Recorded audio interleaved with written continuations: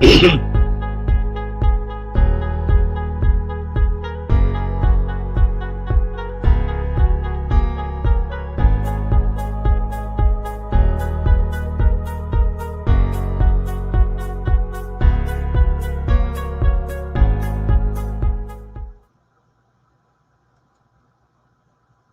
hello everyone.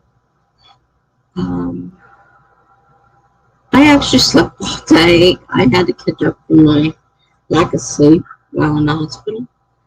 And I just, except to get up and go to the bathroom, I didn't move till a little before 5. And I just came from another stream where one of my friends is doing a live stream on her 10-year anniversary of having lupus, which is a pretty debilitating disease as well. I mean, there's a lot of things out there. I mean, I'm on disability, but between my mental and physical issues, can't even talk, issues, it's hard for me to do just the normal things of getting washed and dressed and stuff in the morning. And right now I'm all alone, trying to do what I can.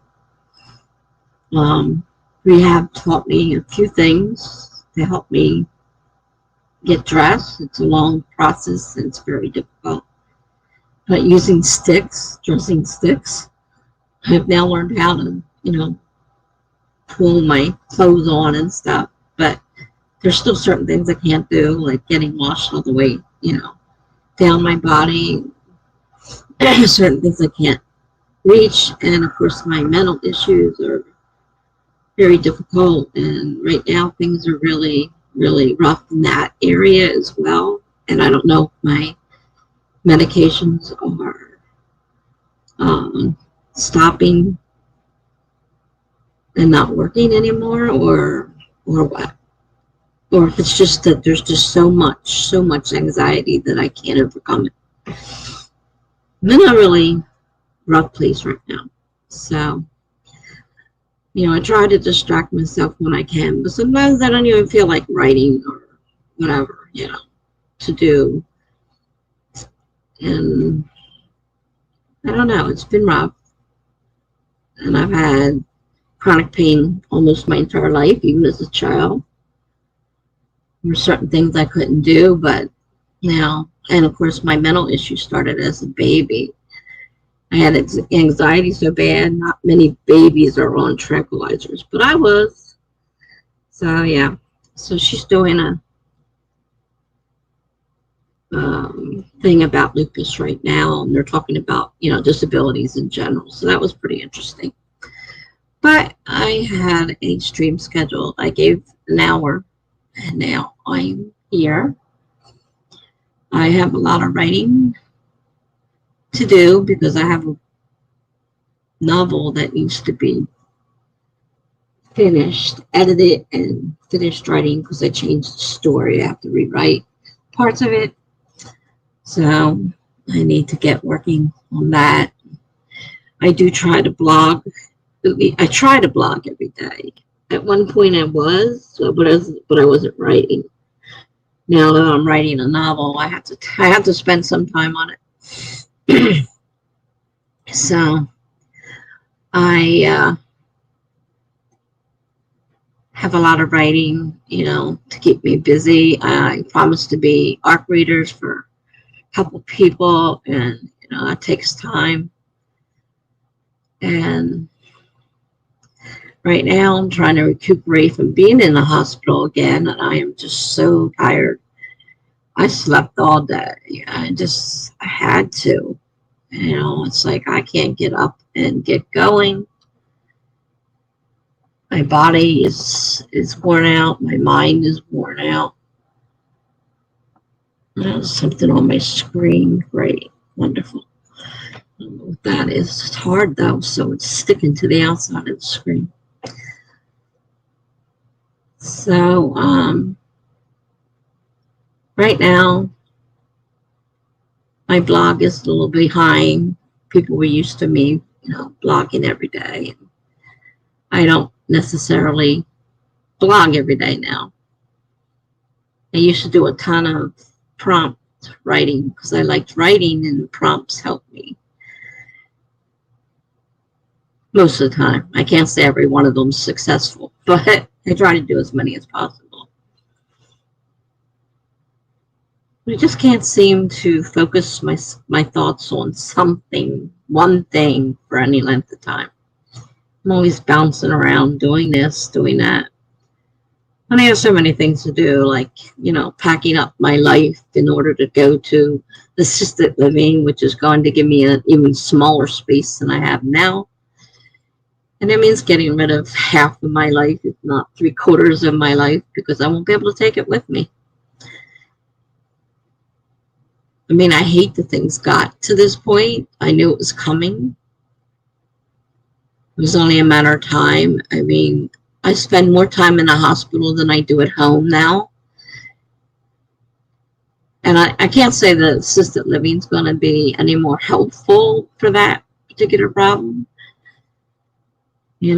but there would be people there around me, and I won't be as afraid of being alone, because being alone, if something happens to me and I can't get to a phone or I'm unconscious, there's nobody to help me. And, the alternative is, just passing away into the night, gone. That simple. Had a couple instances that could have ended up that way if things hadn't happened the way they did. So it's kind of scary. So having somebody around, like they have nurses, that are on 24 hours. And of course, that doesn't mean if you pass out, they're going to know about it. But as long as you're still functioning, you can at least call somebody for help. Whereas here, something happens and I can't get to, because I have to take the medical alert button off every now and then to charge it. So if it's not on me, it's not helping me any. And, call button, I have one in my bathroom and one in my bedroom. But unless the one in my bathroom, the bathrooms are tiny, it's easier to reach. But the one in my bedroom is way in the back of the room.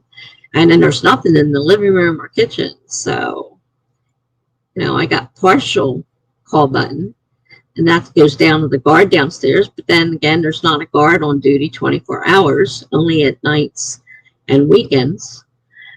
So, and the guard did save my life one night, because I did not realize I was in the middle of overdosing because my kidneys had shut down. And I knew something was wrong. I hit the button, passed out. By the time he got up here and did his routine, because they're not allowed to just enter the apartment because the alarm bell went off. I was out, gone, unconscious. And so he quick called an ambulance. I found out later on what had happened. But it took a lot, though, to bring me out of that overdosing state. And I had never been through anything like that or even seen it. I didn't even know what they did if you were overdosing, because, never happened before. And it wasn't, on purpose. I wasn't trying to commit suicide. And, I had to convince my family that it was an accident. My kidneys had shut down. And now I have to be very aware of my kidneys, whereas before I never thought about them. But it's not the first time they've started shutting down. And if you don't get enough liquid, and I'm always dehydrated, so there's always that problem looming there if I'm not careful. So enough of the Debbie Downer syndrome, or whatever you want to call it. I need to get my writing done for the day. I don't have a routine, but I do like to write every day if I can. And, I need to clean up some of this stuff. I have to start going through all my records and getting some order. I just got a phone call Bayada nurses, the home health care agency's coming tomorrow morning, which means I have to get up early, which I didn't want to do, but seems I have to because she's coming between 9:30 and 10:30.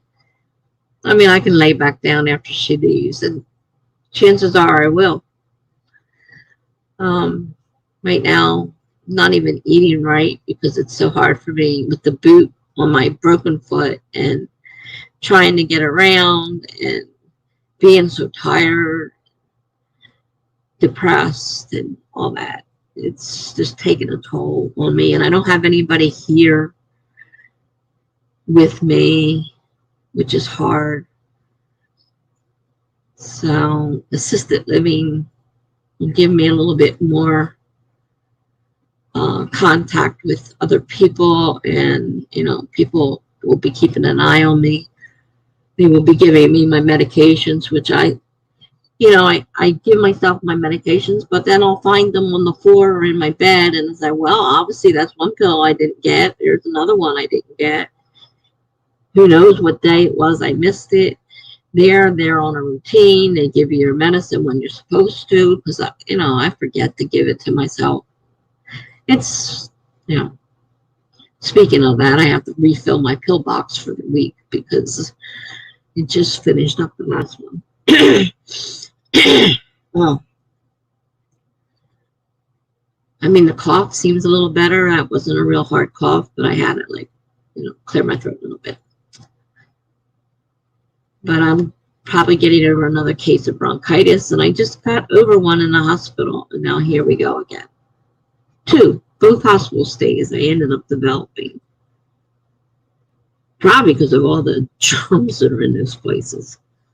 For some place that supposedly cleans and, sanitizes and fights germs and all that stuff, you can get pretty sick in a hospital, other than what you went in with. It seemed like no matter when I go, I end up with another case of coughing and congestion and the whole thing. So my voice sounds a little funny right now.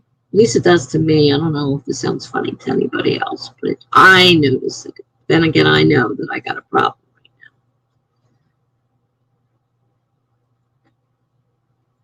now. I mean, I have been thinking about writing, and do I really want to be a novelist, or am I happier just writing small short stories, maybe poetry every now and then? And part of me just says you're better off writing short stories. Novel, it's so long, and it's hard, and you don't really see anything right away. It takes forever sometimes.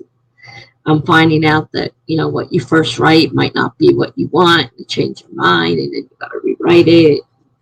It's a lot easier to do a short story than it is to do a novel. And this is my first real novel that I'm working on, because every time I did NaNoWriMo, I never followed up with it. I just didn't feel. Sometimes I never even started it. But most of the time, I never finished one. And this is the first one I actually finished. And then I go and change my mind and have to rewrite a lot of it. So then I got a little carried away and bit off more than I chewed and decided to make a series. I'm like all excited. I'm going to do this. I'm like, who are you kidding? Can't even get through the first one. That's part of the bipolar disorder. When I'm manic, I get, as they put, grandiose ideas. And I had this big, great, grandiose idea that I was going to write an 8 or 9 or 10 book, series. You're going to do, hi, Jenna. I'm going to try doing both. I may be popping in and out. I still have it open. I just muted it, so it's not coming through here. But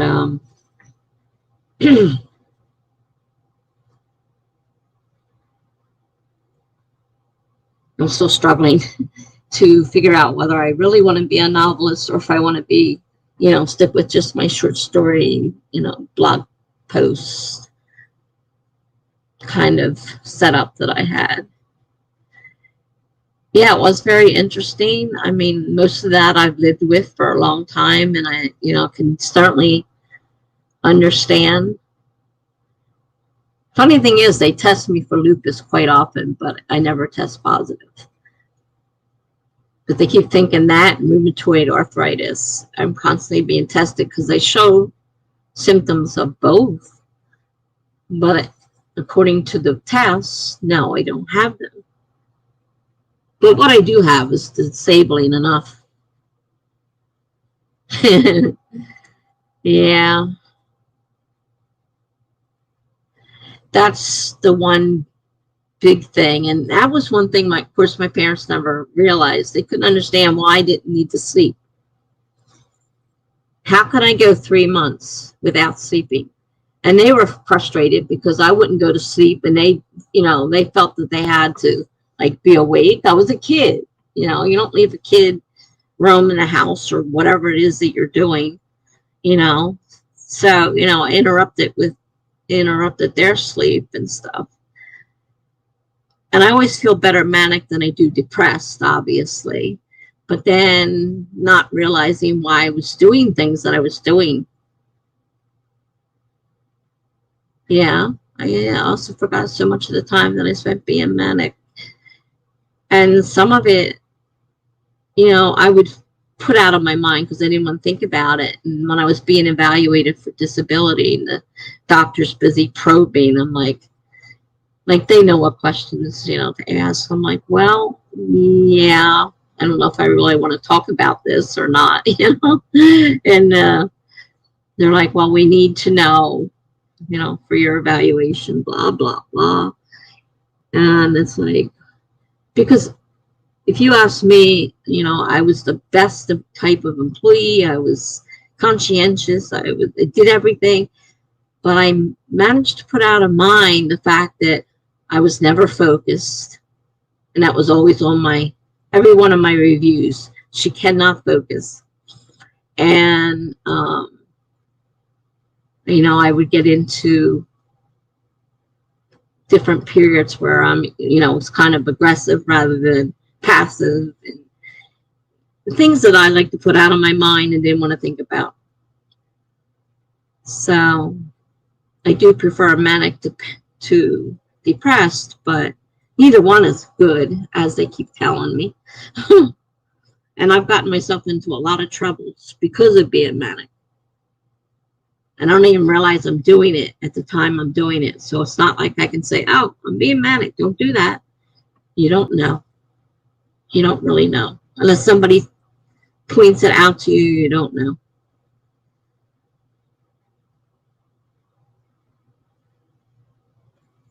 It's really, really been a rough lifetime.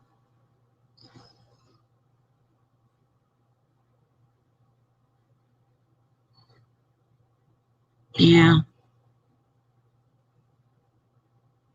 Hi, Greg. Did you post your new video yet?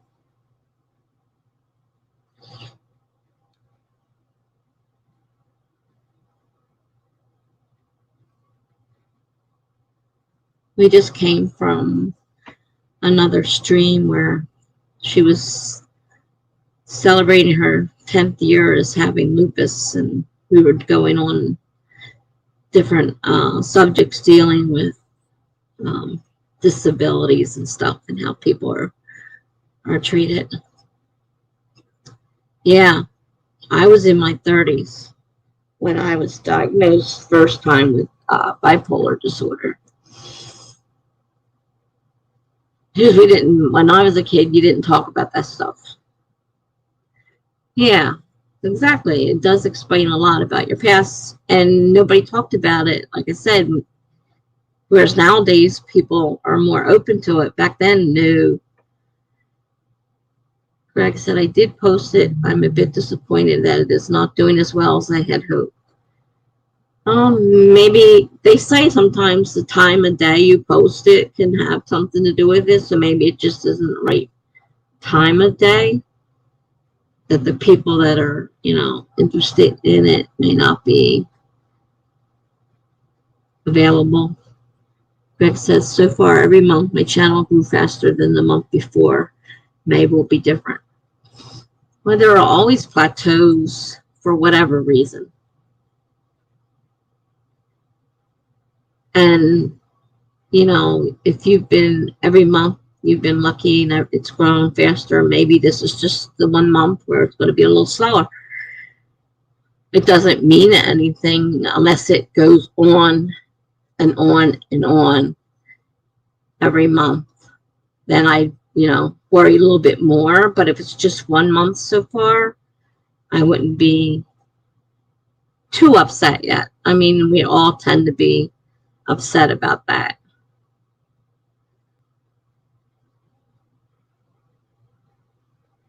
Twitch will affect, I guess you're asking Greg, because I don't have anything to do with Twitch. I don't like Twitch. I don't care for it. I went in one time and I started following a couple people and I'm like, why am I doing this? I don't like it. I don't even like the layout of the screen. I mean, the whole thing is just weird for me. I mean, Twitch is growing, obviously, so you got a chance if you, well, if you're doing live streams, a lot of people will stream to both StreamYard and Twitch. Or you, I'm just thinking that some people are there completely now. Not me, but others seem to like it. Yeah, well, that's it. It is growing, and I don't see what people see in it. I've been over there. I really don't care for it. But yeah, everybody's going to Twitch. I mean, right now, Twitch is the big thing. I mean, things change, and at any time it could change again, obviously. Greg doesn't know much about Twitch. Are you saying YouTube is losing to Twitch? Well, you have to have YouTube, I think, to even go on Twitch too. I'm not really sure. But StreamYard, which is what we stream through, is like Twitch. But everybody seems to be big about Twitch. But the thing with Twitch that I've learned is that it's more a gaming channel. So people that are into games are really big on those channels because it's more of a gamer's channel. Yeah, I don't know why they like it. To me, like I said, I went on there and I'm like, I don't like it. I've seen a couple of the streams. I don't like their setup. I don't like anything really about it. But this is my opinion.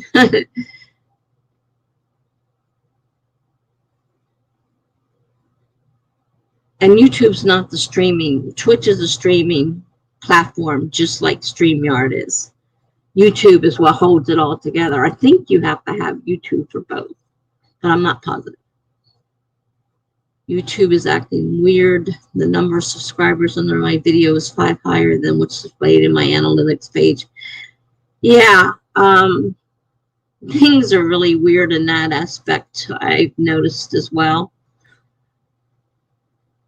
Now, this time when I went in the hospital, I gained 3 people. Usually I lose a bunch of people. So it's kind of weird that I went up this time. Like, what happened? What's different? Usually when because if you don't keep your page and your information in front of people, they tend to disappear. And, yeah, I don't know a lot about the analytics. To me, it's a lot of stuff I don't understand. Oh, okay.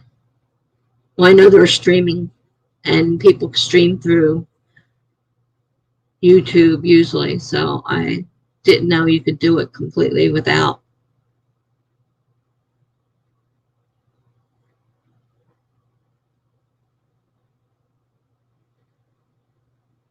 But Twitch is just basically streaming. It's not like, I don't think you can post videos and do other stuff like you can on YouTube.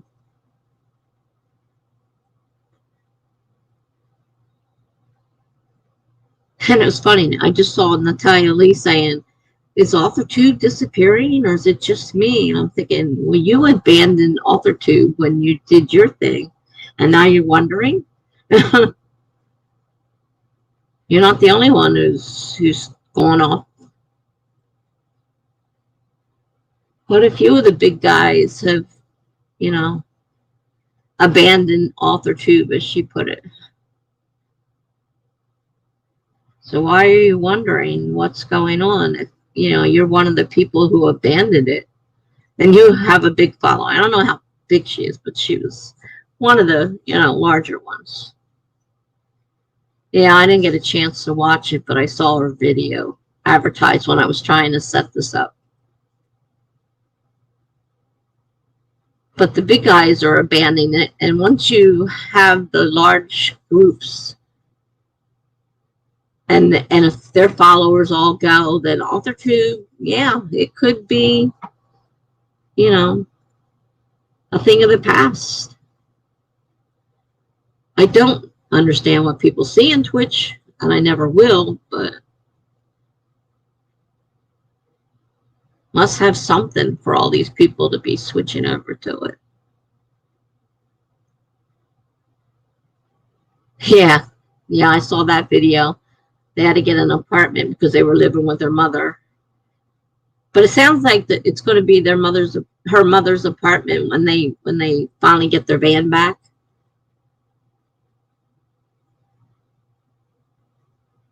You resent that. It just got into Authortube, and I like it. Yeah, I like Authortube too. And it's kind of a little, you know, place different from the main part of YouTube. Yeah, I did see that about the community strikes and stuff. Like if you mention something and then they strike you for, you know, copyright infringement. And now they have a thing that says they check your videos to make sure you're not infringing on anybody's copyright. And heaven forbid you forget somebody in your house is playing music and they can hear it and they know who it is, and then you get a copyright infringement because somebody in your, you know, household happens to be playing something in the background. And stupid things. Really stupid things.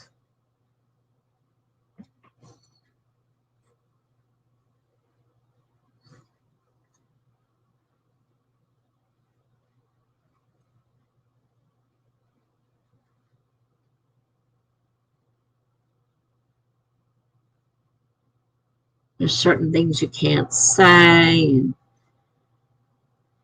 so many strikes. I don't know whether, I know if you get so many strikes, I don't know what the consequences are. Do they, you know, wipe out your channel completely? Do you know, do they put it on hold for a while? I don't know what the consequences are. But it's like 3 strikes, you know, the typical 3 strikes are out kind of thing. And so many things you know, you don't even realize you're doing that are problematic. Like I said, just somebody in your background playing a song that's copyrighted, and then you know, they freak out and give you a problem. Greg says the problem is some AI is deciding, and it is not up to the task. Humans who check it may be working in low-wage countries, don't speak English as well, and confirm things they shouldn't. Yeah. It is 3 strikes and you lose your channel. That's what I thought it was. So yeah, it's a little scary. Like I won't even put any music on or anything. I see people doing it. I know there's some music out there that is okay to use, but I don't even like taking the chances. There's nothing on in the back. Even on the TV. What if you have your TV running and something comes on, you know? And they can hear it. So I don't have anything on while I'm streaming because I don't want to take a chance. I'd hate to lose it for something stupid. And some people are so trigger happy that, they jump on every little thing.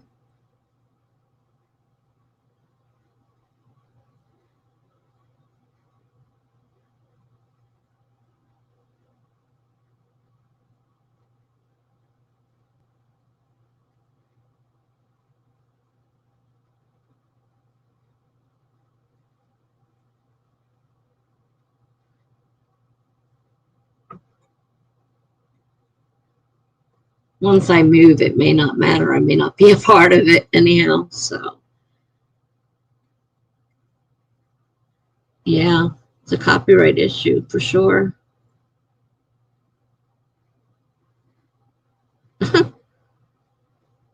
Most of the contested strikes had to do with being allegedly offensive.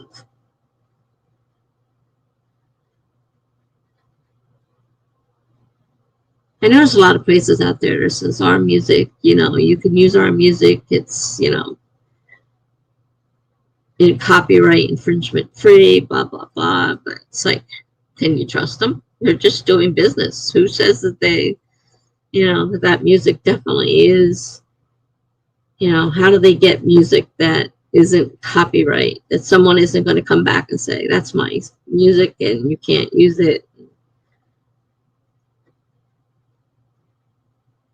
And like I said, a lot of people were getting it for somebody in the background using music, and they weren't even using it, but because it was being heard through the video, they would get a strike for it, and it's like, well, that's not quite fair.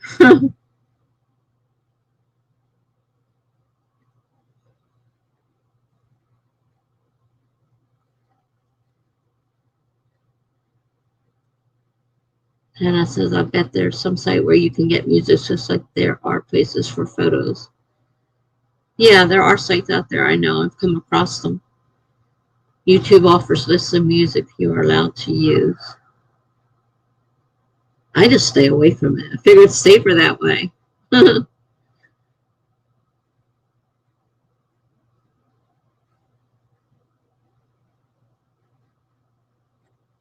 There are sites that advertise that you can use their music.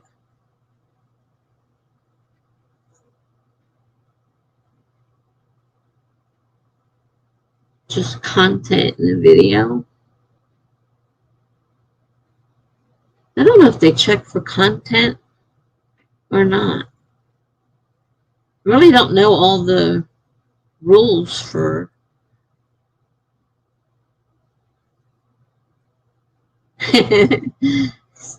Jenna doubts if she'll ever put anything in her channel to begin with. Safer that way, right?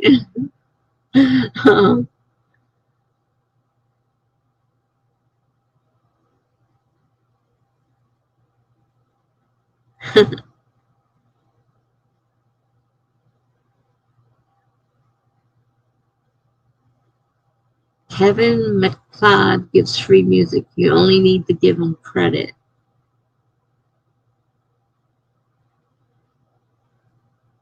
I haven't heard of him.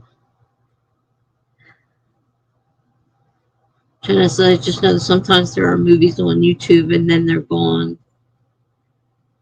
A lot of people will post black market movies and they don't have the rights to them.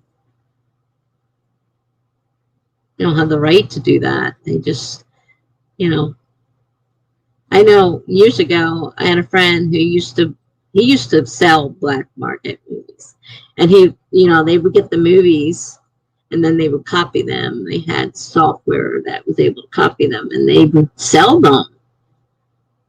And these are movies that were big in the theater at the time. So, people really got bent out of shape if they found out about that.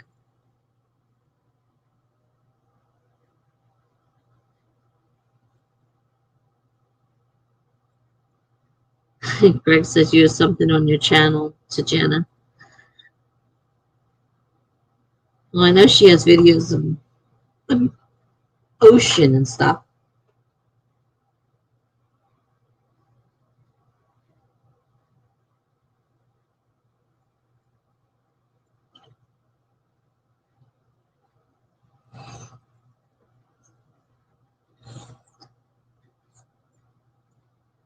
Yeah, I think your video was about the ocean, waves and music. I mean, waves and the pier or something. I don't know. I remember watching it. I just haven't considered putting a brand on my channel or anything like that. The motivational setting. Hello. Nice to see you. I am not writing this month. I just saw that you were back on YouTube, and I had to come in and say hello, wishing you all the best and wishing you nothing but continued good health. Well, thank you. And thanks for stopping by. I appreciate it. And your good wishes, definitely. Thank you so much.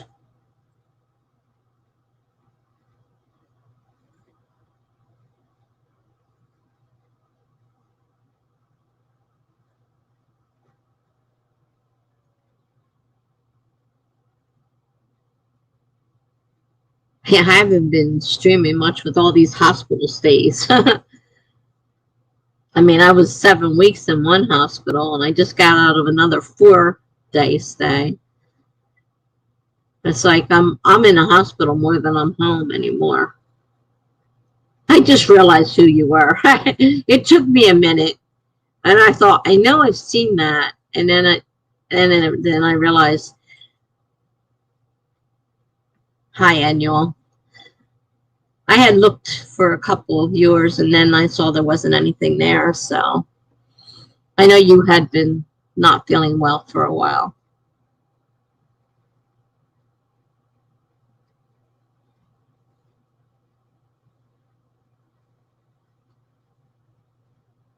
So you're not writing at all this month, Annual? Well, I didn't write for almost 2 months, so what can I say? But I was kind of, had my hands tied. Jenna says, if I ever do end up as something of an author, I'll reconsider that decision. I did start another website on Wix, which I'm learning as I go. Yeah, it's NUL. I'm sitting here, I'm trying to place it. I'm like, I know I've heard this name before, but I just couldn't. And then I thought, wait a minute, I know who it is. Because when I was in the hospital, I would show up at different streams if I could. And I was looking for yours, and I thought, oh, no, nothing there today.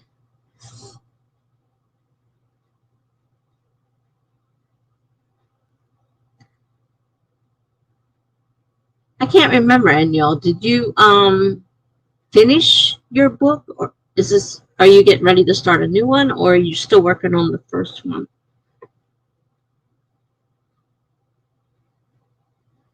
No, yeah, no, not at all. It's been a month full of sickness and depression. Well, I feel you there, Annual. I definitely been definitely in the same boat, so I know how rough it is. I definitely learned how rough it is. I'm sorry to hear that. No, Jen and I were just talking, so we can do a sprint for sure. Let me go ahead and, oh, I have the timer up already. Didn't even realize I forgot to take it off.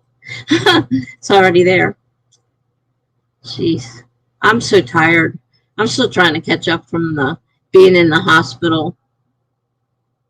25 minutes.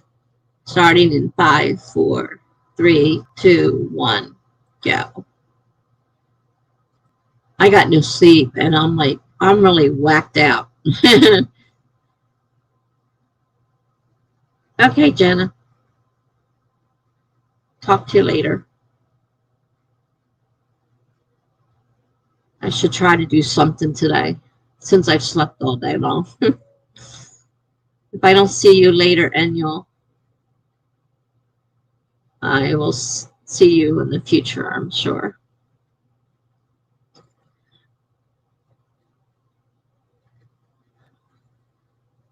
Yeah, I got an appointment with my psychiatrist. I'm like, I don't know whether we'll do anything or not because I can't take so many medicines. It isn't funny.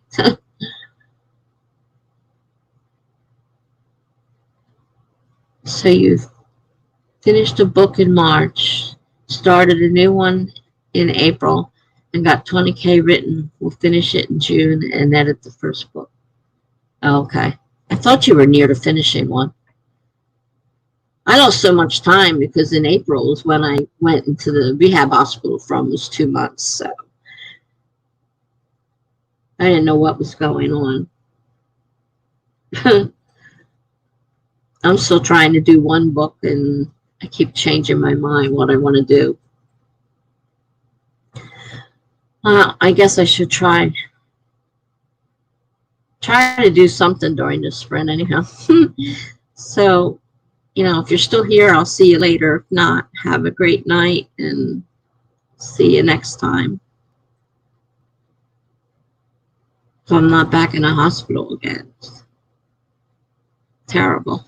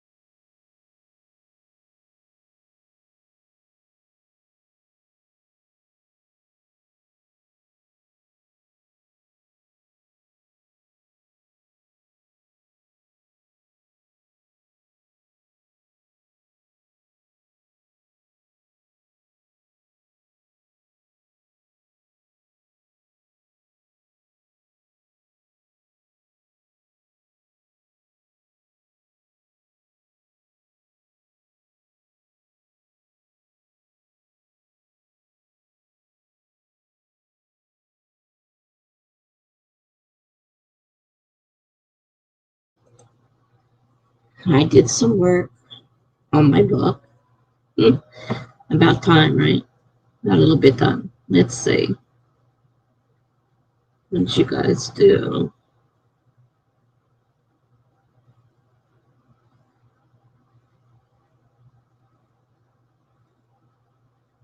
Okay, Annual says, happy writing. I will be back to regularly scheduled streams this Tuesday and Thursday. Okay. I don't know if I'll be awake. Well, I'm still trying to. I'm not usually up anyhow. Now I'm trying to catch up on sleep I didn't get in the hospital. But if I am awake, I will try to stop by. And Greg says I wrote a bit of code. That's cool.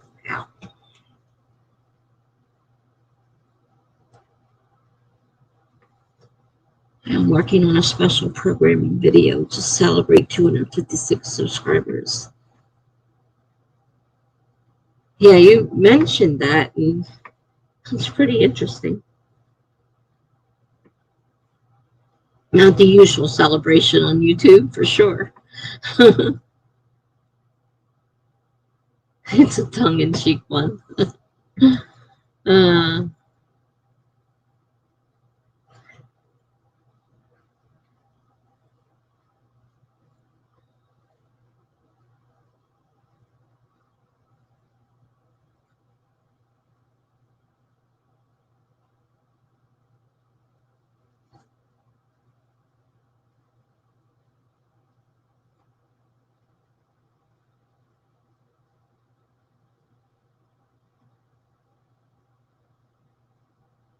yeah, you need to do something to stand out. Yeah, exactly. There's so many things out there, so many different subjects that, yeah, if you don't stand out, get lost in the crowd.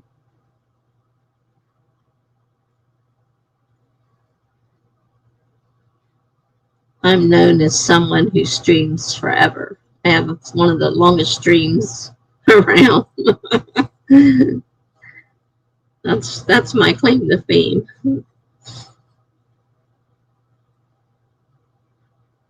I'm still a little tired. I'm not sure tonight will be a long one either.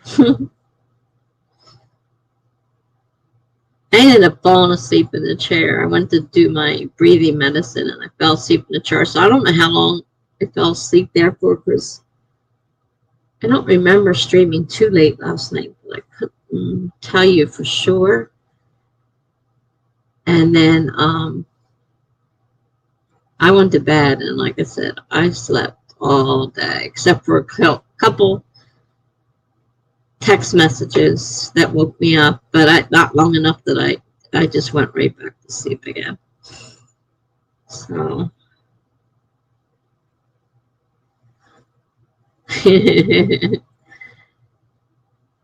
yeah, it was only about 5 hours. I think it was just over 5 hours, but yeah, that's short for me.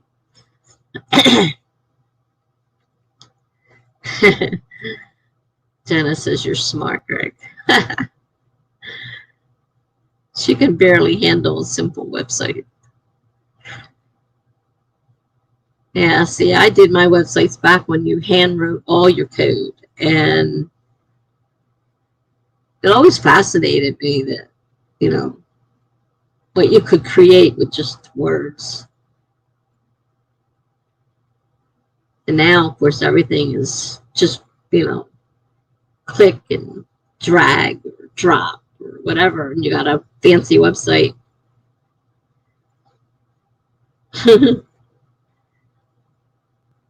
Jenna went and passed out on the couch last night. I am beat on Fridays. Mm.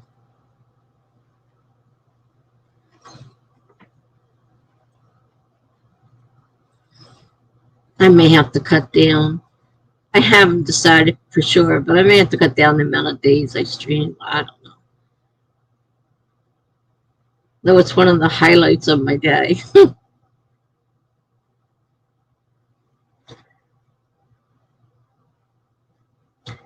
Fancy is a strong word for me. uh, yeah, it amazes me the new, technology that has made creating websites so easy. When, you used to spend so much time just to get one page done and designed the way you wanted it. And I did most of the writing of the code, and my daughter did the graphic part of it. So everything on our websites was totally crafted. We didn't go to websites and get buttons and stuff like that. My daughter did everything. She created backgrounds, buttons, and everything graphic. She was a graphic artist, computer graphic artist. So, we had to do all that by hand. And it took a while. But now it's so simple. They make these, like Wix, drag and drop what you want in your thing and it's there. A kid had to make a website for school. I never got a chance to look at it, but it stressed her out. I can imagine. I know I stressed out but when we did the ones for our class, because we were in school for computer programming with web design, we had to do a website for one of the classes. And that's the only class my daughter beat me out on, because I was on top of her grade-wise until with that particular class, because she had all the graphic design. So she was able to make hers a lot fancier than what I did, because I had to go find websites that you could get buttons and stuff off of. So mine wasn't very fancy. She developed a really, really nice site with all that web design.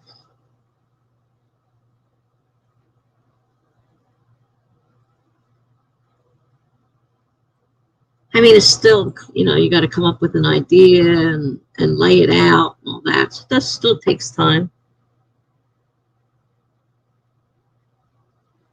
But not as much as handwriting the code. And if it doesn't work, you have to go over it line by line, letter by letter.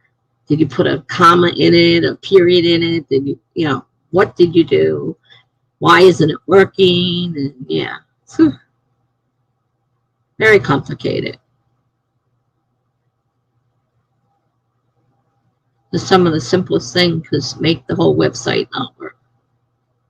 And we had to use programs in it. So on top of everything else, we had to use JavaScript and Java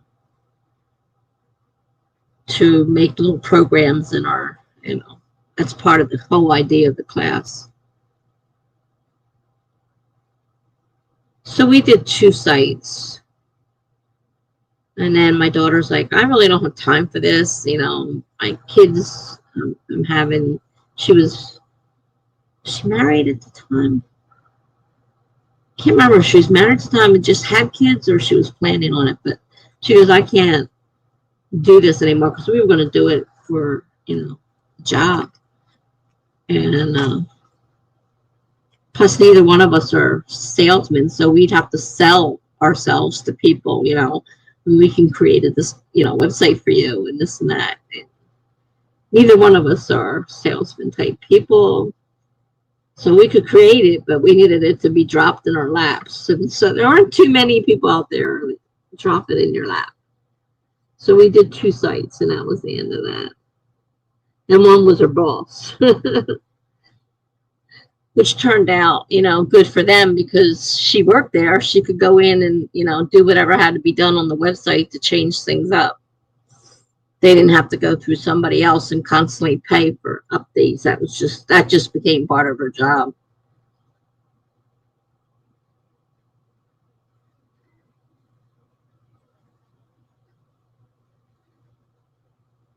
But it was fun. I enjoyed it. I've tried to create a couple of my own websites over the years while it was still, writing code. When it was starting to, when the editors started coming out, I was still doing mine the old-fashioned way by writing code. And then I slowly started switching over to using an editor. And it still takes a lot of work, though. I mean, you know, you have to design it and figure out what you want. So I kept spending a ton of money on, you know, a host and all that stuff. And I'd work a little bit on it, and I never really got it published because I just wasn't happy with what I was doing, and it's taken me a long time.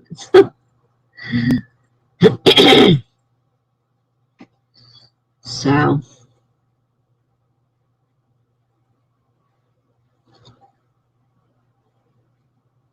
that was a long time ago too, because that was in 2001. So it's been 20 years. Hard to believe.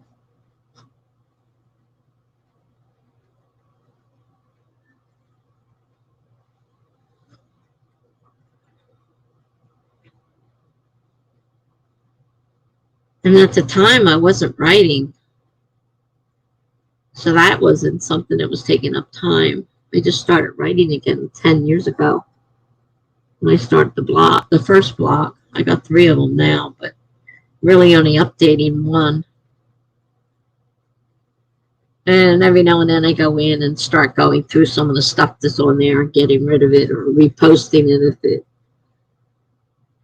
meets my current standards, then I would repost it. So it, you know, it looked like new stuff was going on the blog, even though I didn't just write it. It was being reposted from a while ago. So the way WordPress is now, I'm not even sure how you go about doing that on the new WordPress, as they just updated their whole website. It's so different now than what I was used to.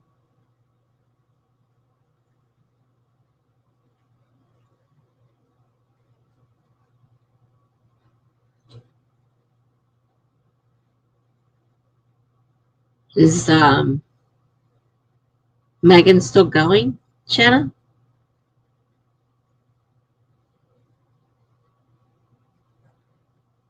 I mean, I could click on it and click on it and go see.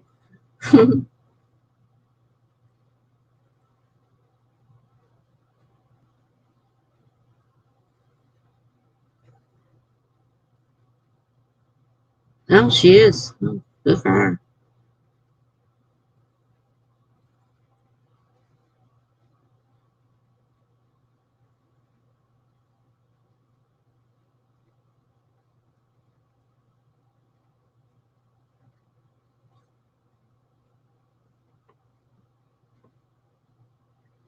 I don't think I ever would have thought about making a free live stream about something like that topic. And she told me about it before she was doing it, and she was, you know, celebrating an anniversary. And I thought, kind of a strange anniversary to celebrate. But she said she wanted, you know, people to understand more about it.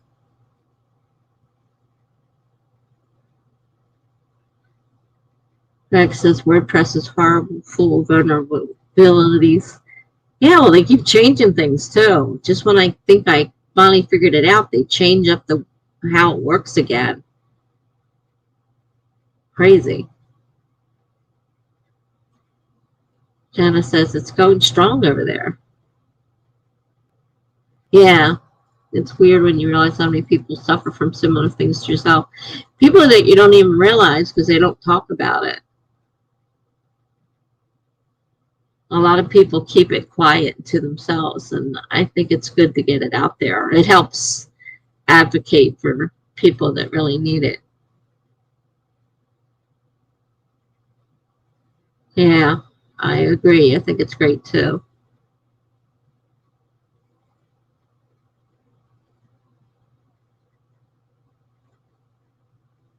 She's got a good attitude about it. Whereas I tend to sink into my depression and, you know, have a hard time pulling myself out of it.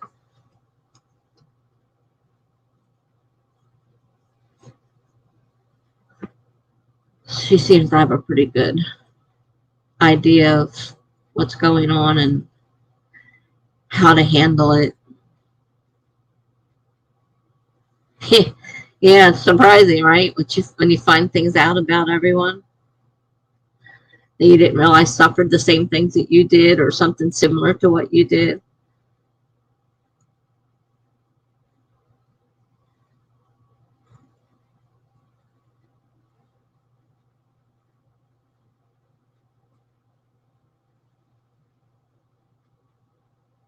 But I think it's good that people are starting to talk more and more about, because that's what needs to be done. People need to get it out there. People need to talk about it. And we need to make it so it's not an invisible illness, you know. Yeah, maybe you can't see what somebody's feeling. Maybe some people,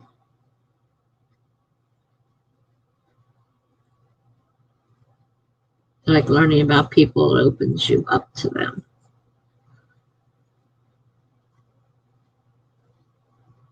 Yeah. Like I hadn't realized that Laura had so many um, issues with depression and stuff like that. Till one day she said something, and I'm like, wait a minute. You wouldn't know what to look at her, because she usually has herself pretty much under control. But there was a few times where she kind of opened up. I'm like, oh, I did not realize that. Me, I talk to everybody about anything. I'm very open, and I try to help other people. And I think talking about it sometimes does help. Yeah, I understand the low self-esteem issues. I go through that all the time. One of the things that, I was wondering about doing something like this, would people like me? You know, can I do it? What do they think about me? And um, when things happen to me and people sent me all these messages, and I'm like, wow, they really seem to care about me. They really miss me, and it really made me feel great to know that people really did like me, because that was something for me. It was always hard for me to believe that anybody would like me. I just couldn't get over that everybody hates me thing that I went through as a child, and it isn't true. And then when I hear people, you know, raving about this, you do this and this is great, this is wonderful, I'm like, maybe I'm not as bad as I thought I was. I always had low self-esteem issues. Yeah, Laura's pretty cool. And she's human too. Because I think that's, a lot of these people, don't like to show that side of them because they think people won't think of them as people or whatever. They'll look down on you or whatever. And some do. I won't say that there aren't people out there that do. And it's always nice to find out when someone is in the same sort of boat as you are, because then, you feel more comfortable.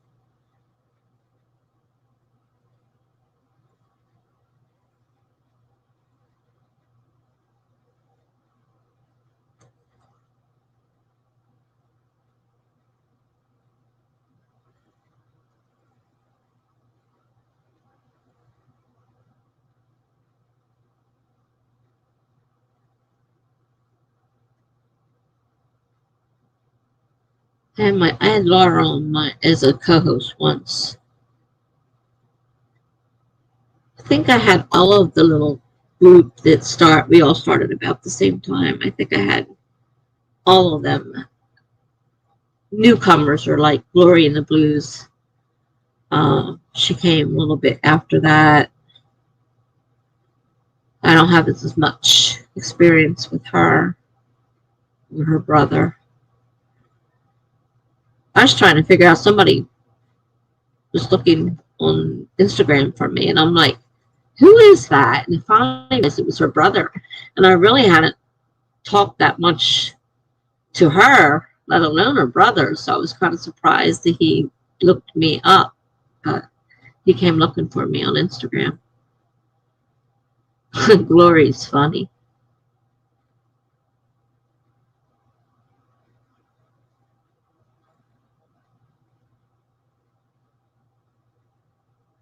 You also get that thing where I put people on tiny pedestals and enjoy when they reveal how human they are. Yeah, well, that's it, you know. A lot of us cover up the humanness in ourselves. And if we could all just learn to accept each other for who we are. This is the most I've seen of him. I knew, of course, she had a brother.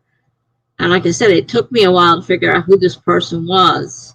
Because I don't just, if somebody's a writer, then I'll usually, you know, have no problems letting them, you know, be a friend.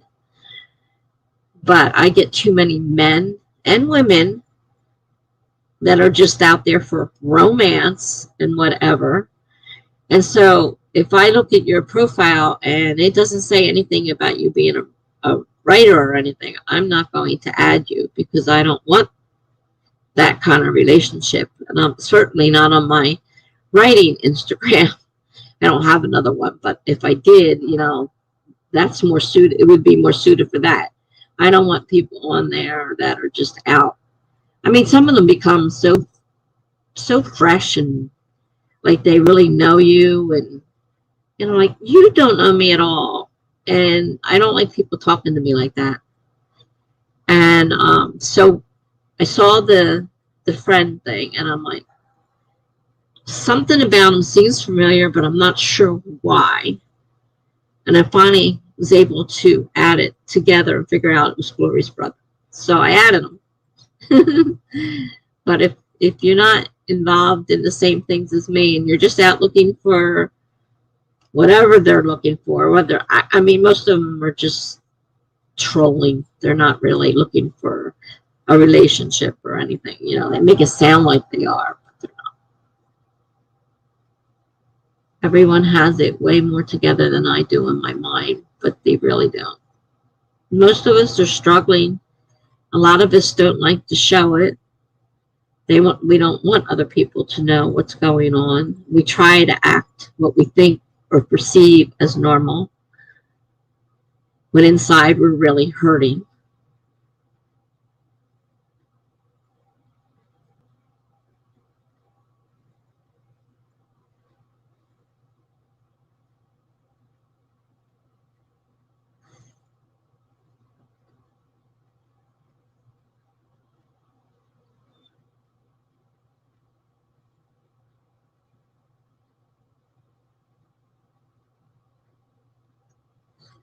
Oh,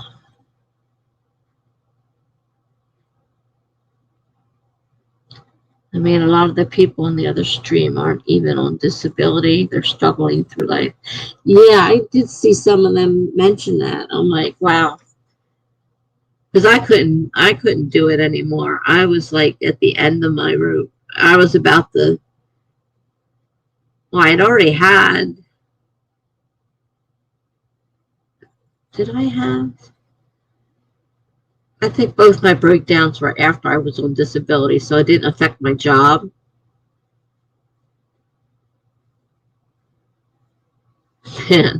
No, disability is definitely not high paying.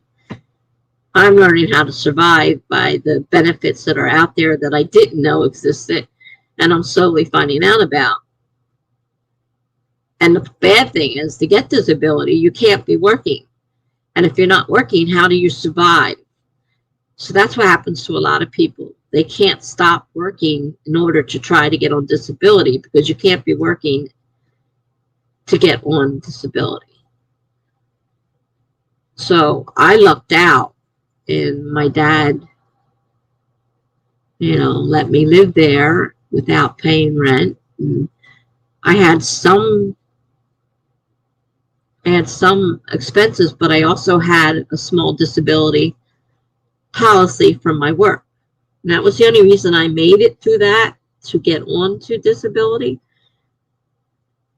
was that little bit of disability I got from my job, which of course stopped when I got regular disability, which, was a little less than what I was getting from my company. But, as long as I didn't have to pay rent, I was okay. And I was really worried about it. And then I started learning about public housing. And like I said, that helped me getting into public housing, because they base it on your income. So the smaller your income, your rent goes down or up depending on, what your income is. And they count all the medical. So everything I was paying toward medical helped bring my rent down, which made it, possible for me to actually have an apartment. It's not that bad here. I mean, it's got a few issues, but for the most part, it's not that bad here. I have never looked into it for myself, but I have accepted I'll be working until the end. I just hope it's doing something that I enjoy. Well, that's what I was afraid of, that I would be working till the end, because there was no way I could live on what I was making. And that was before disability. I couldn't live on what I was making. And that was more than disability. I thought, how am I going to do this? And, I know my parents aren't going to be around forever to support me. And of course, like I said, I didn't know about public housing at the time. And so I finally got signed up for that. There's a long waiting list for public housing. So, it doesn't matter whether you're in the streets or not. They don't care. But I lucked out. My parents, my dad had his stroke right after I moved here. So I would have been without a home if it hadn't worked the way it did.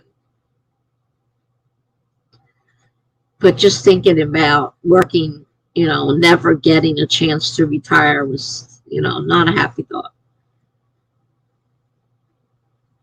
But there are some things out there that I didn't know about, and, I'm slowly finding out the different things that are available.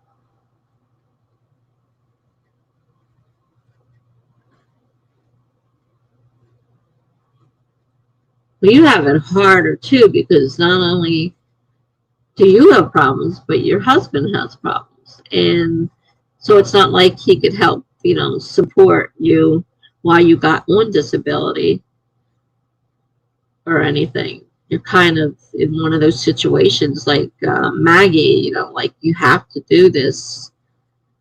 I was well on my way to a full mental breakdown to I don't know if I would ever recover from. I couldn't deal with people. I couldn't deal with the job. It was terrible.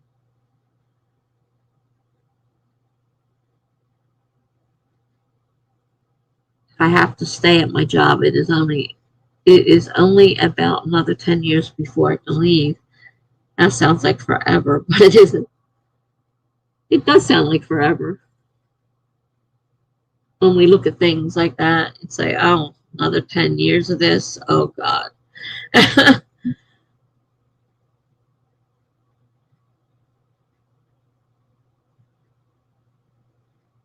And see, I get a small pension, and I hope that doesn't screw me up for my benefits. It's not a big pension, so it's not going to help me. It's probably just enough to screw me out of some of the help I get. That's what worries me. I really worry that I'll lose my benefits because it's a pittance. But I got it for working. Well, big deal. I can't live on it. It's only $126 a month. But that $126 a month can push me over the limit for some of the benefits. And then where would I be? If I had to pay for my medications, I couldn't. So I'd probably end up not living very long because some of mine are something I, need to prolong my life. And if I can't get those medications, I'm not going to live long. I mean, I already know that most of what I have is shortening my lifespan. So I've had my share of serious ones, and I get help when needed. I am amazed that I still work some days. Coping skills are great. Yeah, but I'll tell you, putting on the happy face, nothing's wrong face, etc., is really hard work. Trying to, not let people know that there's something wrong. You have to suppress it. It takes a toll on you. You don't like that thought, Tessa. I'm not sure which thought we're talking about.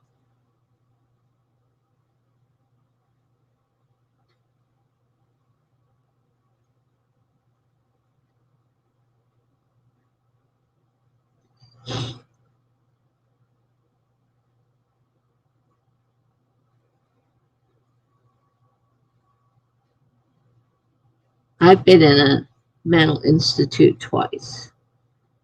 Not fun.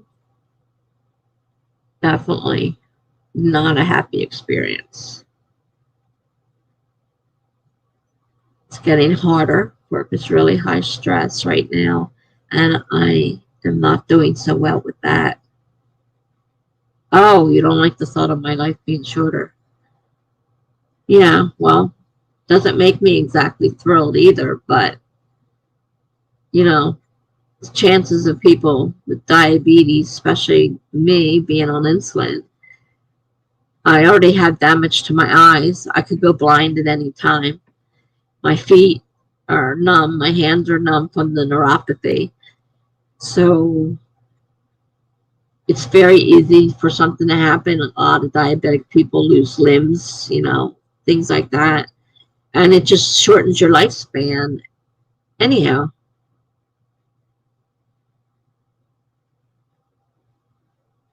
Greg says, time for a bathroom break and making a cup of coffee. Okay. Shanna says, I just tell my boss that I hate everyone right now. She feels the same way. Uh, definitely not. Definitely not easy. And I got this physical and mental. And, one or the other would be bad enough without having both. But I find that more I learn about people that if you have one or the other, you probably have both. It's just some people may show more physical than mental or vice versa. I think she's planning to leave. Wow. Being a supervisor anywhere there is the worst. Yeah.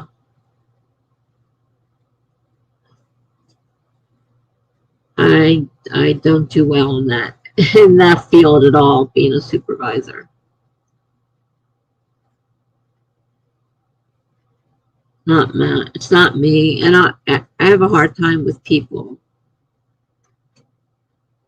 My anxiety is sky high when I have to deal with people or new situations or anything like that.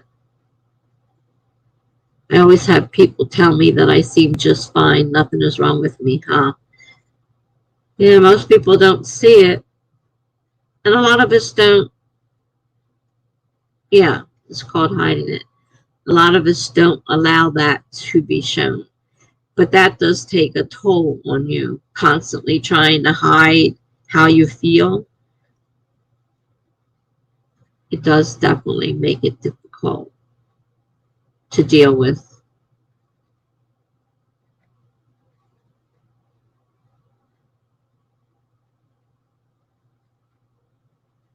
Your sister told you that. She's a doctor.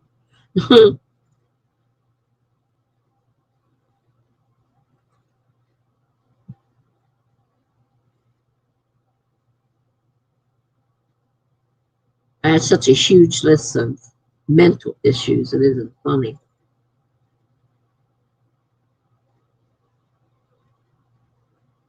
And then the borderline personality disorder is just one of many personality disorders. There are so many of them. And I'm like, all the different I look at them, I'm like, well, I feel that.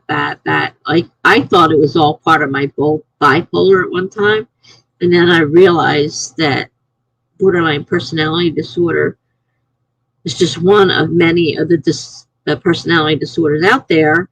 And that I had a lot of them, not just bipolar, but, all these personality disorders. And I was amazed at how much is really out there. I studied it a lot, so I know a lot.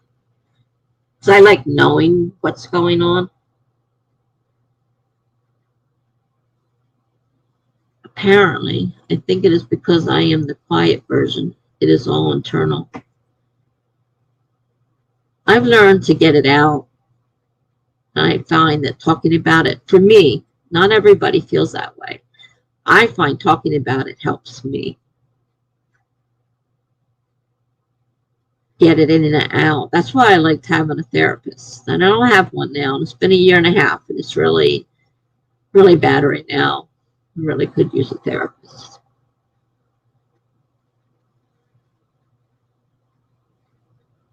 Keeping it all inside is not a good thing.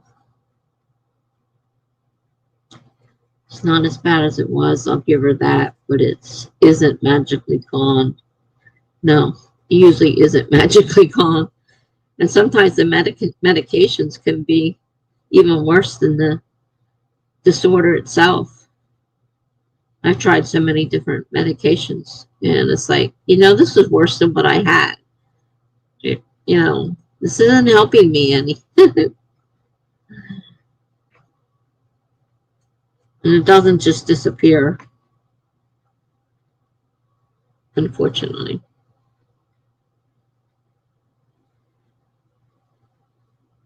I get told that I don't need therapy. I don't get the qualifications.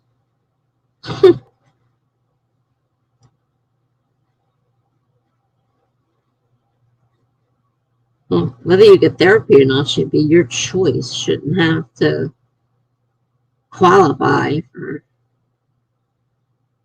I mean, what do you have to do to qualify? If you want to talk to somebody, you should be allowed to talk to somebody. I do miss having my therapy. But I would hate the thought of starting another one again, because you go through the whole thing all over again. As if it wasn't bad enough living through it the first time you got a therapist, every time you change, you got to go through everything all over again. Your friend was told the same thing. That actually made me happy. Why would somebody tell somebody that?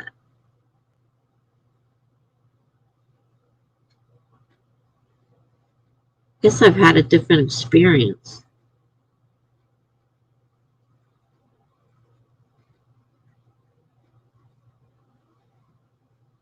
I mean, I didn't have anything until I was in my 30s, and I had a mental breakdown, and I knew there was something wrong. We just didn't know what was wrong. And I call it my mini breakdown. I didn't end up in the hospital, but it was, enough that I had to start seeing a psychiatrist and find out what was wrong with me. And therapy, of course. She said because there isn't enough trauma in their childhood or something along those lines.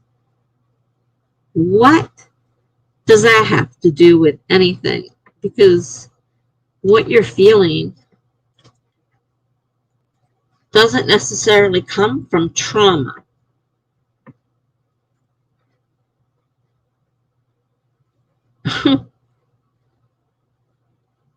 That's kind of a silly thing to say. I don't have that myself because I have zero memories of my childhood.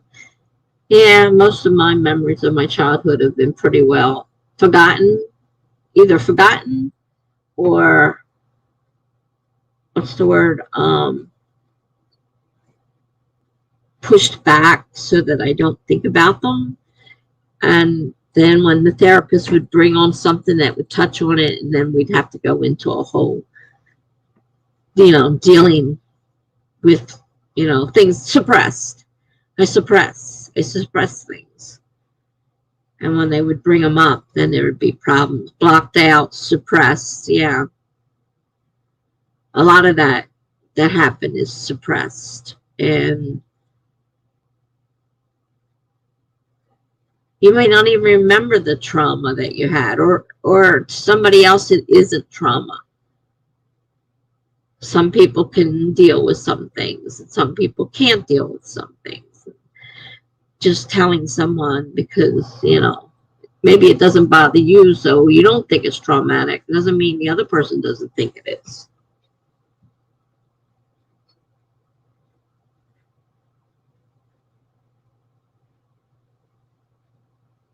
I mean, I've been terrified of people ever since I was younger, and I had anxiety ever since I was born. I was born with it. My mother had to give me tranquilizers as a baby to get me to even be able to take a bottle and keep it in my stomach at all. It has been acknowledged that my parents weren't great from what I do remember. Well, my parents have apologized for not getting me help sooner.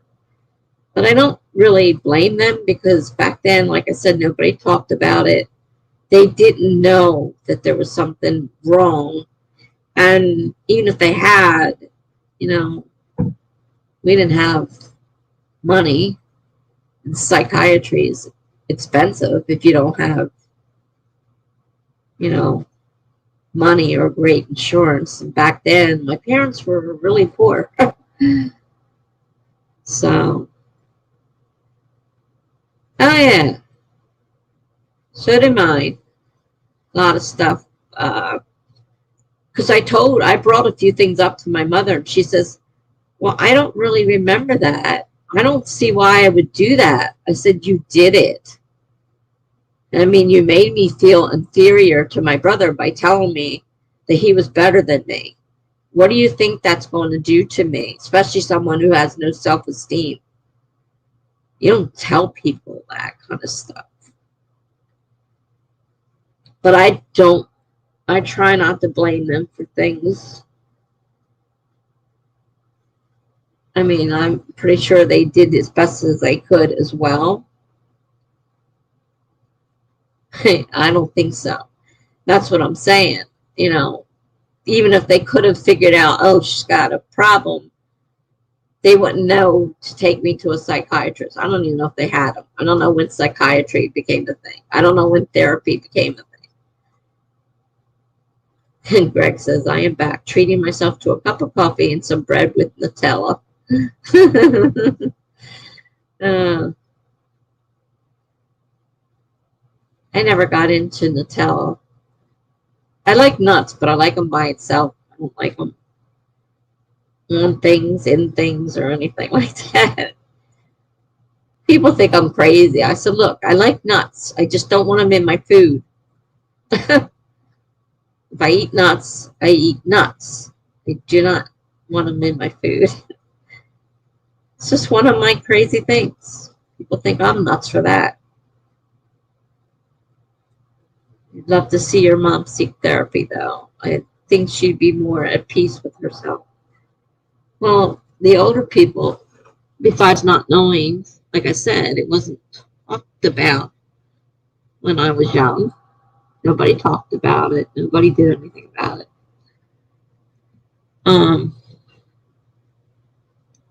I don't like my dad really needed help. He was definitely in a bad place. And I don't know if he had bipolar or not, but he was definitely deeply depressed. But he didn't like admitting it. So my mom used to fight with him to get on medication. And then the medications would make things worse. And I have the same problem. I can't deal with most of the medications. But you're going to find, the older generations, like mine and up, there wasn't that kind of help available. So, like I said, I was in my And I made sure my son, when he, that my kids understood about, I wanted them to know what I went through, and that, if they needed me to get them help, that I would get them help. And my son did come to me asking for help, and he was a teenager. And my ex-husband was a jerk and told us that we were an embarrassment. So I made sure my kids got help if they wanted it. He was such a jerk. And so I got my son help. And he's like, why didn't you tell me when I put my son into a facility? I said, because he asked to go. But I just told him, oh, I didn't have your phone number, and I was locked up with him. We were both locked up, but I was allowed out. But I didn't have your phone number. I couldn't ask you. But I wasn't going to ask him because he'd say no. I already know what I went through with him myself. I wasn't going to put my child through that. He finally got the courage to ask for help, and I was going to get him help. And he did some therapy, and he did some time in the facility for kids because he was a kid. And, now as an adult, he prefers to suffer through it and take care of it himself. Whatnot.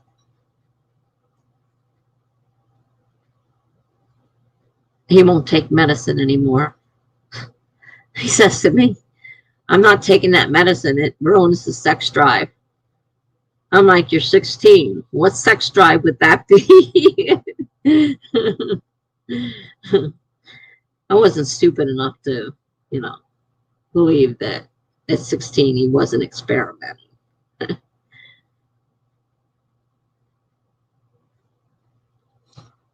But it was funny when he said that to me.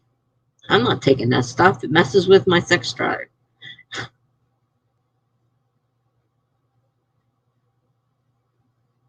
And the thing is, my ex-husband, who, told me what an embarrassment I was, needs mental help more than I do, I think. He's a narcissist. And if you've ever had experience with a narcissist, whoa.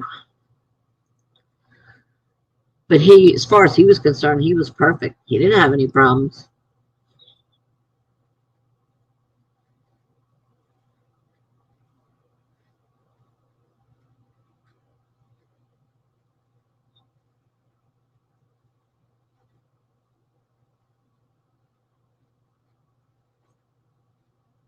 I forgot.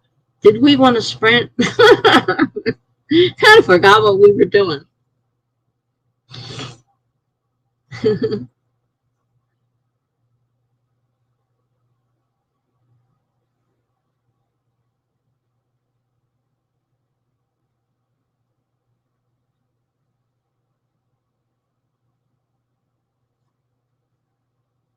We're supposed to be sprinting.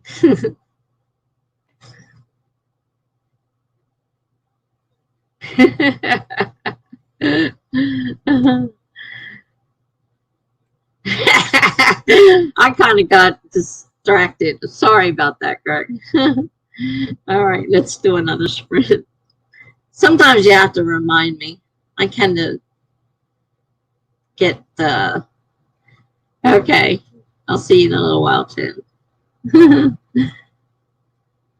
Here we go. 25 minutes starting in 5, 4, 3, 2, 1, go.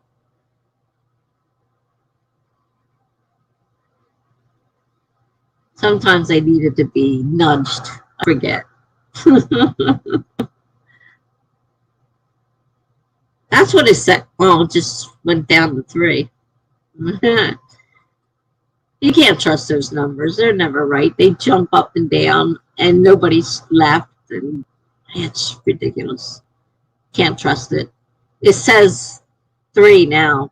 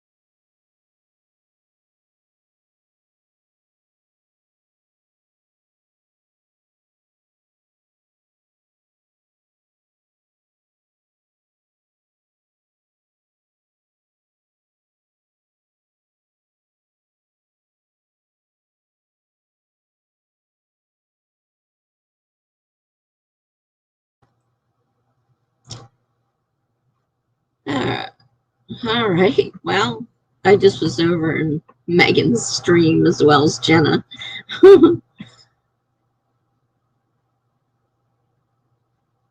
I don't know who all is here or if anybody got anything done. I just told him I forgot I was supposed to be streaming. had to had to remember that it's supposed to be sprinting. You're done coding for today. Gotcha, Greg.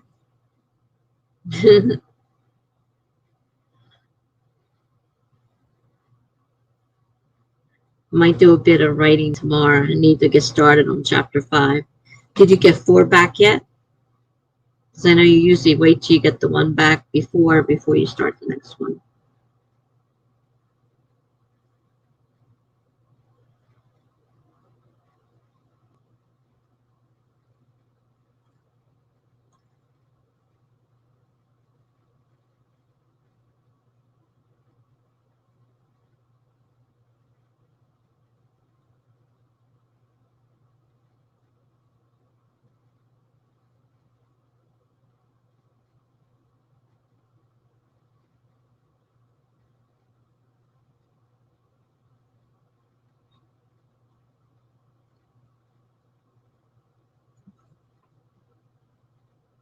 No, that could take a few weeks if the past is any indication.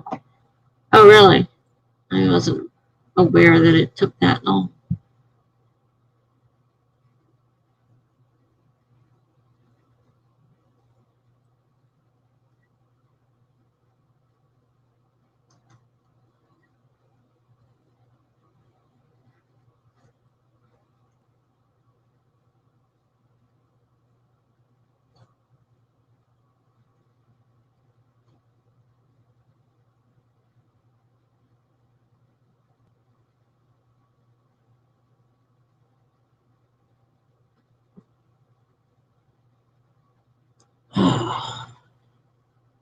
Oh, she's busy and does it for free in her spare time.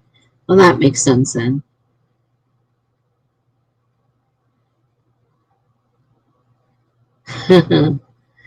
Your chapters are long, between 7K and 11K words. Guess they are long. I've got some short ones and some long ones, but my whole piece is barely 50,000. I just cut a chunk out as I'm going through, comments I got from my beta readers, and I'm like, oh, okay, I think I see what they mean. So as I started going through, I was like, oh, I got to cut this chunk out, this chunk out. I'm like, oh, it's getting shorter by the time, as time goes on. I'm not adding to it. I keep making it shorter.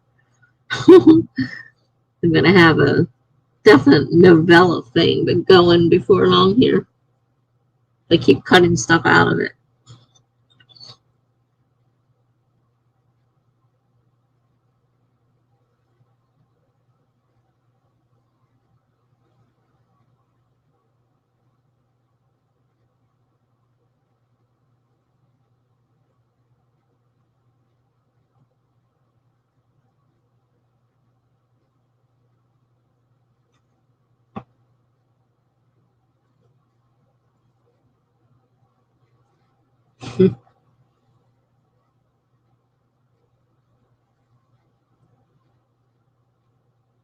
Yeah, I didn't get any writing done that one. I ended up, like I said, over on Megan's Street. Ow, this foot. I so want out of this boot. It isn't funny. I don't even know if my foot's healed. I hope it has, because if he says I have to wear this longer, still got over a week left in this thing. Now,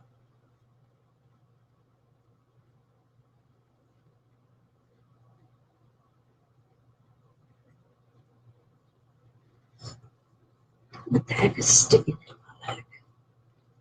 Oh.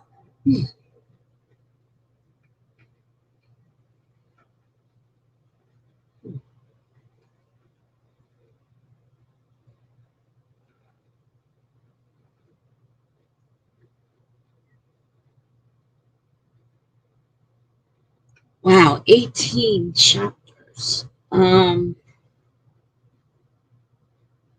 Actually, I had a way more than that, but they're not as long. In my story,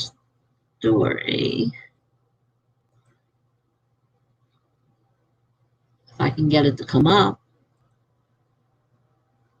All right,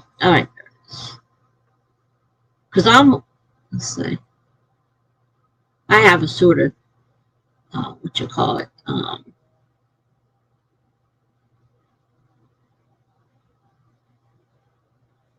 table of contents.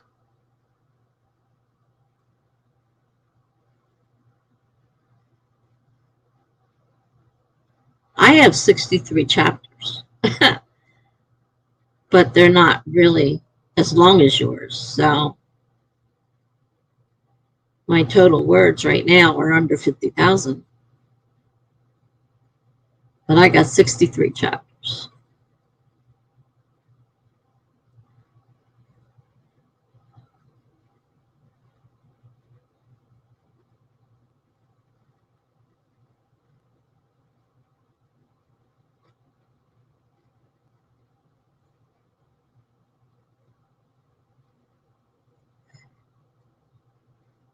I'm just a few chapters in on this editing.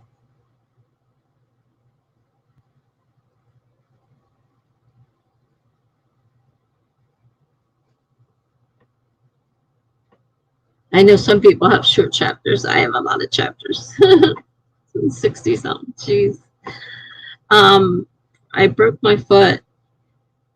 The lower half of my body was numb, and so I was trying to get feeling back into it. So like an idiot, I stood up thinking, if I put weight on it, it would bring the feeling back.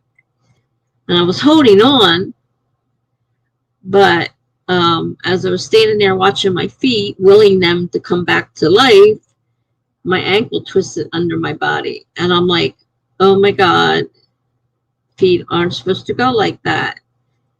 Pretty sure I just broke it. So, of course, then I fell because there was nothing holding me up anymore. And my mind finally took in the whole thing of, there's nothing holding you up anymore. And then my whole body fell. And so that's how I broke my foot. I thought it was a lot worse than it was. It was really, they said, a minor fracture. No surgery was needed. Could have been a lot worse. And I didn't feel it because my body was numb. So that was the good part. I did not feel it happen.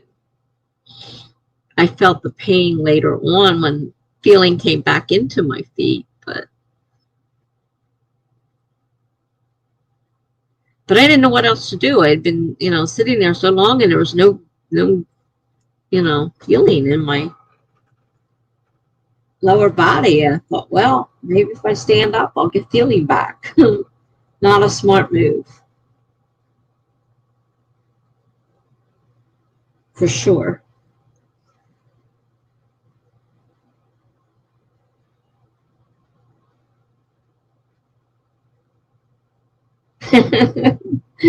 Well, I had the timer to remind me to come back, and so I had to leave.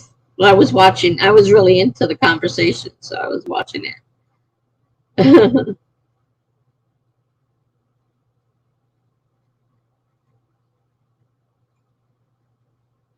It's getting pretty intense over there.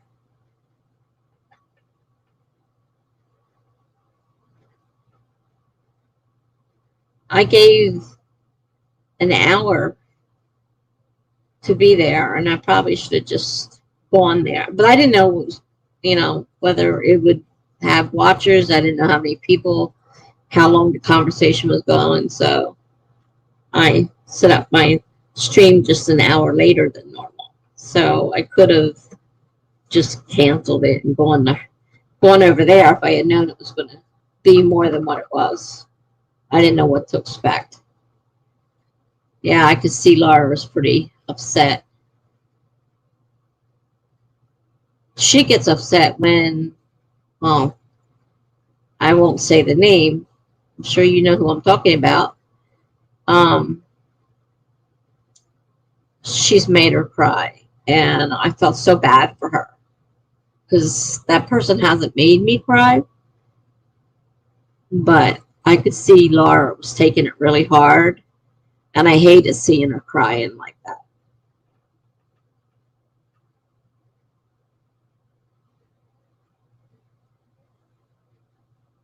I understand said person was doing it a week or so ago again. She's tried a few times, but I don't get into it with. I try not to let it get into anything. Yeah, yeah, that was really rough watching how she reacted to the whole thing. I've kind of become hard boiled. I suppressed my emotions so much that, yeah, Laura Nettles. She's on the other stream, and she's pretty uh geez, the word won't come. Emotional. She's really emotional right now. She's kind of crying, and I've seen that happen before. And you know, you just don't know what to do. There's not a lot you can do to help. Yeah, she's a compassionate person.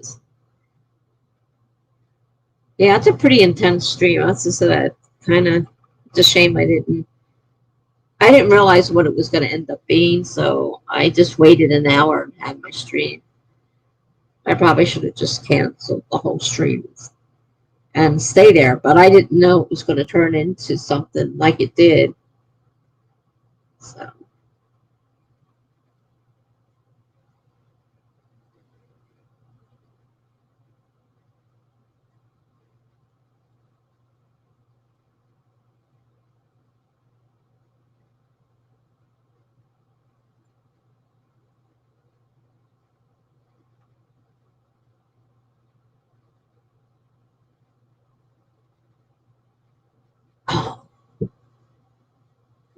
oh, let's see.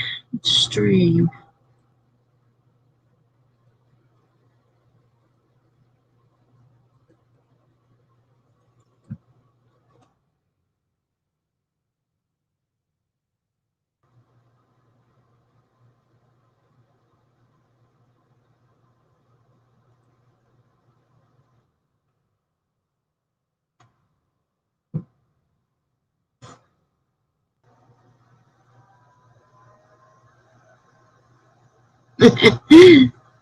Looks like we both did it at the same time.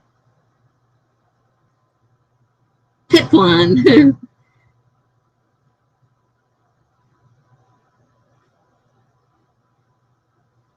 Oh, they just added Carrie to the lineup.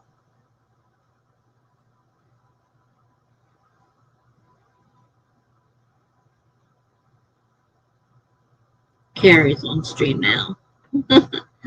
That's funny. Yeah.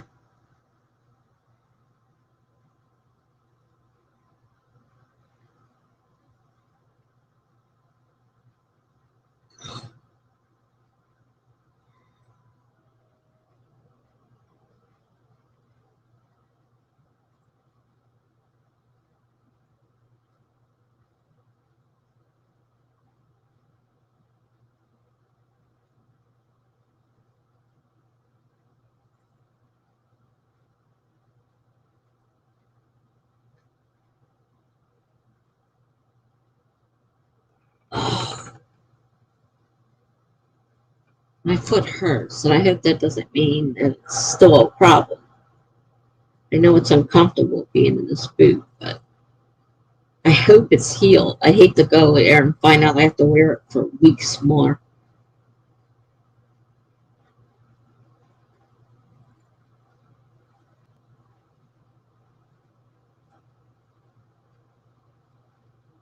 Oh, really?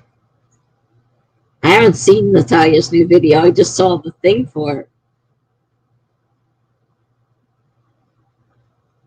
It's not in Devin's list. That's weird. He puts all the live streams in there. He's in there. I saw him comment a couple times, so I know he's in there.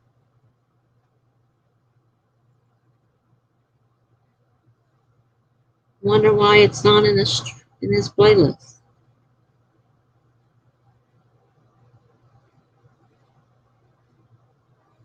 Where did they mention Natalia's video? In the stream, Megan stream, or?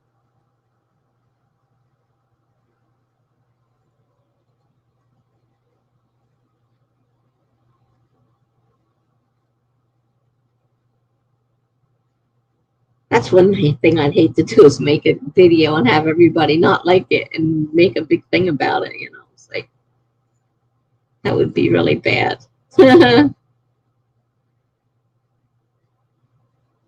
About 10 minutes back or so. Before I got there, probably then.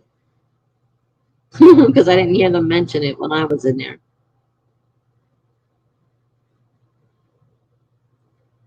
Guess I'll have to look at this video and see what she said. I know people are leaving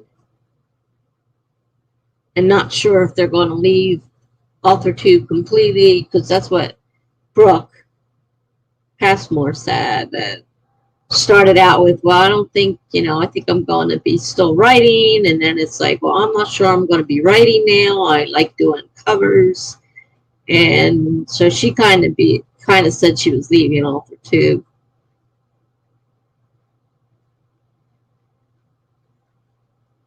I think there's a level Authortube that's going strong, and they're all a part of it.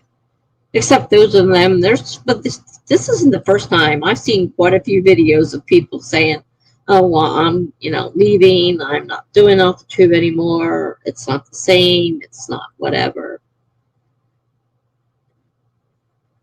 I mean, it has changed. I can say that it's changed in the few years since I started watching it. And a lot of the big guys are getting out of it that used to, you know, post different videos.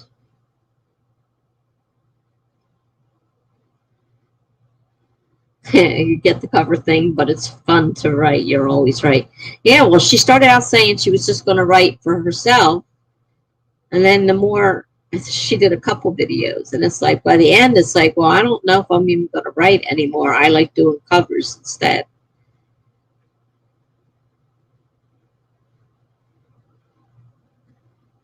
Greggy says, I'm not sorry for not following things properly. Who was Natalia? She was one of the biggies in Authortube, and she's also an editor, and so she spends most of her time doing editing. She put her writing on hold, and then they got a van. They called it a Sprinter van, and they were going to live in this van, but it didn't get converted on time. They had to get an apartment to stay in till it gets done, and then they plan on just traveling wherever they feel like going, and they can still do their work. But she seems to be more interested in the editing business than she is in writing right now, because she started that big thing about that series, and she wrote the first book and got everybody interested, and now all of a sudden she stopped writing it, so she didn't complete the series. And there are some people out there that are upset about that. I like Natalia. I've always watched her from the start. So I, you know, kind of try to keep up with her life. But yeah, she's kind of, and she did the same thing, kind of like, well, I want to keep writing, and, you know, I don't want my editing business to take over my writing, but it did. It took over her writing. She stopped, and she had that, yeah, it probably does make the money for her, I'm sure, because she's pretty expensive from what I can see. Not that they all aren't expensive. That is, editing, an editor is so expensive. But there were a lot of people upset because she promised a series of books and wrote the first one, catching, people up in it and interested in going further with the series, but then she didn't produce. She stopped writing. So I don't know what her feelings are on writing now, if she's going to continue, if she's just going to let that book hang. Because she really, advertised it as a series, and I think it was going to be like 4 books total. She had titles and stuff like that, and then she just kind of stopped. Yeah, we're talking about Natalia at the moment. Brooke Passmore's doing the same thing. She's kind of, getting away from writing. She said she might do some writing for herself, but she's more interested in making book covers.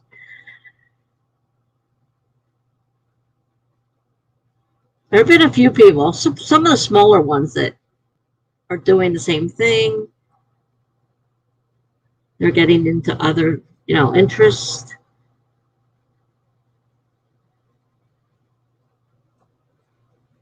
So some of the bigger ones, just aren't writing anymore.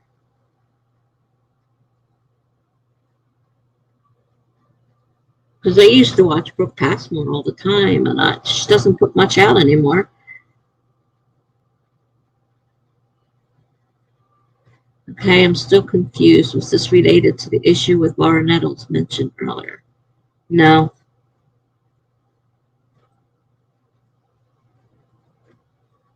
I'm not sure how we got onto the... Oh, because they mentioned Natalia in that stream. They mentioned Natalia.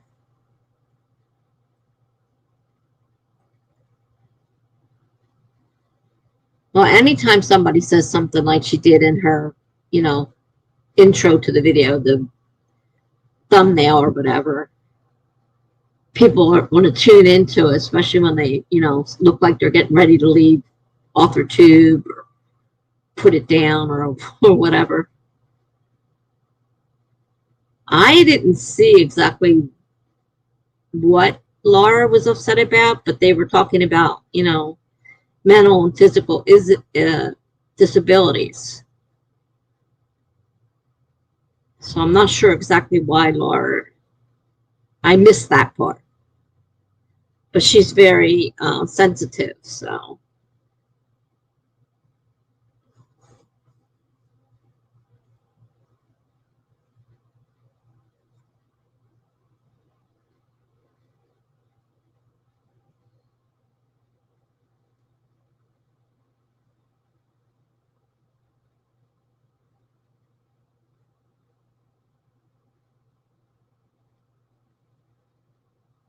That probably is a big thing, because Laura's really close to her family.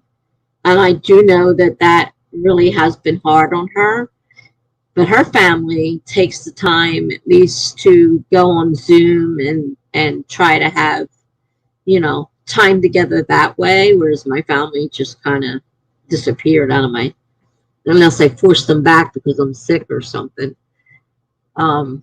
Yeah, and she can't get the puppy because her dad's not allowed to cross the border yet because they're not letting him in. Yeah. She is into horror now, but she said that when she was younger, she wasn't into it that much. She was scared of it. So yeah, it's kind of strange that she could be so into it now. Yes, she lives in Canada and her family's over in California, I think. And her father went and got the puppy, which was in the U.S., and he was supposed to bring it to her, but the Canadian Border Patrol or whatever said he could not cross the border because he was a non-essential person. And so the puppy she's been waiting all this time for, she's not getting. Her father has the puppy. So she's upset about that as well. She was waiting for this puppy. to be a support puppy. So, you know, it was kind of to help. It wasn't just the fact that it was a puppy. It was supposed to be a support puppy.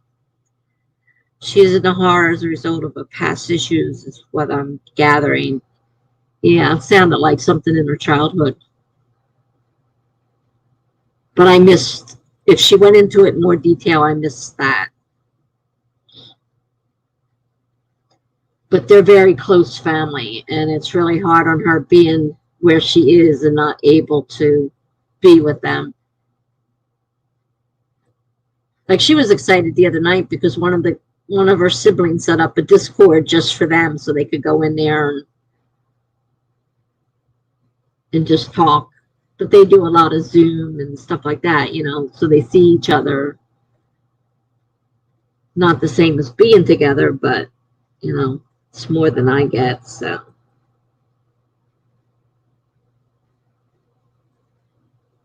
When I first met Laura, she was writing sci-fi. And then she just did a sudden about take and started doing horror, and she was really good at it. I mean, she's great with description. God, this foot. Oh, gee, it hurts. And she's really good at it. Yeah.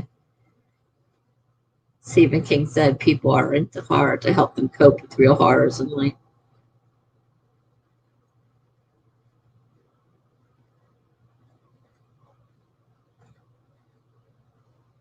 Well, they say that without our dreams, we'd all go be crazy because the dreams are what relieve us of the horrors, so to speak, in our lives.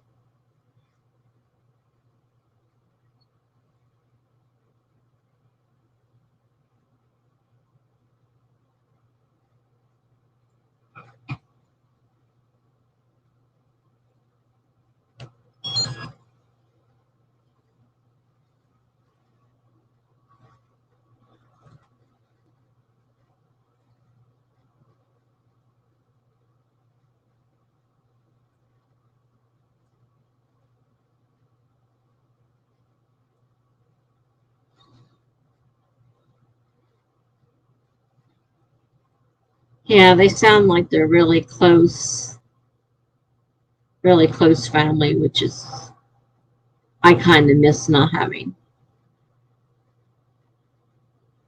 Like I said, my kids usually don't have anything to do with me unless they have to, and I definitely feel like I'm a burden. They have to do something because I have to go to the hospital or I have to be taken home. It's a definite, you know, they make it clear that they have to do this, but they would rather be doing something else, you know. So they make me feel like I'm a burden.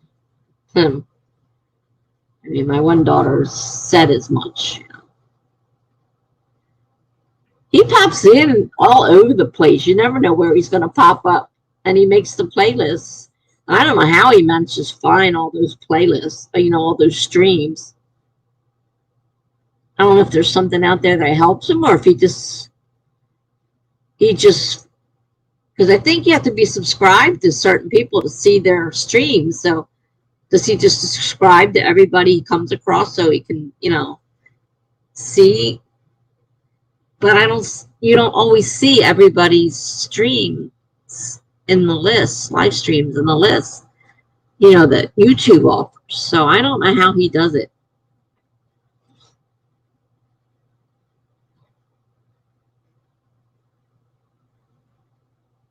Well, that's what I figure it has to do with partly, in fact, that he's subscribed to all the channels.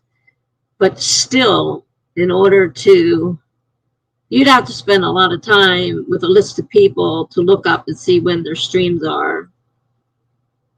Because YouTube only gives you so many when you sign on the first page there. You get so many of them. Okay. See you later.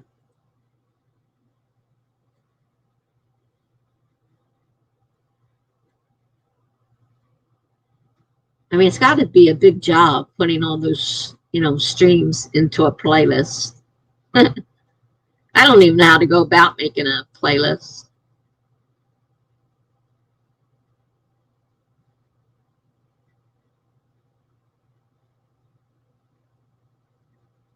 I mean, I heard back the other day from that girl for the third stream that I wanted to do. She said, sure, but then she hasn't gone and done anything about it. And I haven't seen any notices. So I don't know if I'll be doing the third one or not. But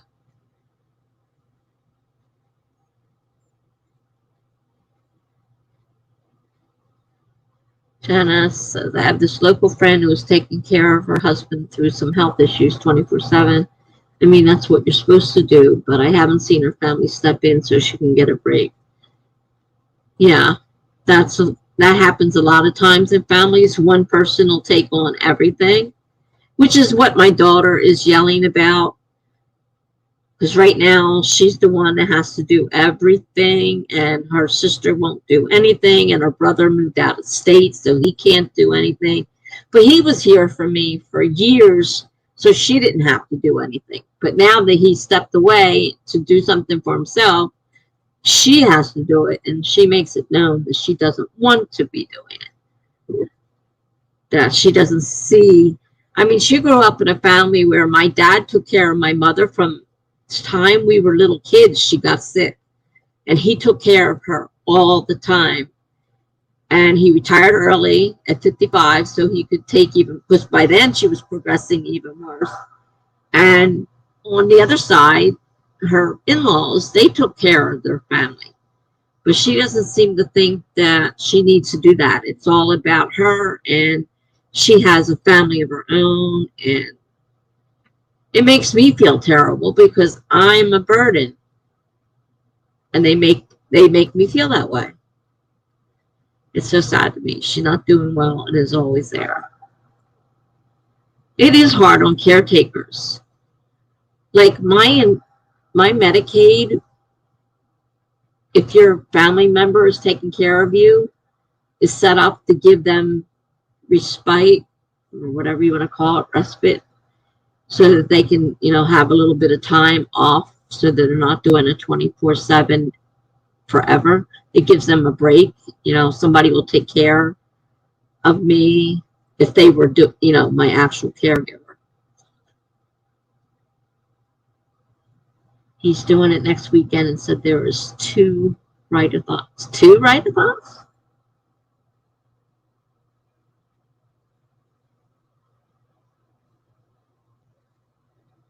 I didn't know there were 2 write-a-thons. She has 2 grown kids that are married with kids. Yeah. So, we tried to help my dad, but he didn't want our help because he grew up, he's 89 now. He grew up in a time where you took care of your family. And so he wouldn't hear of us helping him take care of my mother. A couple times we had a fight with him about it, and he would let us do it for a little while, and then he said, like, no, I want to do this myself. This is my wife, my responsibility, not yours. And the way we're teaching our kids nowadays, they're selfish, and it's terrible. And I see, and I did not raise my children that way. They grew up seeing, family taking care of family. Why did they turn into these kind of people? I don't know.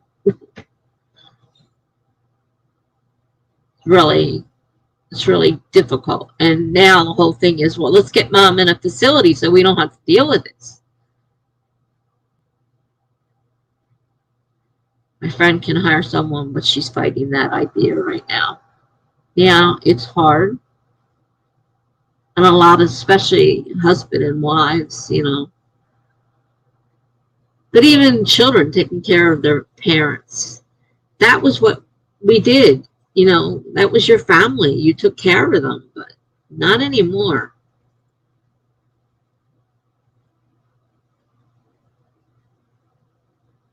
You don't know anything about the other one. I gather you're talking about the other write-a-thon.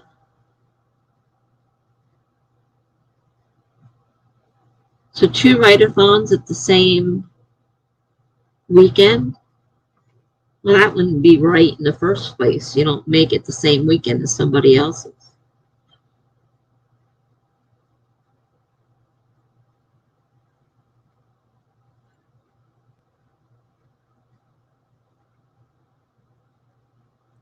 And we wished my dad could have afforded to have someone come in every now and then because he was worn out. And it takes a lot out of you mentally as well as physically. I mean, he's a tiny man. My mother was a big woman. She couldn't really walk. And physically, he would have to pick her out of the chair and get her to walk. And that was hard on him. And he didn't want help. Really, really fought us on that. And I mean, he told my sister, she came in, she was doing mornings and I was doing nighttime. And she came in and he says, "You're fired." He goes, I don't want you guys doing this. It's not up to you. This is my wife, my responsibility. And like you said, he was in the older generation and that's the way they believed, but not in today's people, people growing up don't care about anybody else but themselves. It's really a shame. Is it a better one? I'm curious. You mean the write-a-thon? I don't know. I didn't even know there was another write-a-thon.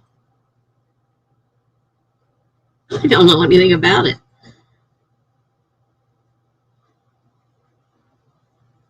Oh, that's what Devin said. Maybe he's on Twitch as well. Oh, I know he's on because he's always got the Twitch ones in his playlist too. Hi, Greg. You're back. He's on always listing Twitch streams in that playlist as well. So yeah, maybe there is something going on in Twitch. I didn't even think about that.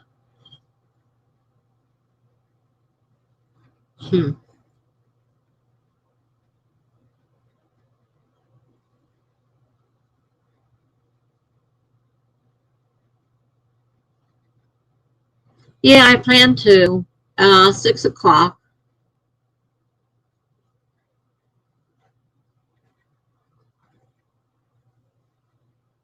Right now, I still have the same amount of days as I had before. I don't know if I'll cut down the amount of days I'm streaming or not.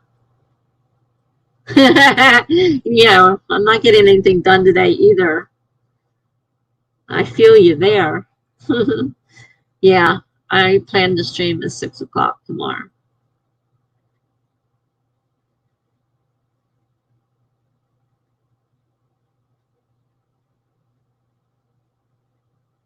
In the morning, I have the nurse coming from the home health care.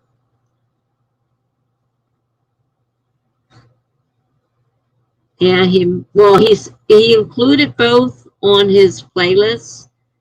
So whether if there's another another write-a-thon going on, he might have a list for the other one. All right, Greg. Hopefully we'll see you soon. Have a good night. And thanks for coming. Even though this was kind of a weird stream.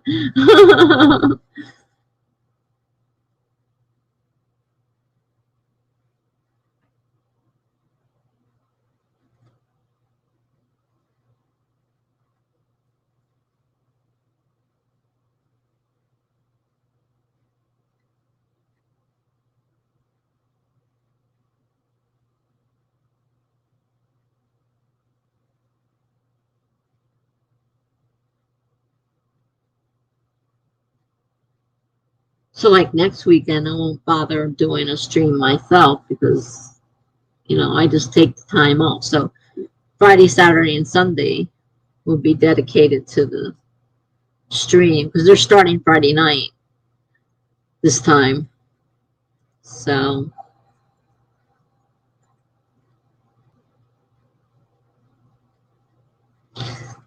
oh, sorry about that. Yawning.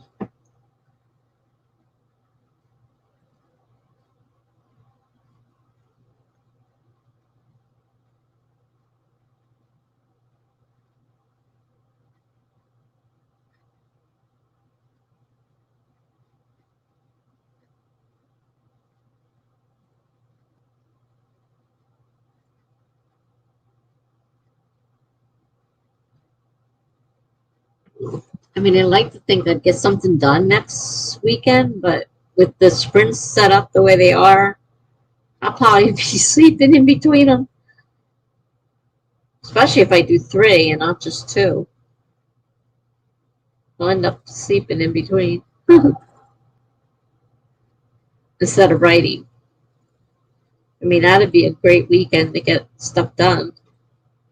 One of them, I watched the whole thing, all 24 hours, except for like a few minutes. I didn't catch Jessica's sign on. She usually has like a stream just before.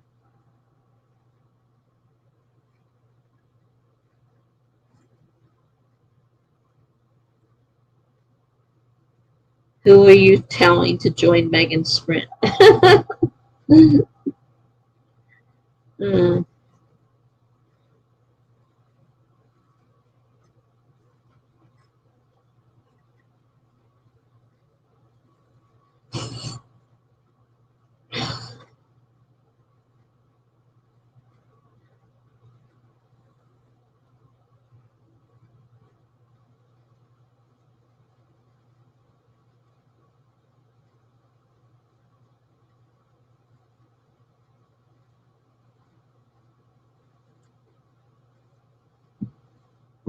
Oh, man.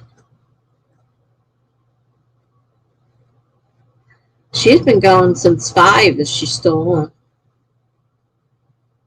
She started at 5, so she's still on. It's 4 hours.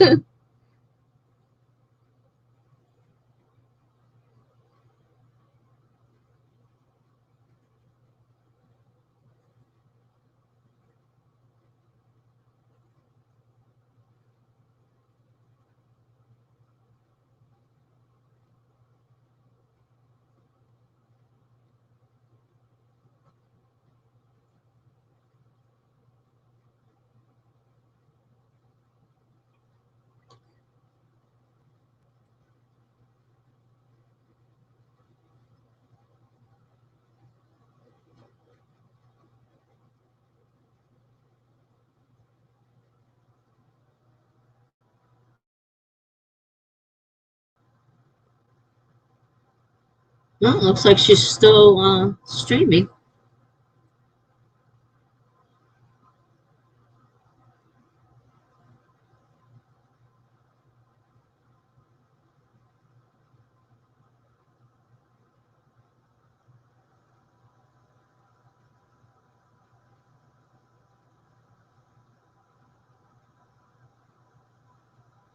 I don't know what they're talking about now. They're not talking about mental health or anything.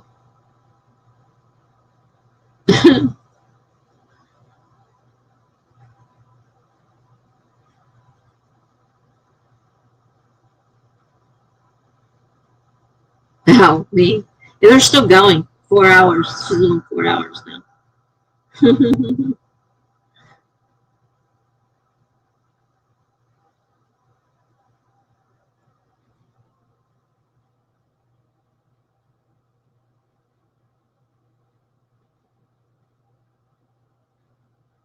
I got a little bit done today on my writing. Not a whole lot, but a little bit. Oh, oh. Trying to get comfortable. Yeah, 4 hours. uh, who would have known that it would have ended up turning into something so long? So right now they're just talking about cats and bald eagles. I don't know what that has to do with anything.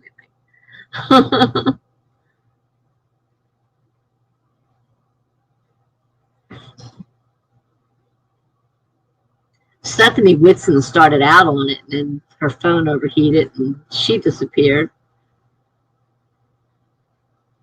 Now Carrie's there, so there's 6 of them. Again, they started with 6, and then Stephanie ended up disappearing.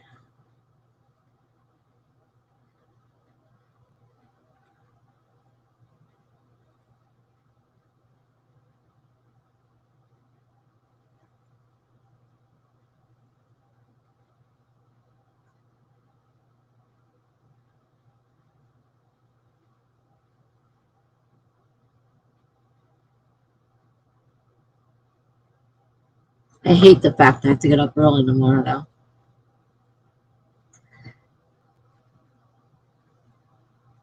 I forgot today was Saturday. I'm thinking it was Saturday. She goes, no, it's Sunday tomorrow. I'm like, oh, they're coming out on Sunday. Nice. I expected to sleep this weekend.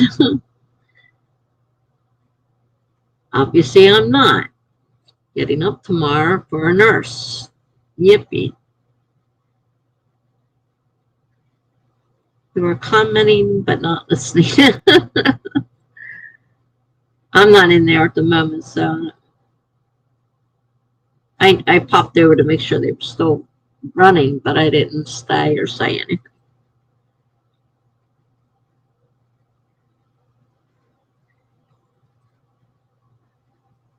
I didn't realize it when I went over there last time. I forgot to mute myself, and I'm like, Greg wanted to, sprint, and thought, shoot, that whole thing's been playing this whole time, so it's like 8 minutes worth. That thing was running. I don't know how much of it came through, but I'm sure he could hear it. I'm like, oh boy.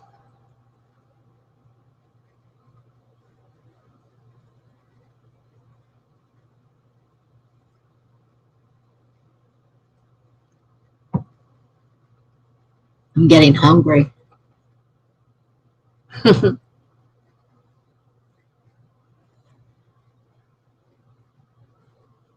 I am surprised my neighbor has not been knocking on my door, the one that bothers me all the time. I don't know, maybe they didn't tell him I was back. I didn't tell him I was back this time. I had my daughter tell him last time, but I didn't bother. And he has not knocked on my door, so maybe they didn't tell him I was back either.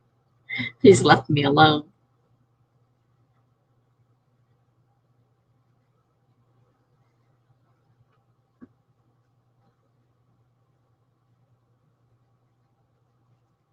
Funny thing is, it's not really funny, but at the hospital, they told me, oh, this hasn't been going on.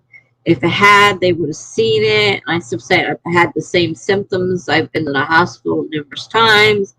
Oh, no, it's not there. They would have seen it. You can't miss it. So I pull up my medical records, and I was there in March, and they sent me home. According to my medical records and my CAT scan, I had these blood clots back then. They did not treat me. They sent me home. Which means the next hospital, when I went a few weeks later, because I still couldn't breathe and my feet were swollen, I had them then too. Oh, I said that the doctors were telling me that this was something new, the blood clots. And I said, I've been having these same symptoms for months now. Well, I just got proof because they give you portals now to get into your medical records. And in my medical records is the same exact thing the last time I was there in March. They saw the blood clots then. And they totally ignored them. And that means the next hospital did too. This time I had a different doctor, and so they decided to treat me.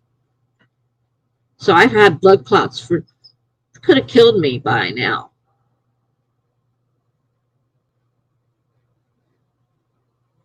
Shrimp dinner? Oh, yeah, the neighbor, the shrimp dinner one, yeah.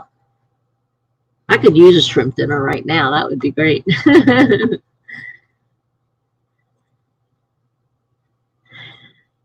Maybe he's getting tired because I'm always away now, and I'm not here for him to dump his crap and do this for him and do that for him.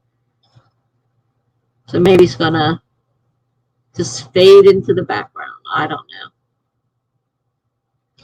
Maybe I won't get any more shrimp dinners.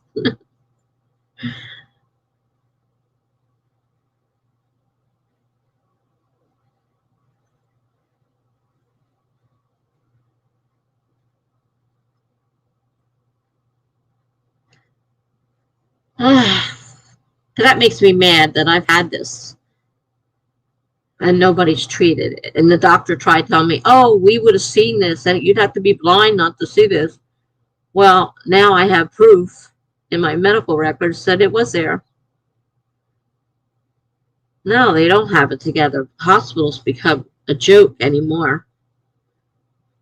They do what they think they need to do, and then they try sending you to a specialist. Oh, go see the specialist. They should have seen this. And I don't know how long before that, because this has been going on for months now. And it was definitely there, because I got the 2 CAT scans, and they both say the exact same thing. So it was there, and they didn't treat it in March, beginning of March. Then the end of March, I went to a different hospital. I'm sure they saw the same thing, and they didn't treat it. And now I'm back to the first hospital, and this particular doctor saw it and says, oh, this has to be treated. So I think it really sucks that they're so, you know, what was the whole purpose of that whole thing? You sent me home with something that could kill me. Because they say if they moved, they could cut off my breathing completely. And of course, then I wouldn't be able to breathe and I would just die. If they got out of my lungs and into my brain, I would die. So it's potentially a very serious thing. And they obviously didn't take it very serious. And now I've got copies of the 2 reports. And I'm like, I'm just so annoyed. I mean, great. Now I'm on blood thinners, which is great. They're finally doing something, but they should have been doing something before this. Not make me come back to the hospital over and over again. And then try to say, oh, well, they'd have to be blind to have seen it. Well, your hospital saw it before they did, and your hospital didn't do anything, so your hospital's blind too. I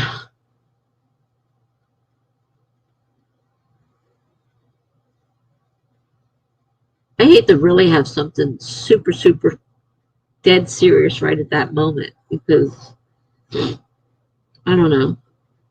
This hospital that I went to, because it's the closest one, and I hate it. And I was actually changing my mind a little bit when they found this problem, and now I find out that they found it before and ignored it. Hi, Kate.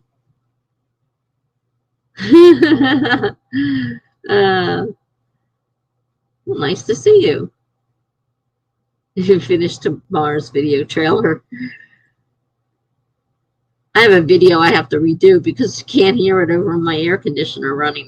I have to turn the air off to do it again. I was working on it. I thought, man, all you can hear is the air conditioner and me lightly talking over it.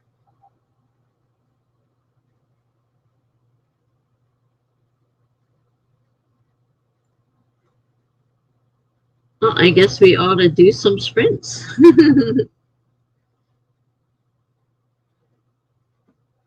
We've done a couple. We've been talking. But I can set up a sprint.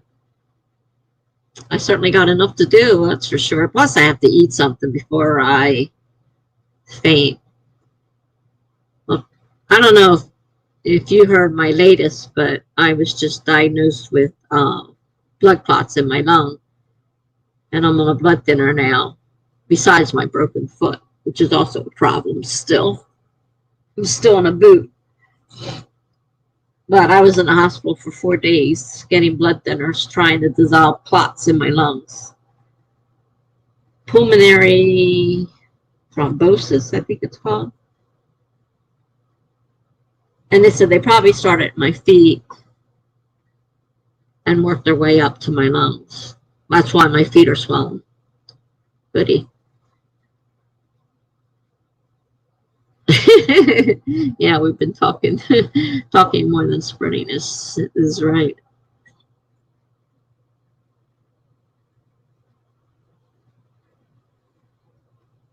And poor Greg wanted to sprint. It's like, okay, I should have asked. I'm sorry.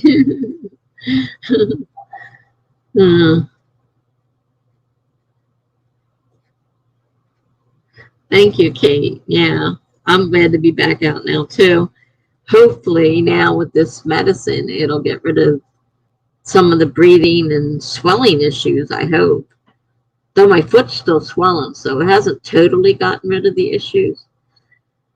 But breathing wise, I think it's actually making a little bit of difference. So maybe, the clots are not as bad right now.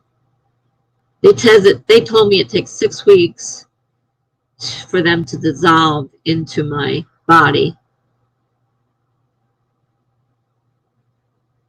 Chapter 1 of your work in progress goes live in 8 days. Wow. So I'm finalizing the first 2 chapters and trying not to freak out.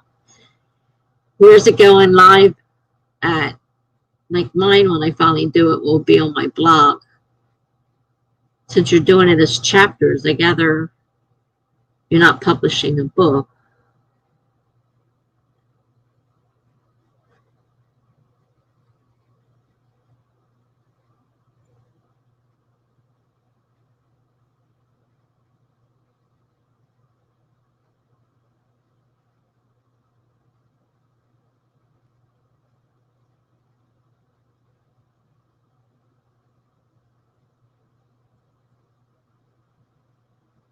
I plan on getting this one edited, just so I know what an edit does and whatnot.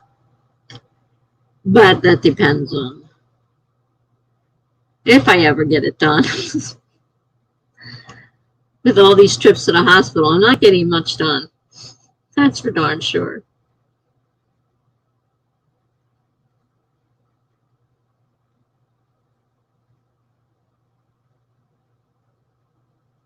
I have food to eat though. That was good because I had put an order in for delivery, and I'm like said to my neighbor, I'm not going to be here, so he had to come over and get my food. But at least I have food in the house now, so I can eat. Because last time I came home, there was nothing in the house, so my daughter had to go into the store and get me some food. But that was very easy having it home delivered, so that was great. Having it delivered right to my door, and I didn't have to go shopping for it. Cool.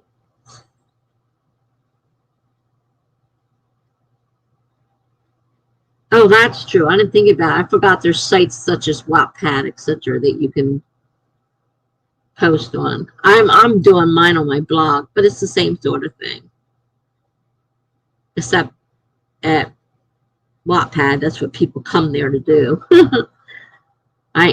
We're doing it on my blog. I only get the people that are interested, happen to be on my blog.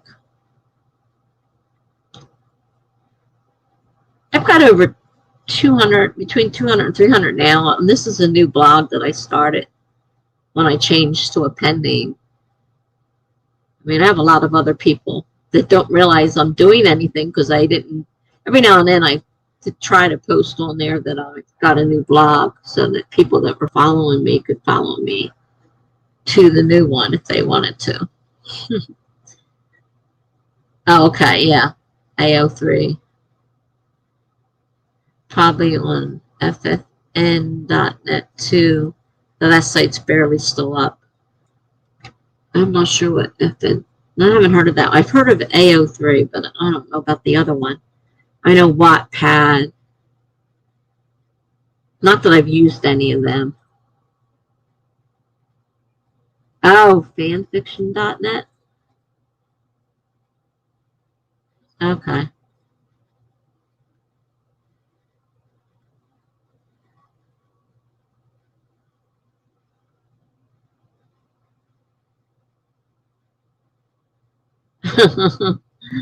Started on that site, so there's some nostalgia there. Gotcha.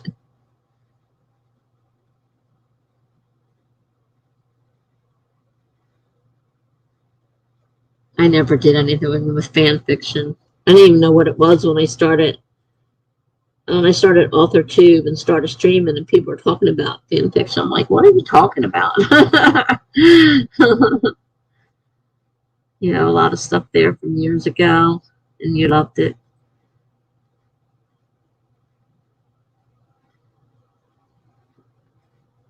Yeah, I didn't even, like I said, I didn't even know what fan fiction was. People probably thought I was out of it, but I'm older, so, you know, there wasn't that kind of stuff when I was younger. And I understand a lot of teenagers start on fan fiction. It's like, I didn't even know what fan fiction was.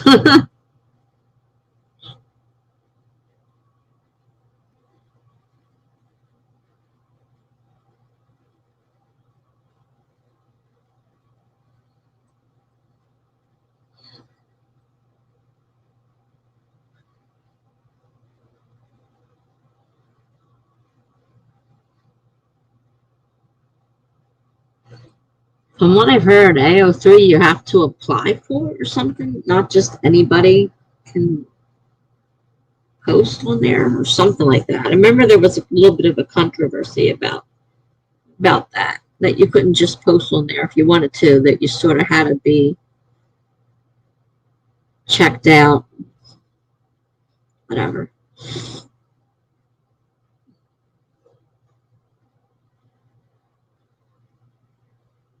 I tried doing something fan fiction and I'm like, I'm really not into this. I really didn't quite grasp the whole thing. Near, and I'm sure that means dear to my heart, despite the lack of tagging. Much prefer AO3 now because the tagging system exists and is pretty robust. Formatting takes some getting used to, though. Wow. That being said, I tend to find higher quality fit on AO3, so that's my default now. Shannon doesn't like formatting at all. I've been trying to format my Word document and put page numbers in there. One, no problem. I followed the thing down. I did everything and it fine. The other one, forget it. It refuses. I don't know if there's some kind of issue in there. Maybe that one's corrupted too and I have to copy it into a fresh file. I'm not sure. But the pages refused the number. And it kept putting page 0 on my cover letter. On my cover sheet and page 0 on the first sheet. And then page 3 or 2 would be page 1. I'm like, something's wrong here.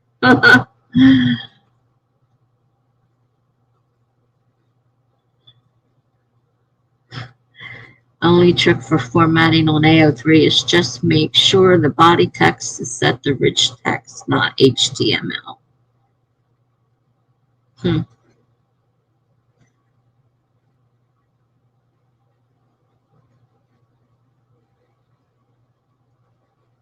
I was thinking if I ever get this book done, if I can figure out how to format it, I might see about getting a copy printed out.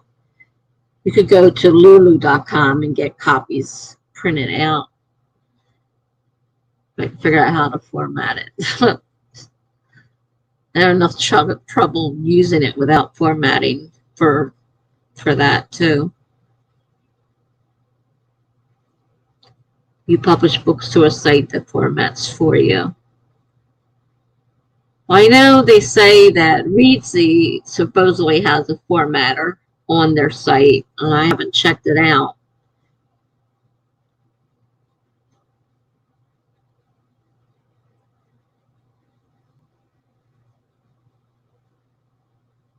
Yeah, Word is a pain. I just had to copy over without formatting just the text. I don't know if it was you, Kate, that told me to do that or not. To get rid of whatever was in there, because no matter how much I fixed it, it was right, and I saved it. The next time I opened it, it was messed up again. So I had to take and bring it over without formatting into a fresh document. Now seems to be working. So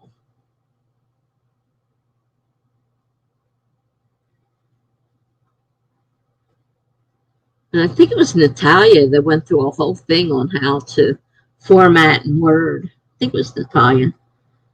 how to format in Word. I'm like, none of this makes any sense to me at all.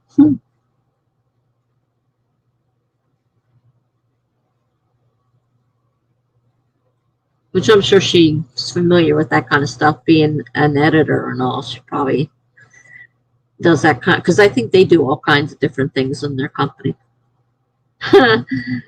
Kate says, oh Lord, Miss MS Word. I'm decent at it now, but there's a reason my work team pays a desktop publisher to format all our docs.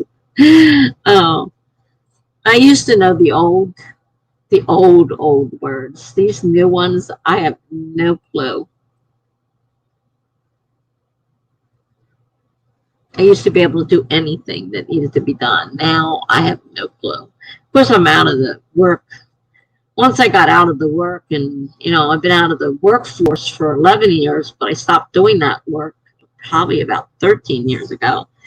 And you tend to lose it, and then they put all these new versions of it out. I have no idea anymore how to do it. If I had to go back on a work site, all the stuff I used to do, I don't remember how to do all that. I'd be in big trouble. Not that I'm planning on going back into the workforce. I can't handle it. My brain can't handle it. My body can't handle it. So we just keep on the way we're going. Let's see. I have heard that Draft 2 Digital lets you format for free, and you could get a book through them too. Haven't heard of that one. I've heard of Lulu, and you get one fairly cheaply done if it's formatted, I would assume. Let me see.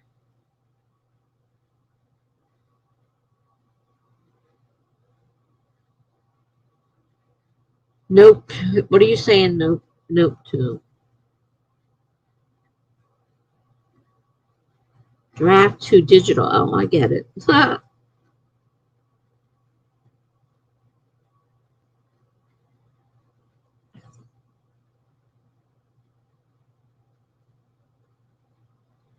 That's who you publish through. Okay. The video you watched, you're talking about, which one is that?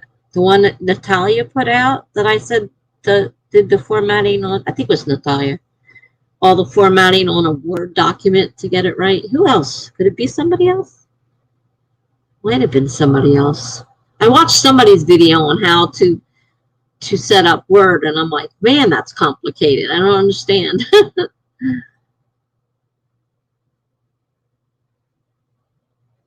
I'll have to check that out. I want to, if I actually finish it, I want a copy. Even if I don't publish the book, I'd love to have a copy of it in book format, just to say, this is what I did. But of course, if I don't get it done soon and I move into assisted living, I won't be able to afford any of that. I'm sure my kids won't indulge me. I just got my daughter to understand that she's probably going to have to pay for me to have a phone if they expect me to have a phone, because I don't get to keep my check. They take all but $50 a month, and then you have to live off that. If you need a haircut, you need to buy clothes, it all has to come out of that. $50 a month isn't much.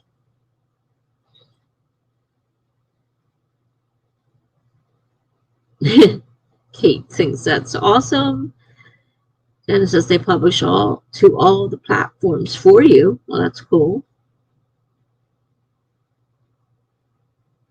Nope, to being able to format using Natalia's video. Okay. Yeah, I couldn't. I just could not understand it at all.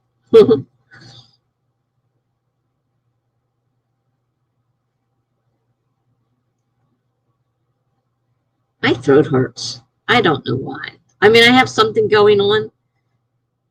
I hate to think I'm going to start with a sore throat now on top of everything else.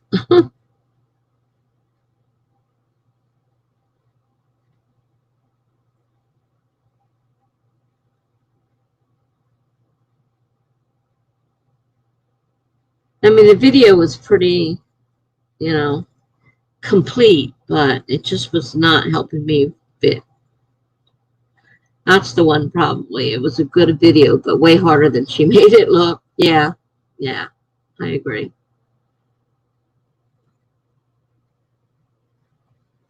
I think you could order a copy to check them.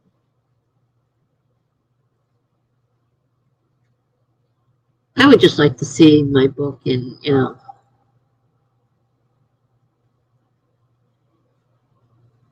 course, I don't have a full cover or anything. I don't intend to pay money for it. I can use whatever I want on, even if I don't have access to Canva anymore. I can use Pixabay and get a picture of anything I want. And for my blog, it doesn't matter. I can just put that picture up there for a title because you know, you can go on there in Canva and put a picture up and just, format it to say whatever you want on it. And it doesn't matter when you post it on the blog. It doesn't have to be set up for a book or not.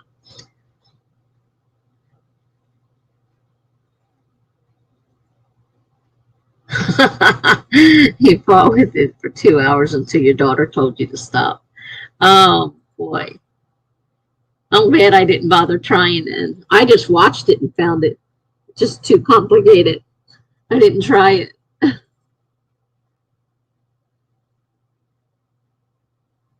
Wow.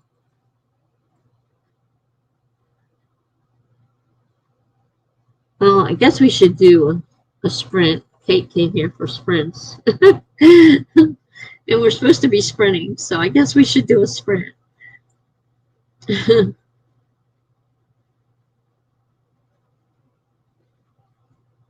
Plus, I need to eat. I'm hungry.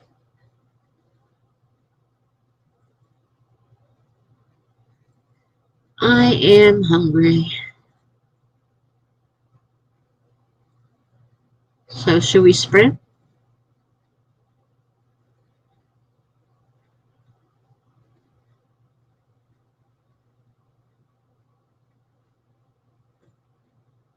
Proof copy. Yeah, I've heard that term before. Proof copy. Yep. So you can look at it and see what it's actually going to look like, and if everything's laid out right.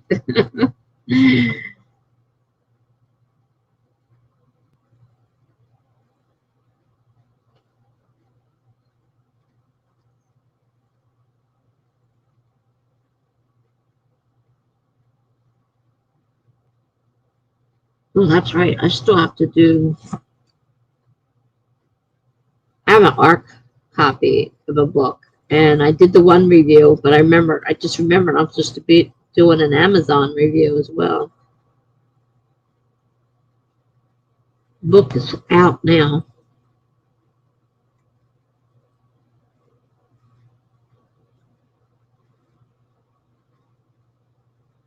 I didn't do the reviews I was supposed to be doing.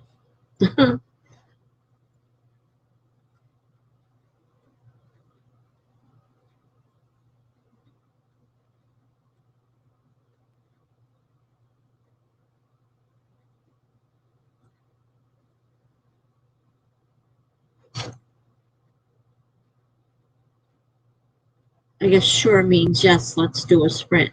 I'm going to set it up. 25 minutes starting in 5, 4, 3, 2, 1, go.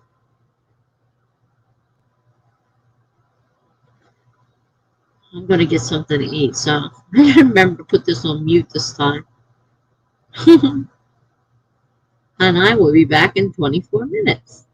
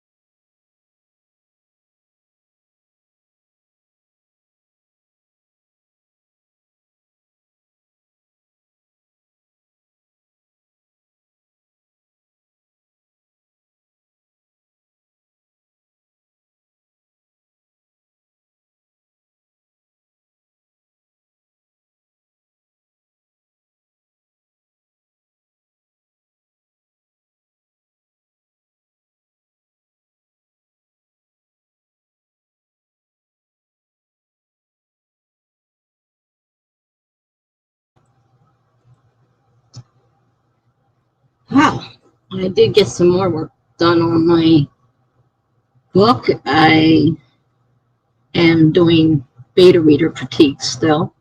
I did eat something, so all I have left to do is drink my milk. As far as eating, I ate soup. Something simple and easy to make, doesn't take a lot of time.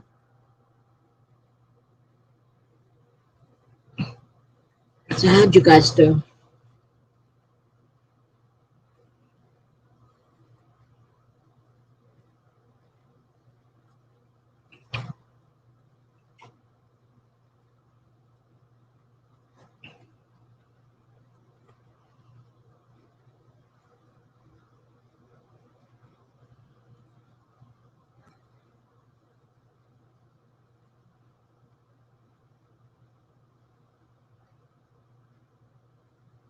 Kate got 2/3 of final proof in chapter 2 done.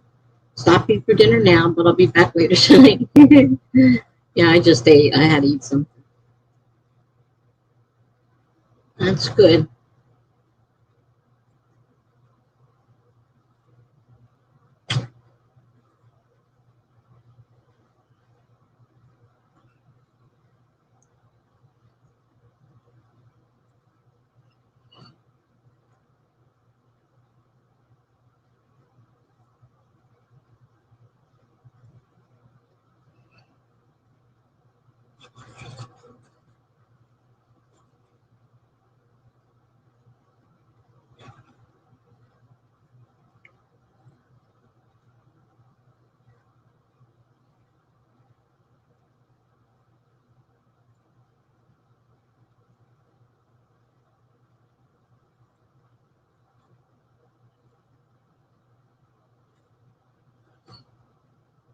I bought prepared chocolate milk. It's not as good as making your own.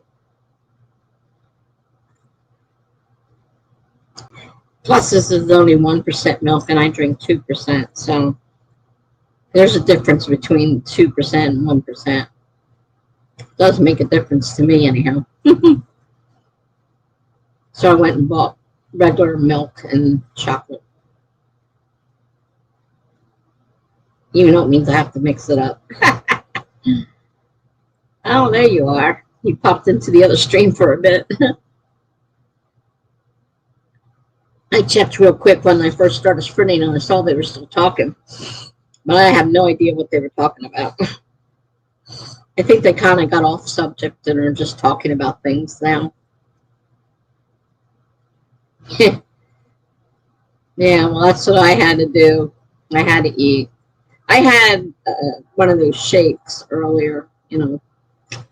They're not really filling, meal replacement shakes or whatever you want to call it. I was starting to get hungry, so I just had chicken noodle soup and chocolate milk. I did some writing while I was eating, so I got a little bit more. I just have to reformat this whole document, and I keep forgetting. And it's like, oh, shoot, here's another spot. I have to remember to do the indentations. I have to remember to, put the chapter numbers and names and put them in the middle, because all the formatting came out when I pulled it over without formatting. And it's a lot of work to put back in order.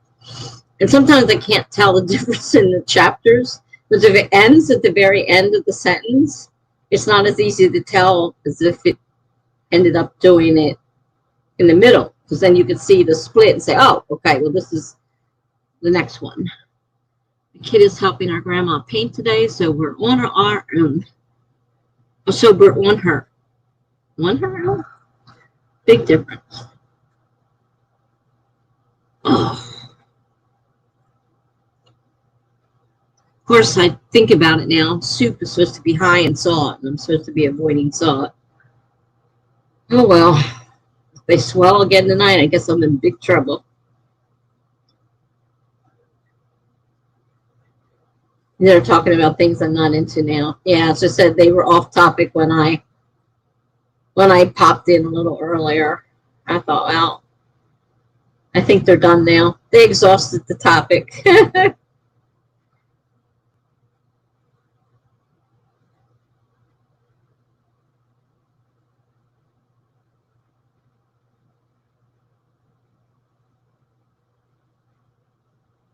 Oh, that was weird.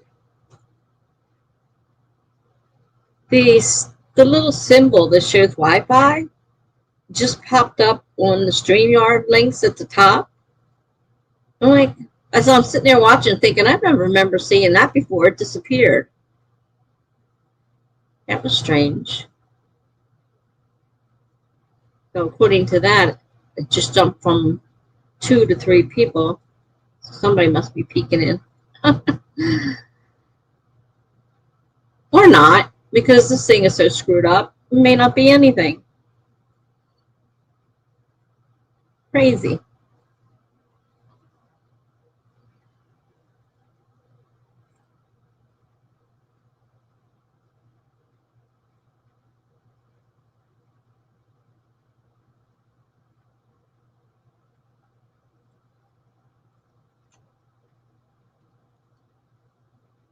Well, Kate just went to eat.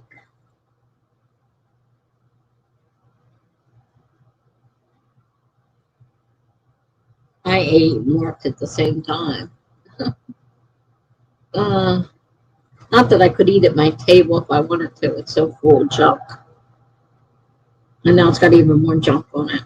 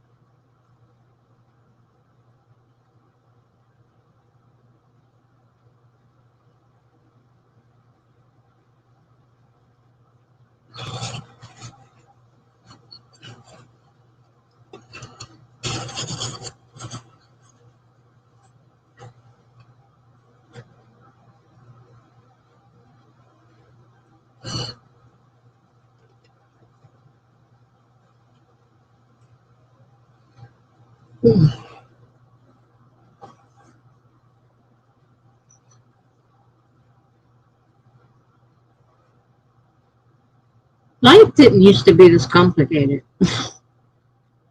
Really, it didn't.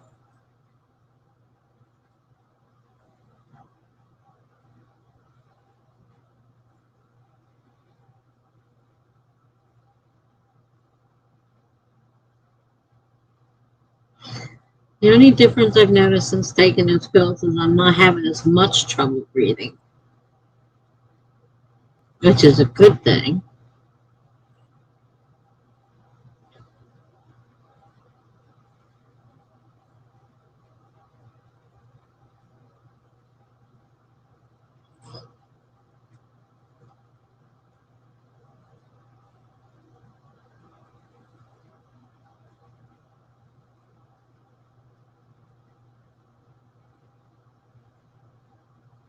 Because I couldn't even take more than a step or two when I was huffing and puffing. And now I'm able to walk further before having a problem. So that's a good thing.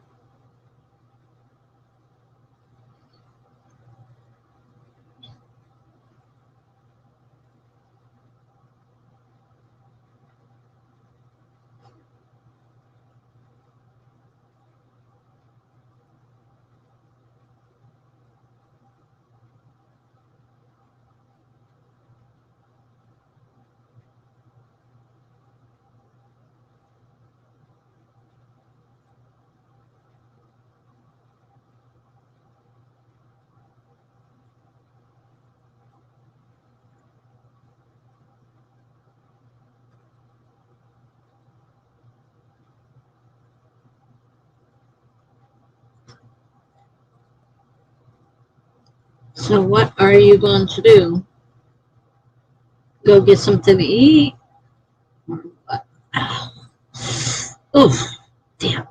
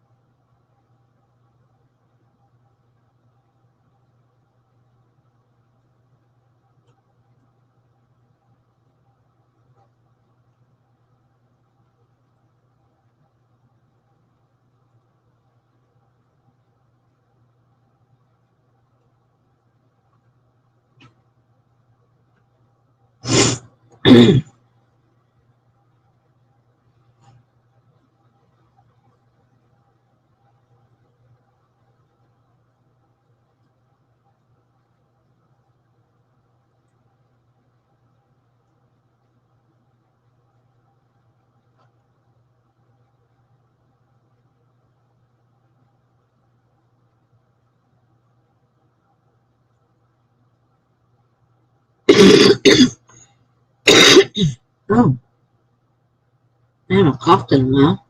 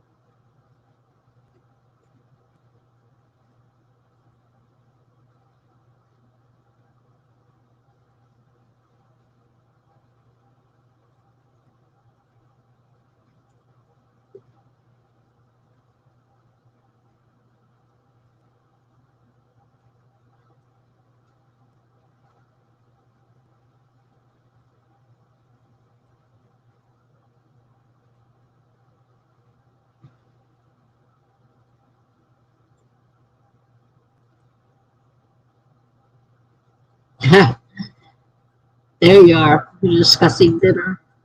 You're just going to grab. Mm.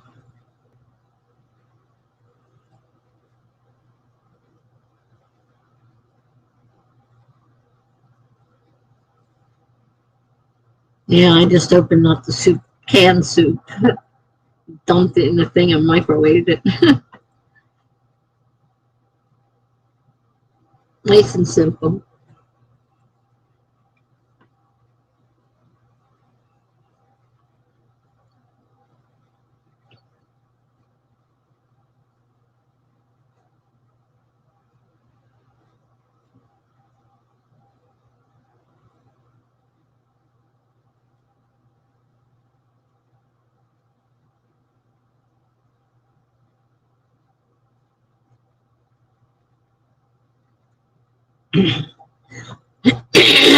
Oh, The bad thing about eating something is it makes you want to cough or clear your throat or something. Huh?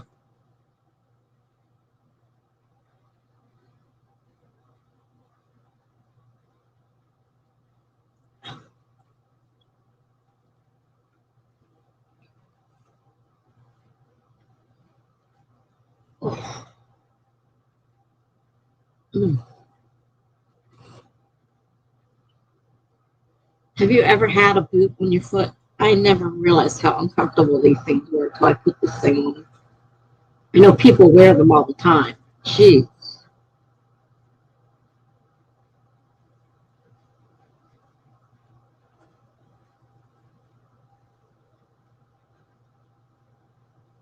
especially when your feet are swollen. And that should have gone away. I don't know why they're still swollen.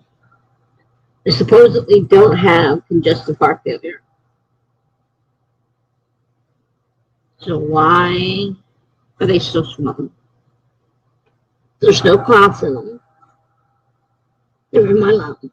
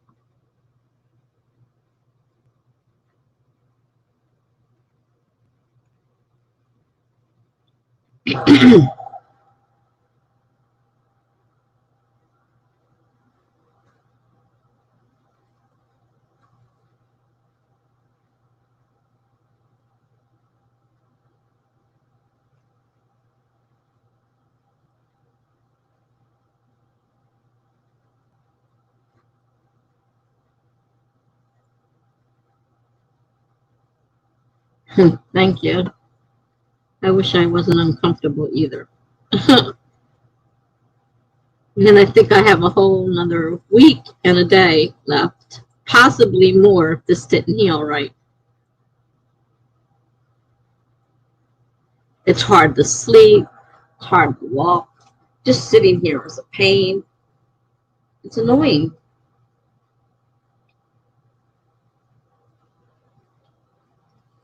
I had to go and do something stupid and fall and break my foot. Well, I broke the foot before I fell. The falling came afterwards. Everybody just assumed I fell, and that's how I broke my foot. I'm like, no, broke my foot standing there. Wasn't doing anything.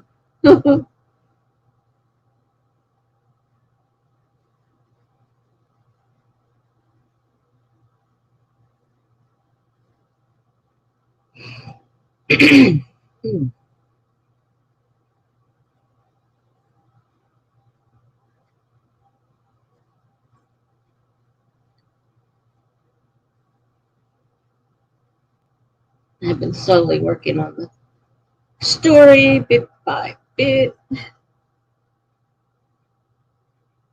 not even, I think I'm a third of the way through the darn story. Still got a lot more to write and fix. I haven't completely gotten to the part I have to fix. This is more simple stuff.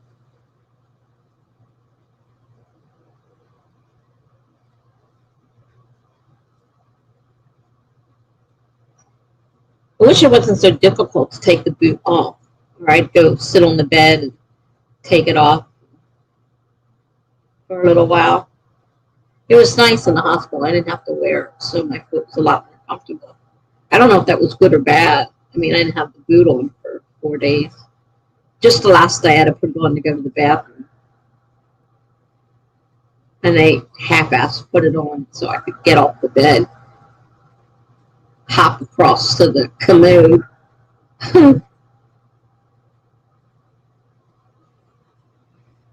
Then back into bed, take off the boot. I had to go so often.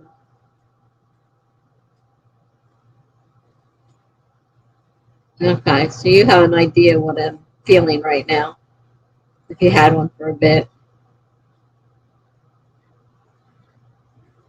He says it takes about 6 weeks to heal this, so my appointment's at 7 weeks. So I'm hoping that that 7 weeks will be enough for it to be healed. And if it was 6 weeks and I had a 6 week appointment, that would mean Monday I could possibly get it off. But he made a 7 week appointment. So that's a whole extra week. Maybe he did that for a reason, to make sure. And I hope it works. I hope it's healed. But I'm kind of afraid to put my, if I do get it off, I'm going to be afraid at first to put my weight on it. Because what if it gives out and I fall again? It's like scary.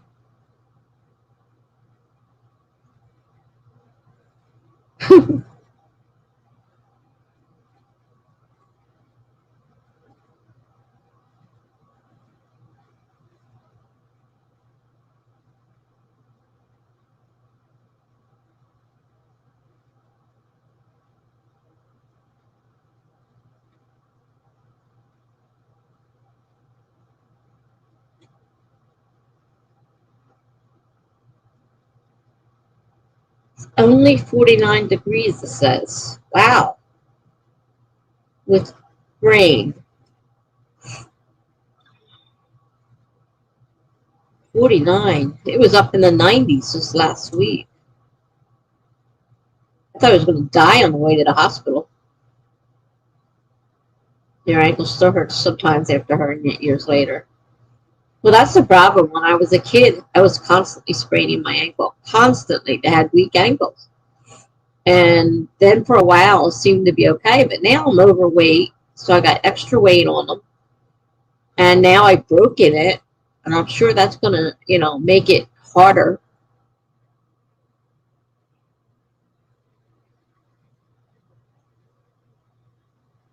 +100 the next couple of days. Wow.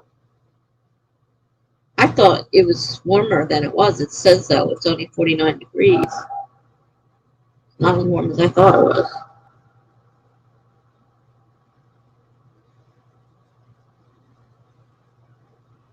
But the day I went to the hospital, it was in the 90s.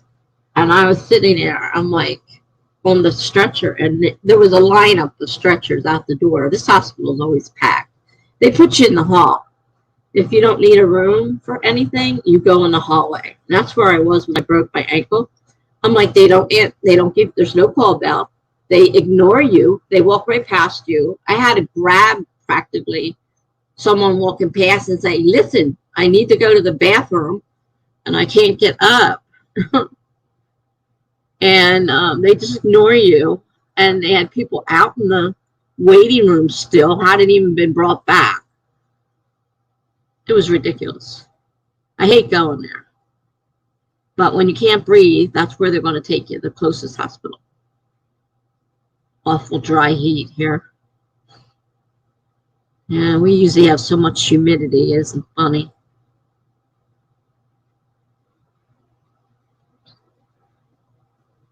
100+, wow.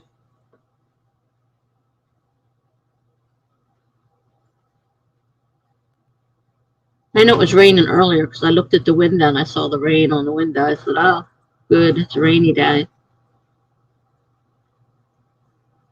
Thankfully, the day I came home from the hospital wasn't raining because I didn't have a shoe. I had a sock on my foot. I didn't have a shoe. The boot in one foot and the sock on the other one.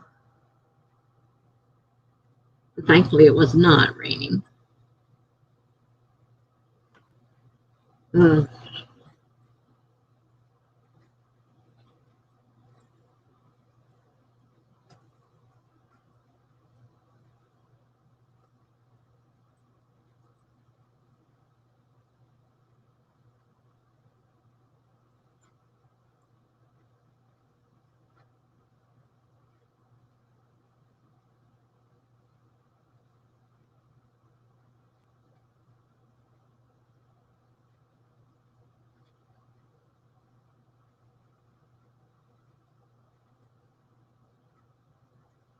This boot is heavy too. and I get it up on the bed, and I'm trying to lay there, and all of a sudden I realized during sleep I turned the knee sideways with the boot on, and then my foot hurts really bad because the weight of the boot was pulling it. I'm like, this is great.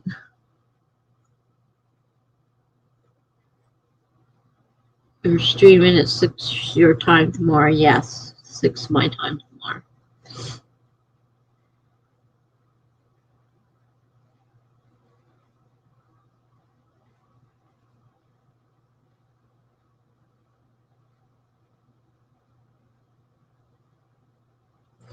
Yeah. Stream's gotten so small though. I hardly have anybody come anymore.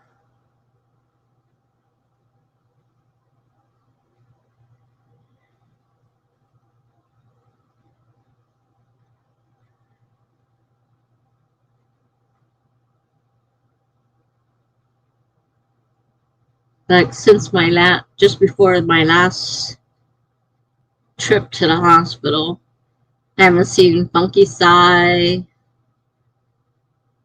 Master Sango did stop in briefly for short hi, but um, I see Amelia occasionally, and I see BH occasionally.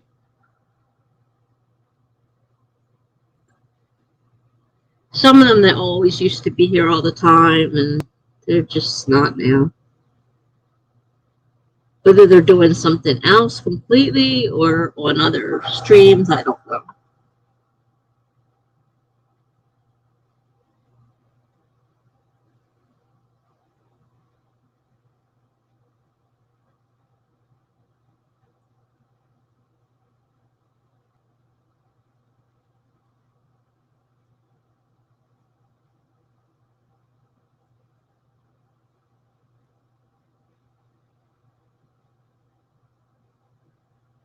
So next weekend, I won't be streaming Friday, Saturday, or Sunday. So I got Tuesday and Thursday. Yeah. We have been missing a few. Alrighty. Have fun. Enjoy whatever you grab. Hope it's better than my soup.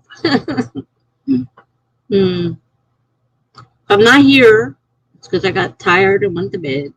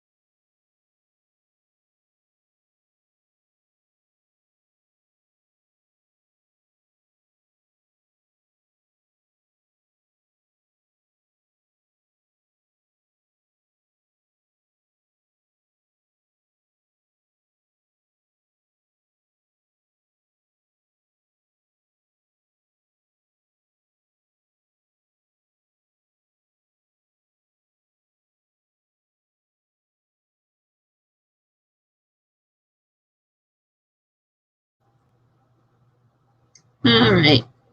Working on my book still. Um,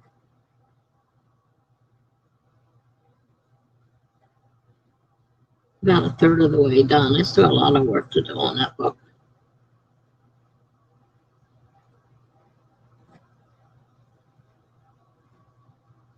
My blog's falling behind again. I ended up sleeping all day, so I didn't get anything done. And then we ended up talking through the first part of the stream, so they didn't even do anything. I don't know if I'm going to or not. I'll do a few more sprints and then I'll probably end up heading to bed. It's getting late.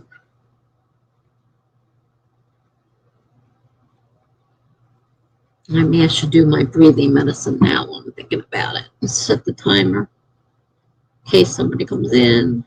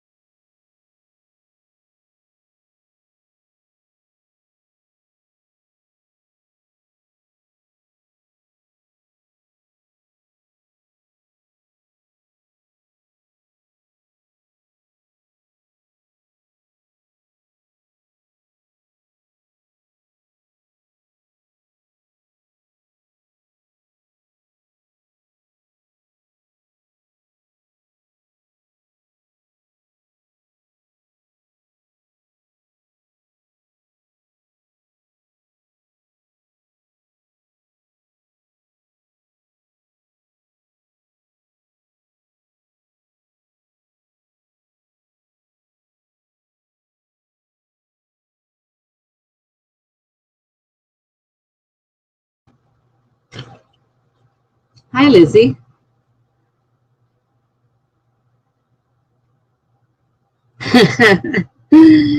You come to fix the fact that I'm alone. Hmm. Going to be starting a document for part 2 of my second draft. I realized that it's better for me to edit out of order.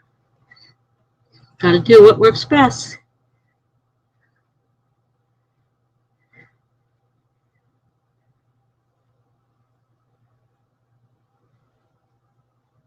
A lot of people write out of order.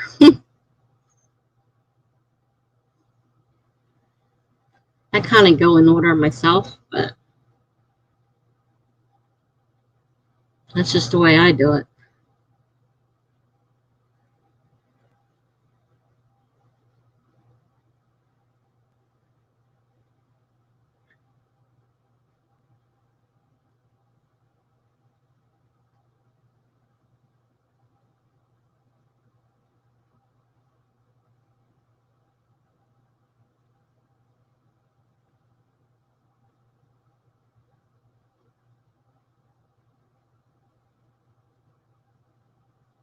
I'll be here for a little while longer. I'm not sure how much longer.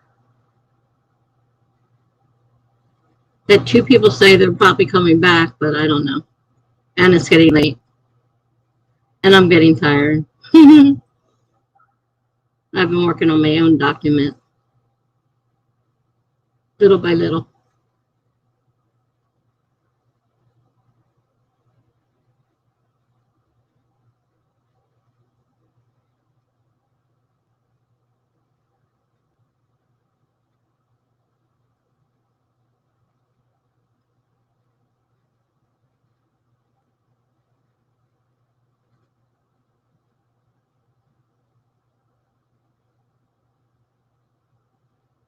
The middle of the book is very important, but I know with my state of mind, I'll half edit it. I'll be working with the less important chapters for now. Sounds like a plan to me. Probably a good idea.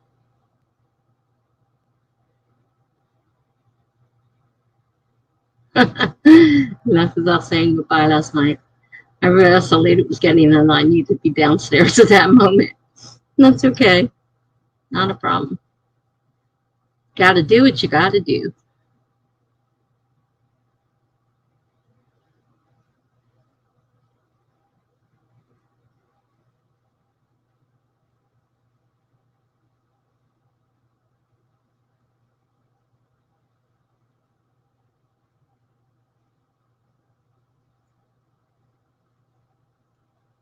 This sprint's almost done. I was doing it. I did a little bit of writing. I cleaned up my dirty dishes from dinner. And I filled my pillbox for the week.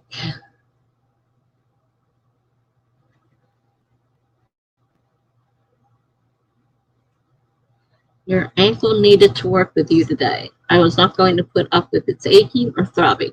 Or maybe I need a brace again. Mess. Or ow, ow, ow, ow, ow, crap. Great way to start a chapter. It's certainly different. I wish mine would cooperate. I'm tired of wearing a boot now. 5 weeks. Oh, Lord. Very uncomfortable. I'm so tired.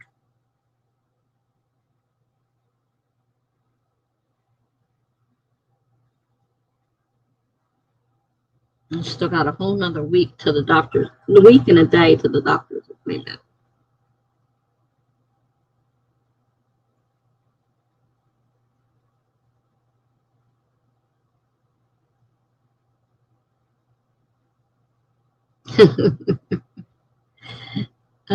It'd been forever since I sprained, slashed, twisted, slashed, knotted into a pretzel with it. It could be good for a Sunday afternoon meet. uh, Best first paragraph ever. I especially like pretzel did it. That's pretty good.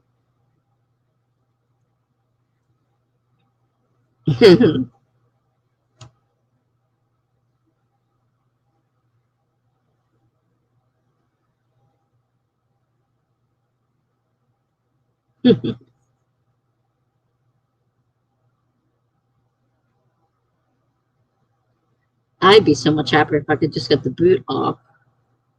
Problem number one. Of course, I don't know. I'm afraid, the thought of walking, like taking that first few steps after taking off the brace scares the daylight out of me. Oh, the boot. But I still have another week to wait until the doctor says whether or not I can do that. And if he says I have to wear it a few more weeks, I'm going to be like, oh my God, I don't think I could survive a few more weeks of this boot. Really don't. It's very uncomfortable. And my feet are still somewhat swollen, so that didn't help him. Oh, this thing's going to go off in a minute. I guess I better go get ready to turn it off.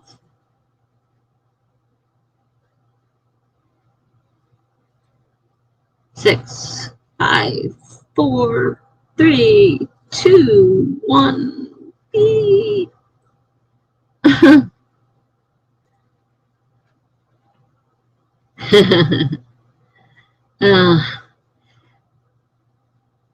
Well, it's over my whole foot all the way up to my knee. So it's even more uncomfortable because the top part of my foot is also swelling.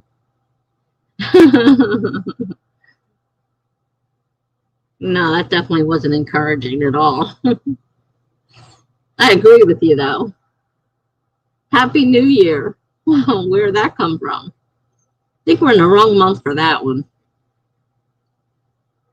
Although maybe it's a Happy New Year somewhere. I don't know.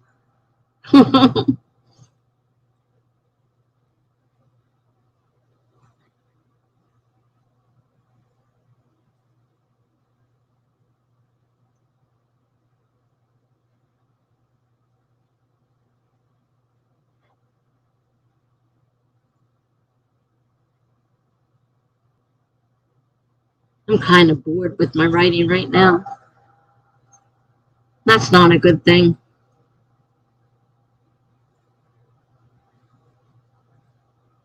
I went through this last week, too. I went through a period of several days of I don't want to write anymore. I don't even want to finish the first book.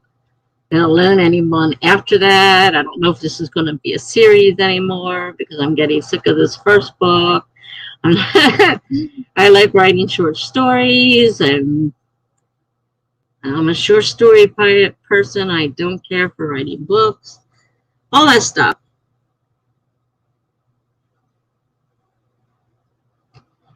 So I don't know. I'm not absolutely positively sure that this will ever get done. Right now, I don't even feel like it, if you know what I mean.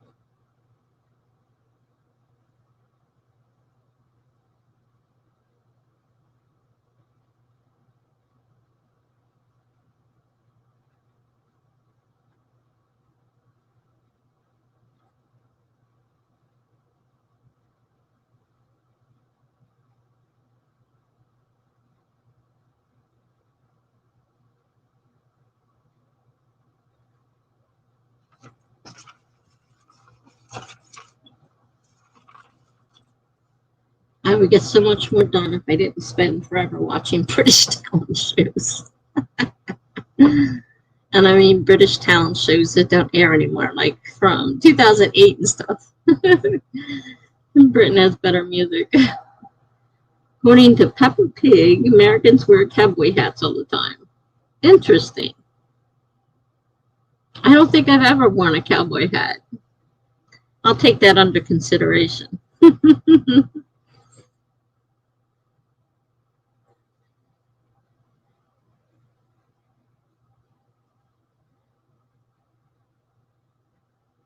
I have a July 1st deadline on this book to go to the editor. I don't know if it's going to make it.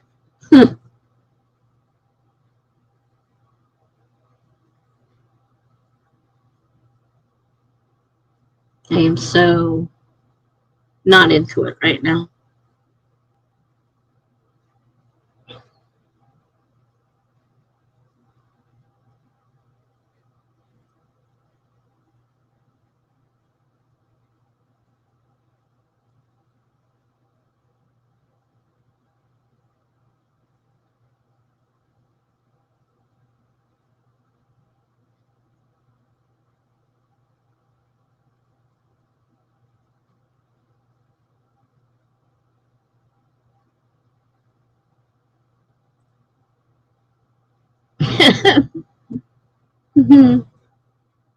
You need to buy a cowboy hat now, or else you're a fake American. Oh boy.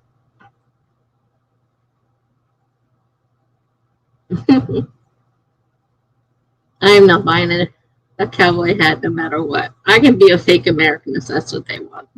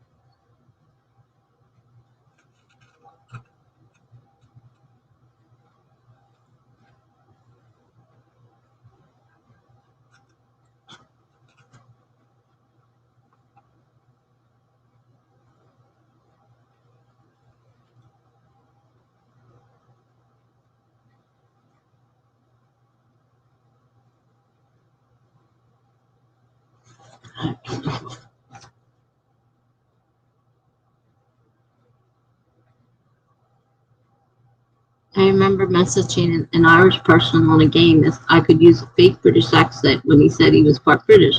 He never messaged me again. That was a sign that I should have stayed on the US server. Now Flash Player is gone, so I can't play it anyway.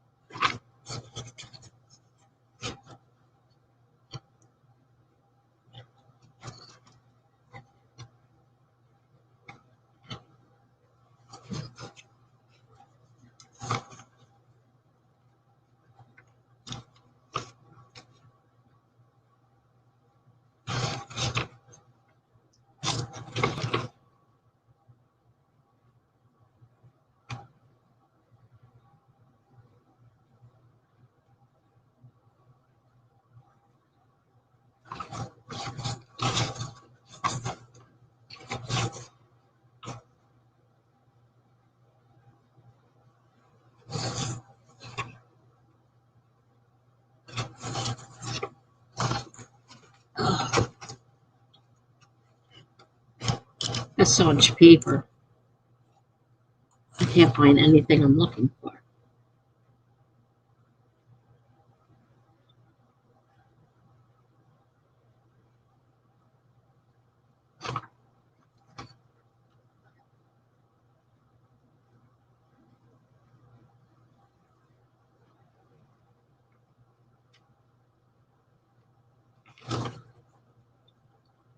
Hi, BH. Haven't seen you in a while. How are things going?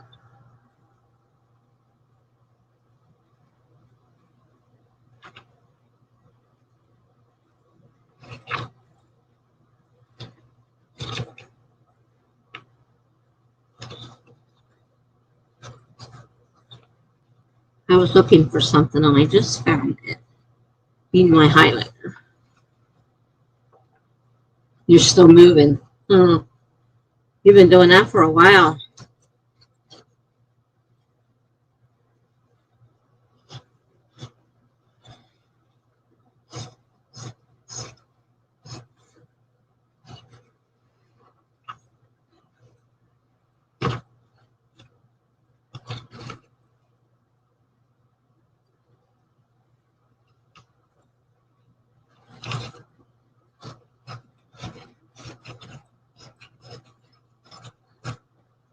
It's a whole process. The majority of the painting is done on the new house.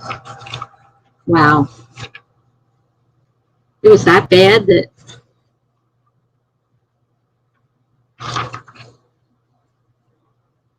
um it needed that much cleaning. That's bad.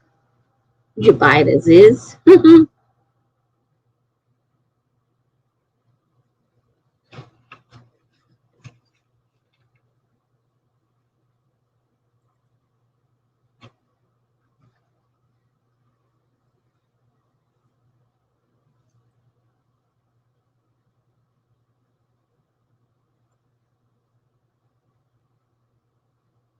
You still need to pack, put stuff into the new place, and clean the place. Clean the old place. Oh, jeez.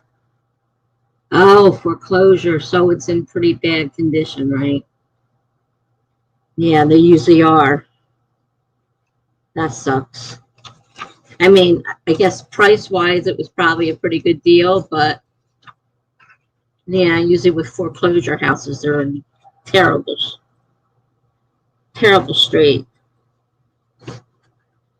They're terrible shape. So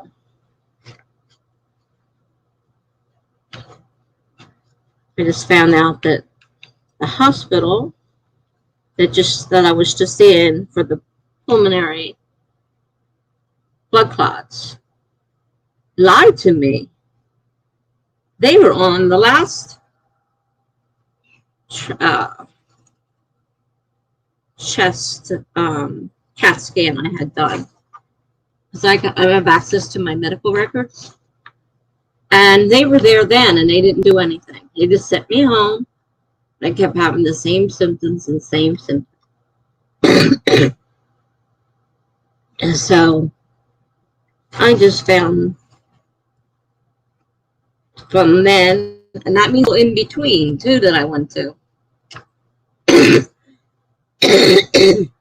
Now I was starting to cough. Lizzie said, did my 20 minutes of staring at the screen and changing 5 words and copy and pasting 3,000 words for the day. Good night, everyone. Good night, Lizzie. B8 says, also, we found random items in it and screens for previous to our arrival. There were obviously squatters, too. I don't doubt it. Everything I've seen from flipping houses shows that happens a lot. So it doesn't surprise me in the least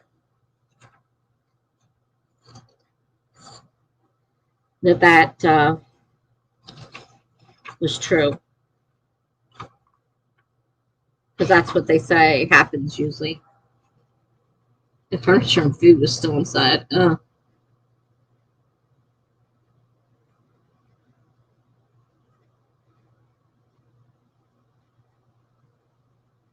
I can't believe they did this.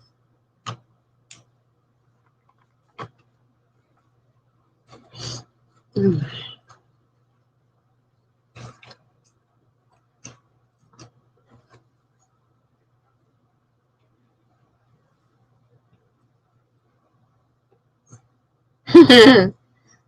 went through loads of bleach from super cleaning, I can imagine. And hopefully you can keep the squatters from coming back.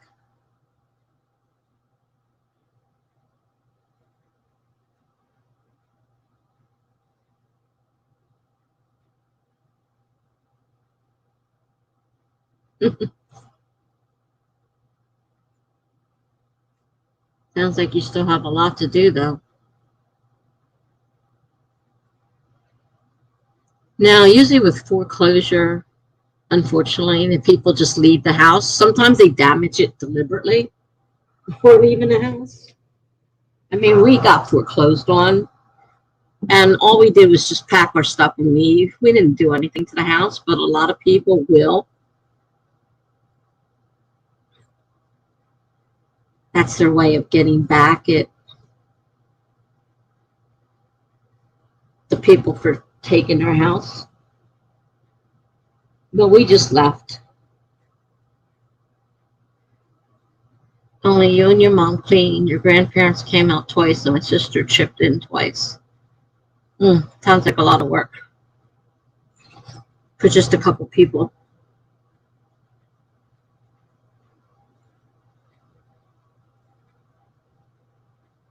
And the people moving in with you, is that your grandparents and your sister? I know you said you were having people move in.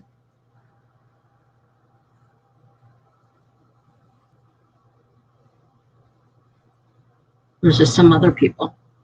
It's been rough. We kept coming home sore and in need of a shower. I can only imagine.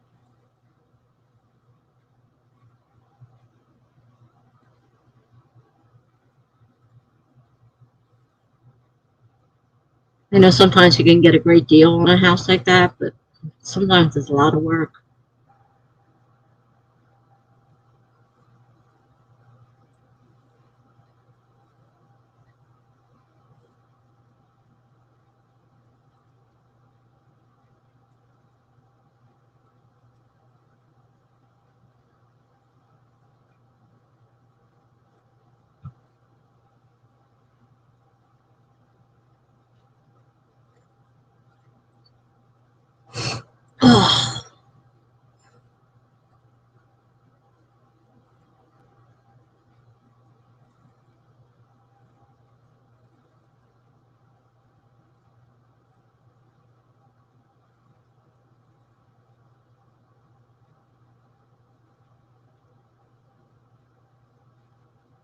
Actually, myself, my mom, my stepdad, my sister are moving in. Then my other sister, her husband, and my nephew will live there too. Oh, so they're the other three. Okay.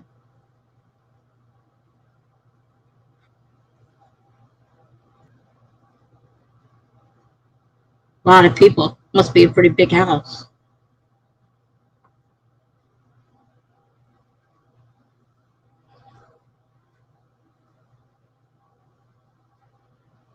And none of the others could come help you clean. They're going to be living there.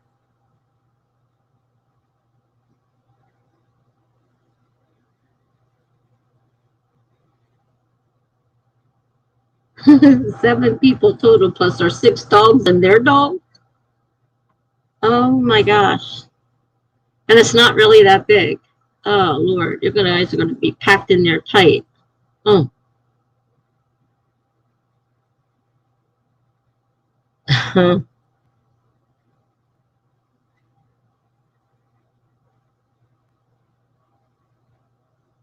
Well, I hope it works out well. My room is actually quite smaller than my current room. Oh boy. Hey, Amelia.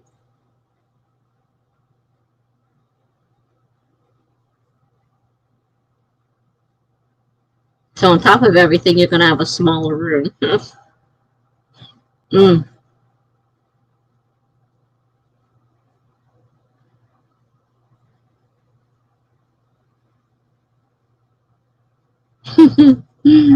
mm.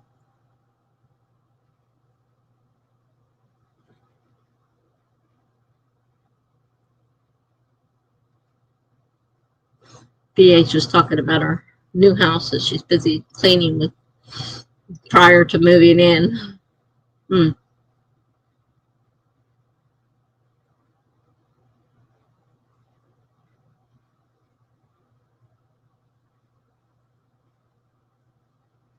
I'm working.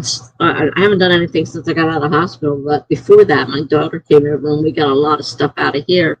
But it still doesn't look like we made a dent in it. And I can't take but a small, tiny smidgen of belongings with me to the assisted living. So We have to get this crap out of here. And I don't know what to do because I don't want to give up my stuff. I'm really not happy about that. I don't have a whole lot of choice. Your sister, husband, and nephew are coming from another state. Oh, okay, so they're not in the area to do any cleaning.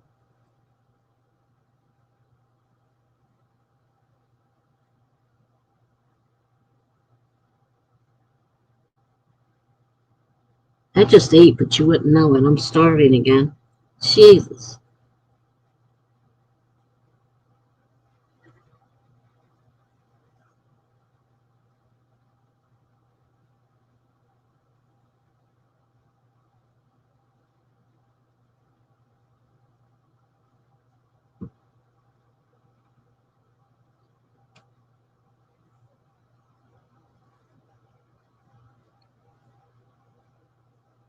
This has been a really strange night.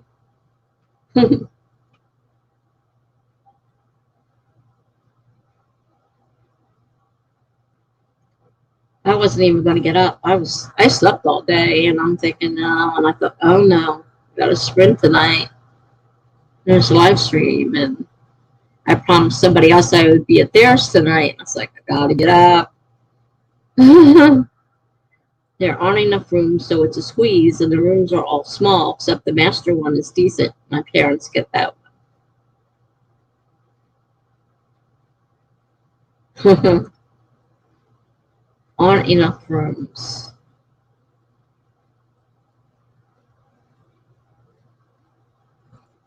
How many rooms are in it? How many bedrooms in it?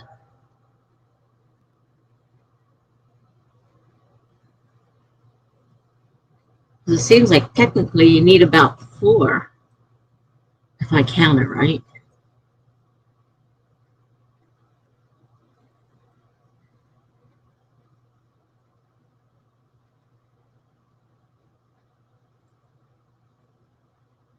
Or 3 if you put your nephew in with your sister and her husband.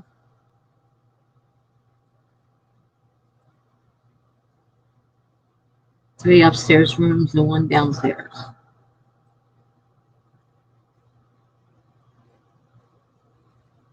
Well, 4, that's what I was figuring the minimum had to be at least 4 rooms. Well, at least you have. Oh, wait a minute. No, wait a minute. I'm counting wrong. You have 2 sisters, right? Did I count that right?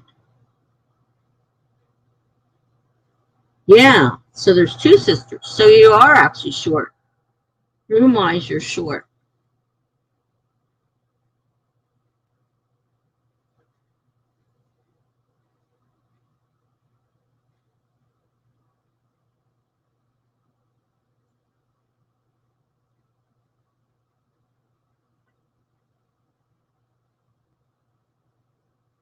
Because your sister with the child needs 2. And you have another sister and you. That makes 4. And your parents make 5. The ones upstairs are basically closets, and a mudroom type next to the garage downstairs has to be fixed to a small space for another bed. I can't imagine living like that. It just boggles my mind.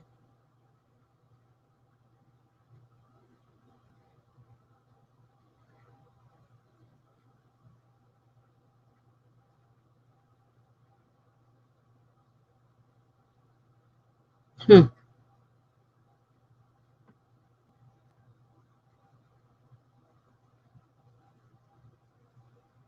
Basically closets. They make nice walk-in closets, right? That's about it.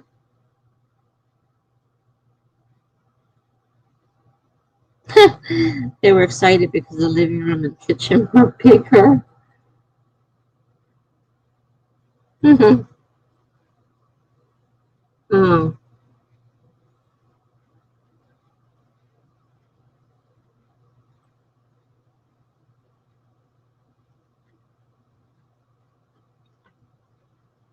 I can't imagine. I mean, I shared a room with my sister growing up, and then, of course, I got married and shared a room with my husband. So it wasn't until I got divorced I had a room of my own. But I can't imagine sharing a room. Well, 3 bathrooms, that's a plus. Large yard and 3 bathrooms. It needs that bigger bedroom when you have a kitchen and living room. But 3 bathrooms for 7 people, there's going to be a line. Well, we had 1 bathroom and 5 people, so 3 bathrooms for 7 people was a little bit better than 5 people in 1 bathroom. The line won't be quite as bad. When there were 5 of us using 1 bathroom, that's 5 people. Whereas at least with 3 bathrooms, you can 2.5. You potentially have a little bit more time in the bathroom. Still a lot of people.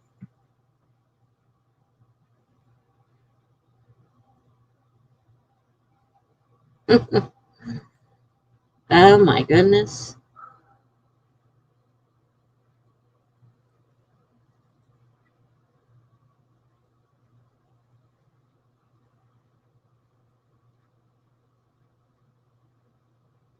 Well, I may find myself in a crazy situation like that with assisted living. I don't know how small that's going to be or whether I have to share with somebody. I don't mind if it's small if I have my own private bathroom and bedroom. But if I have to share one room with another person and the bathroom, that would be not so cool.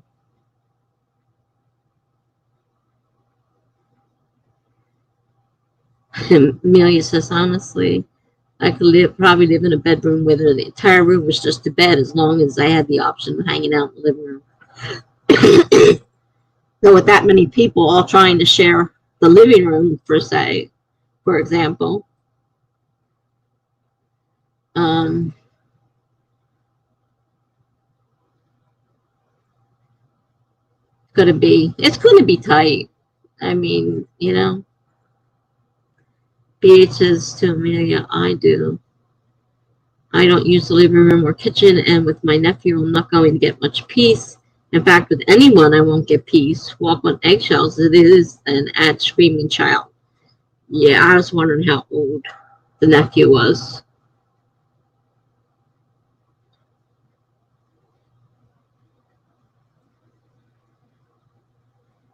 I mean, it's better than no place to live, but kind of the situation. I mean, it's a slightly different situation, but I'm going to be in the same probably kind of situation, especially if I have to share a room and bath with somebody. No privacy or anything. Perfect stranger. Some of those places have small studio apartments, and I would take a small studio apartment as long as it had a private bathroom. But then again, I may have to share the bathroom with the other person. I don't know whether she couldn't tell me because they're all different what the situation's going to be, whether I'll be alone or in sharing. Yeah, your bedroom's your only sanctuary, and now you can't even read on the couch. I love my family dearly, but I am really stressed. I can understand that. So everybody needs some time to themselves. Even if you're just having a bad day and you just want to be alone, you're going to have people all around you. You're going to have, like you said, a screaming child. They don't care. They scream and carry on whatever. I don't know how old the child is, but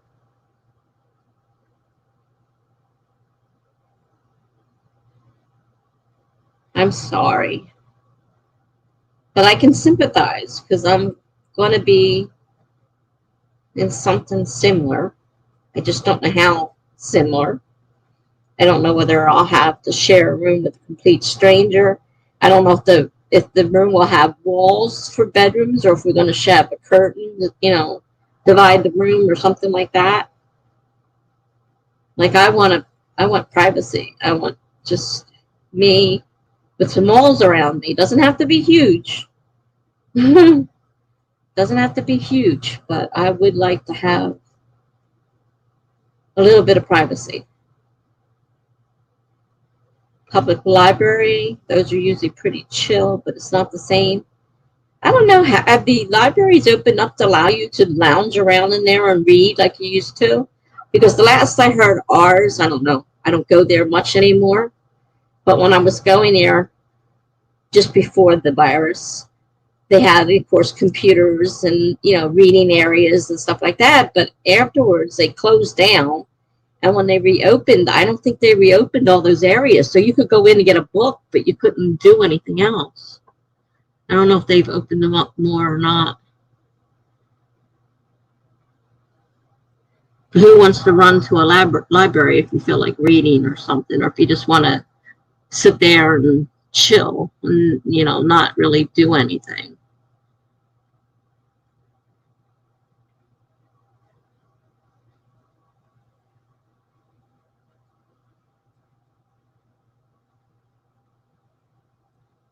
Oh, okay. He's 7, but he's got a mental condition. He doesn't understand when he's loud. Hmm.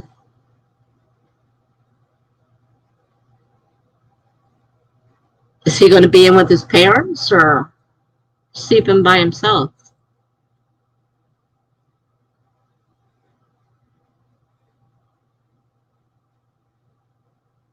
Yeah, I don't know what the library situations are now. I haven't been to the library since the virus closed it down. So it's been over a year now since I've been to a library.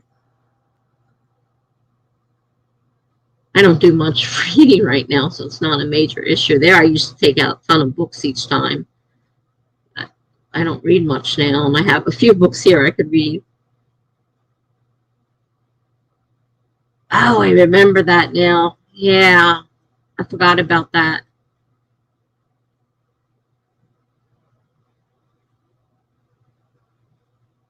That's got to make it rough.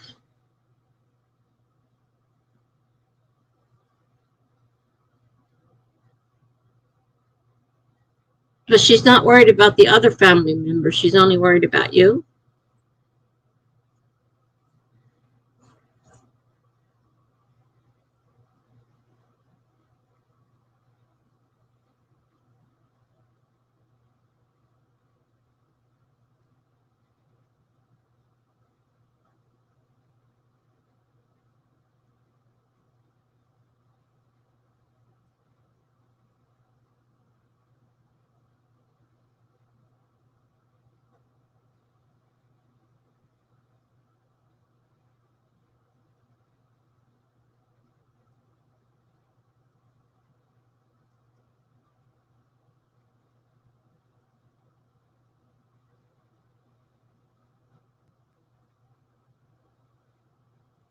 That would be rough.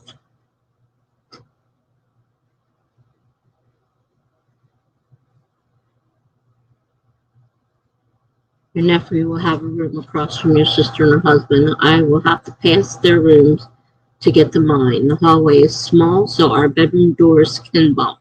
Oh, jeez.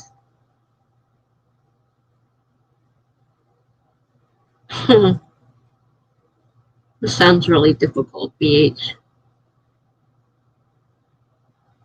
Your mom only does it to you. I don't understand. Why not the rest of the family? She doesn't worry about them. She's only worried about you. Let me guess, you're the baby of the family.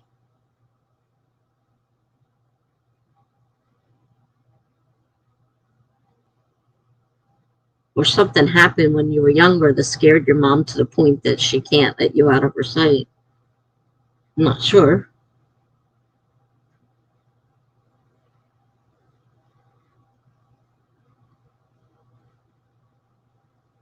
She thinks she'll get taken and she has nightmares. She doesn't realize you're grown up now. I mean, I'm not saying that you can't get, yeah, I figured you were the youngest. Doesn't mean you couldn't get taken, but it's a lot less likely than a child. Yeah, you're in your 20s. I'm sorry to hear. I had forgotten we had talked about that before. It's got to be rough. You're worried about your mom, but you deserve a life of your own as well. And that could last a long time. And then have to spend the rest of your life constantly being guarded by your mom or somebody else in your family. Gotta be rough.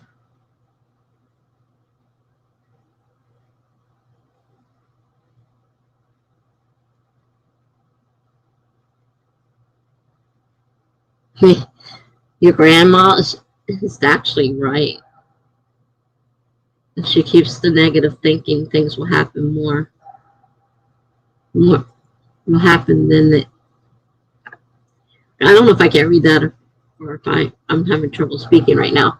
It's more likely that something would happen if you're constantly dwelling on negative things. She has to, but what she has is an illness and she needs help. It's a shame she can't get that help. And maybe she could understand what she's doing and what it does to you. I mean, I'm sure you love your mother, but it's got to be hard to have your mother constantly hovering over you. Uh-oh, I'll have to pay attention to my phone's battery closer. Oh, wow. Yeah. It's a shame. There's not a way to get her help. I know you can't help somebody that doesn't want to be, but and it's probably impossible to get through to her anyhow. Because she's absolutely terrified that something's going to happen to you.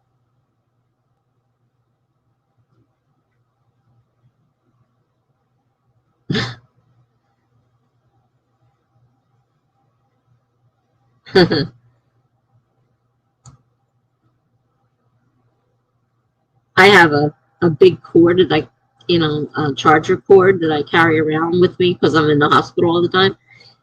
And they pull it out to plug it in. And I'm like, wow, I got such a big cord. I said, well, I'm always in the hospital and those little cords aren't long enough. So I went and bought myself a long cord so I can have my phone plugged in because they keep trying to unplug it. They said, well, it's full. I said, I'm on the phone the whole time I'm in the hospital. It cannot be unplugged because it would be draining the battery every time I turn around. So just leave it plugged in, please. That's why I got a big cord for it. I'm using one charger for both my computer and phone, switching between them when one gets low. Oh, wow.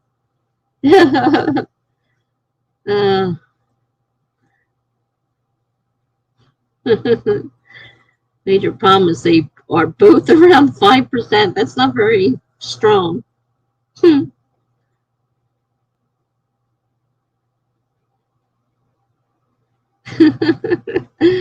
uh,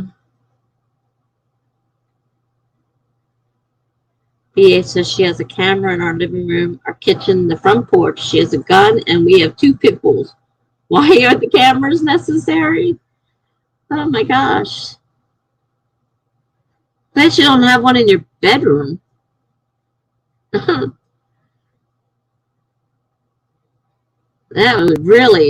That would really be a problem for me.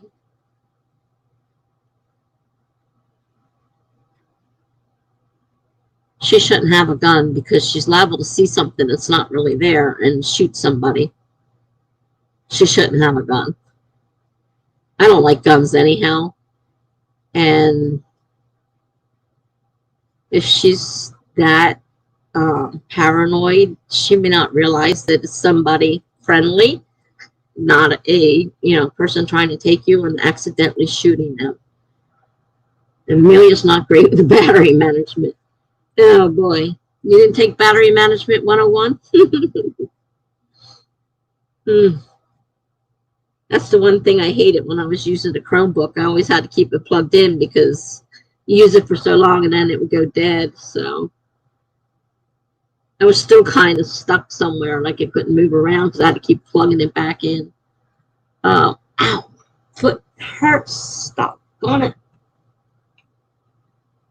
Oh.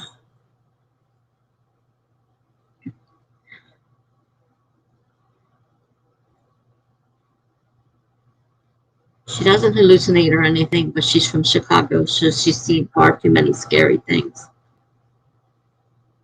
I've never been to Chicago, but I'm assuming it's like any other major city, New York, Philadelphia, and all which are around us, and I can understand to a point. I also know you have to live your life, and it's a shame that you're not getting that chance. And you don't know how long that's going to go on. I mean, as long as she's alive, she's going to probably have this paranoia, which maybe they could help her with if somebody could get her to agree to getting some help. But that could be a long time for you constantly being in her sight so she doesn't lose you. Your Chromebook has a great battery, lasts for up to 8 hours, and charges in around 15 minutes. Well, that's cool. Mine didn't work that well.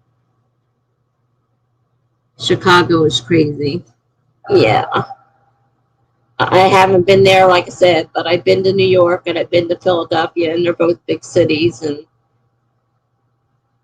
it scares me because people scare me. And I am paranoid to a point, but I'm not paranoid about my children being, snatched or something like that.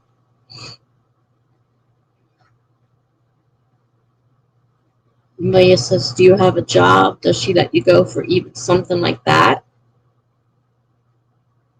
Chicago in the 20s is even crazier. Yeah, it was in the 1920s. A lot of places were. Yeah, that's a point. Do you have a job or do you have to stay home with her all the time?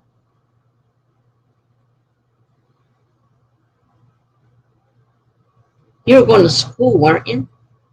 Oh, I may have you confused with somebody else. I'm not sure. Once you have to do in-person college, I'll have to go to the school. What is her plan then? Because I can't have my mom at college with me. The other adults will bully me. No, that would be a horrible situation, BH.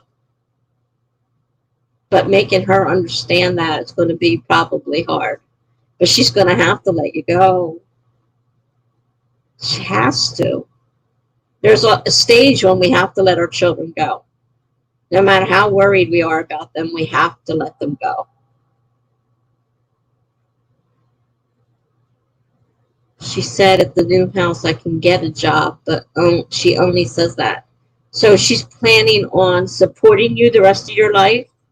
And what about if you find someone and you want to get married?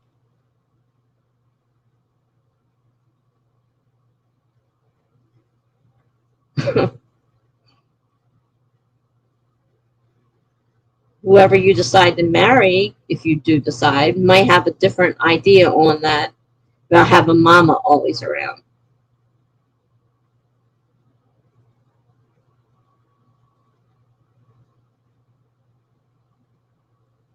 It's got to be a rough situation. I mean, when my children grew up, I let them go. I didn't worry about them occasionally, but for the most part, I know bad things happen anyhow, and they have little to do with what I can control. They had a lot of bad things happen to me growing up.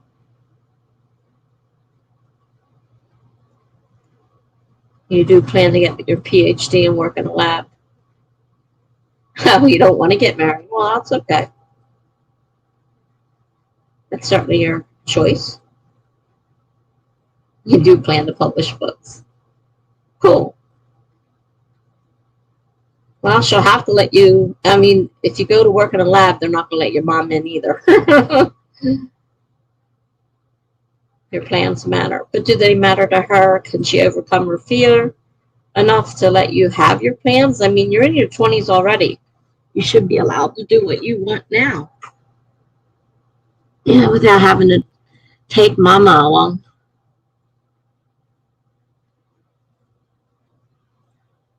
I mean, I'm not in her shoes, so I guess I really can't say a whole lot. But I feel for you.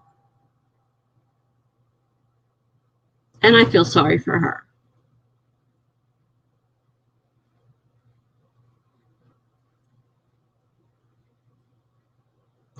Yeah, you're right.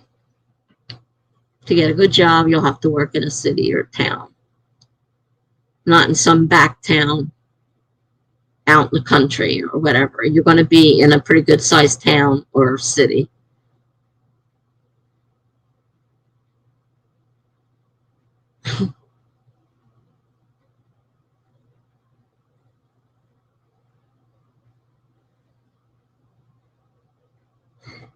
Have you guys tried talking to her about getting help?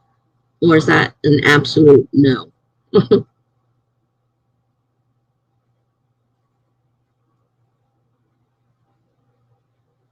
Because someone that knows how to talk to someone might be able to get through to her. She would only talk to somebody, but she'd have to agree to talk to them.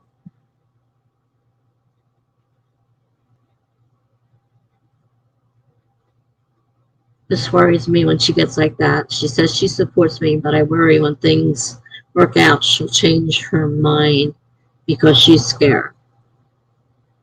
Yeah. She's trying to tell you what you want to hear, but will she be able to follow through is a whole nother story.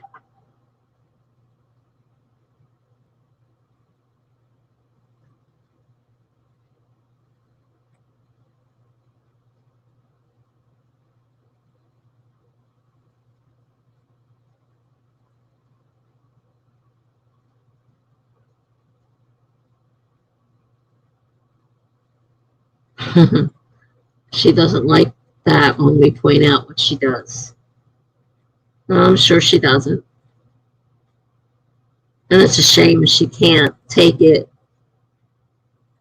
with the understanding that you're trying to help, not harm her.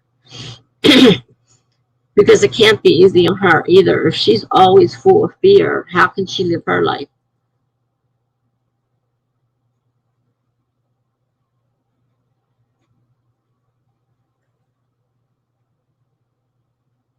She's not free either. She's so afraid.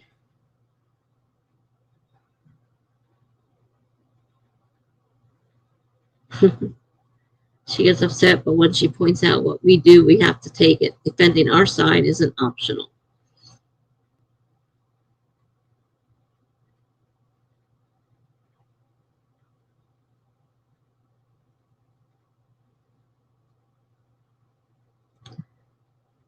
Hmm. Well, I mean, I'm on the outside, so it's a lot easier for me to say, but you may have to stand up to her and just, if you really want to do what you want to do, is tell her you're going to do it. And when she, I don't know what she'd do. Would she disown you or freak out or, I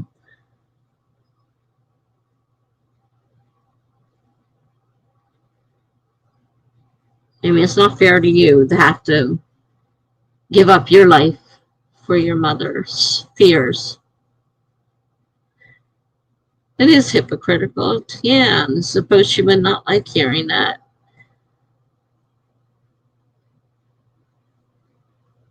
But what she's doing to BH isn't right either. And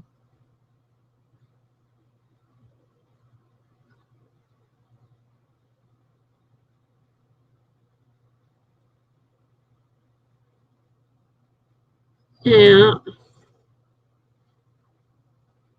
I guess sometimes being the youngest can be a curse. I mean, I've been through some terrible things.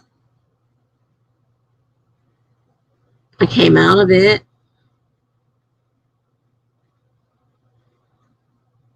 I'm not afraid that my children are, going to be hurt, or disappear, or whatever, just because something happened to me.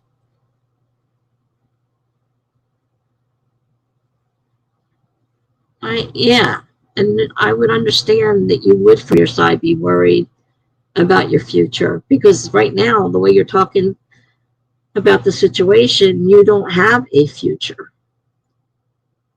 She's going to cling to you forever. Unless you can somehow break that hold on her, she's going to cling to you forever.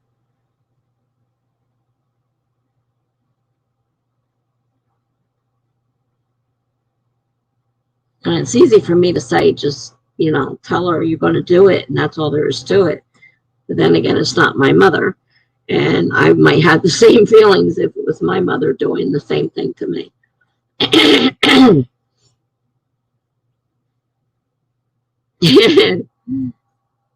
you want to sprint?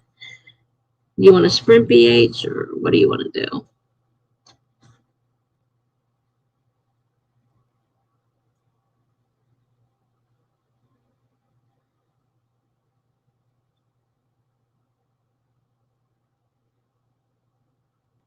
And I don't blame you for worried about your future, because you should be worried about your future. I mean, that's your life. And, once you're in your 20s, you're on your own. You're a big girl now. You should be allowed to do what you want to do. All right. We're going to do a sprint. We're going to stop talking about this for right now, at least. We set the timer. We got 25 minutes starting in 5, 4, 3, 2, 1, go. All right. Guess I should do my breathing treatments before I forget. I took my sleepy time medicine, so if I look like I'm falling asleep, sorry. And I did take my sleep medicine. I took my pills early to get them in my system, so I'm not up half the night trying to go to sleep. I know you can't say anything and wake me up, but if you notice that I look like I'm dozing off, that's because I took my sleep medicine. I will be back in 24 minutes.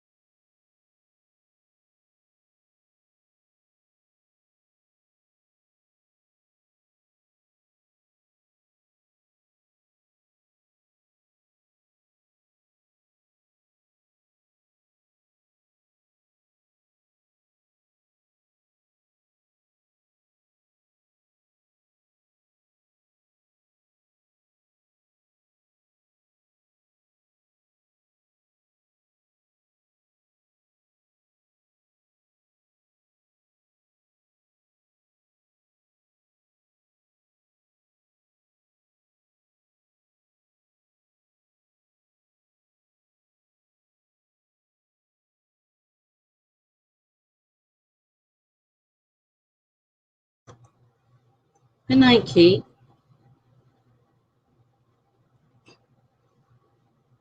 Thanks for stopping by. Good night.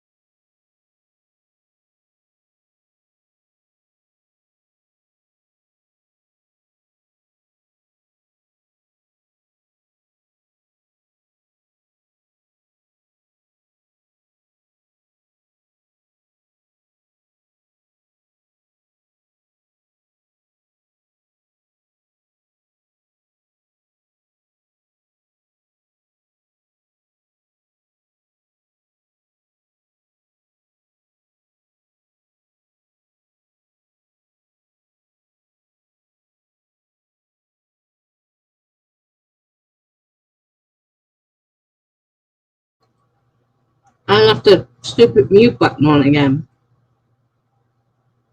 I'm sitting here talking and just realized that you guys didn't hear a word I said. I said I did some writing, a little bit, more editing, and I ate something. I did my medicines, and then I saw Kay had left. And I said Jen was supposed to come back, but I wasn't sure if she would or not. Then I saw your talk about if I did fall asleep, would you finally get a 12-hour sprint? I said it might actually be longer than that. Sometimes I sleep longer than 12 hours, even. B8 says 12 hours is a bit long. I wouldn't make it.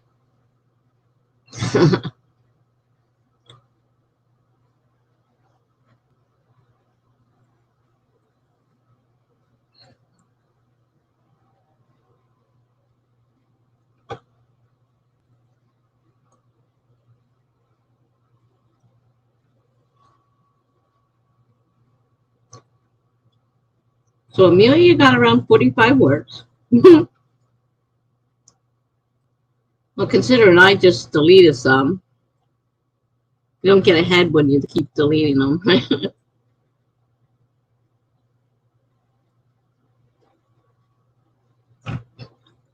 Get a chance every now and then to add a word here and there. I think I delete more than I add.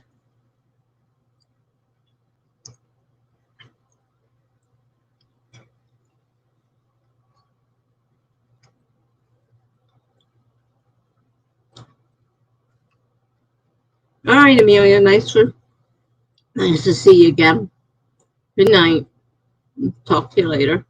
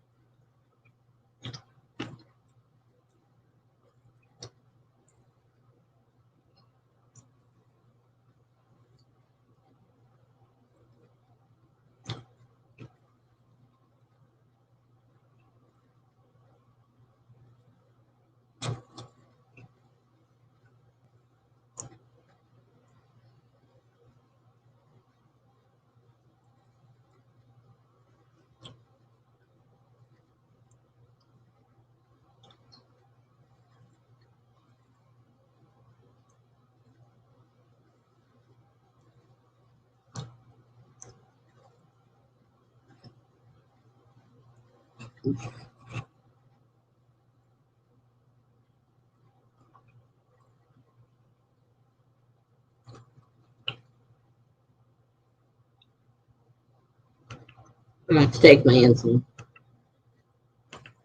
Half asleep.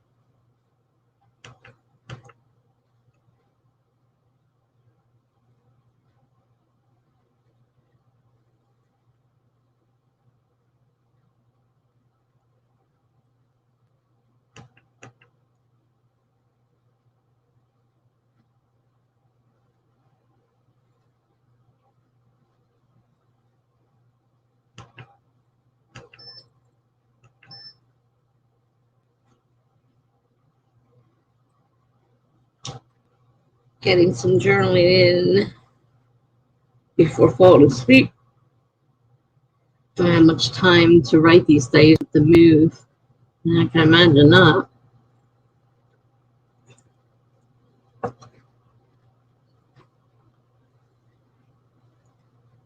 Are you going to sprint or are you just going off to journal?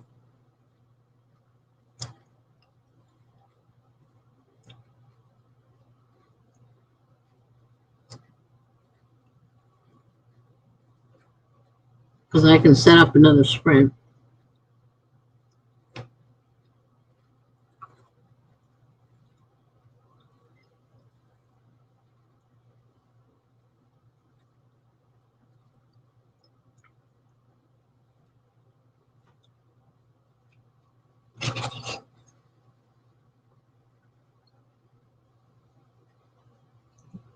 All right, I'll set the timer. 25 minutes starting in 5, 4, 3, 2, 1, go.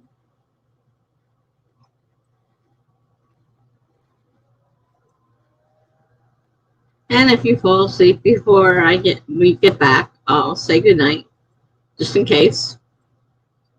Yeah, because I was just, as I was saying that, you're writing that. So if you don't answer me, I'll know that you fell asleep. See you later.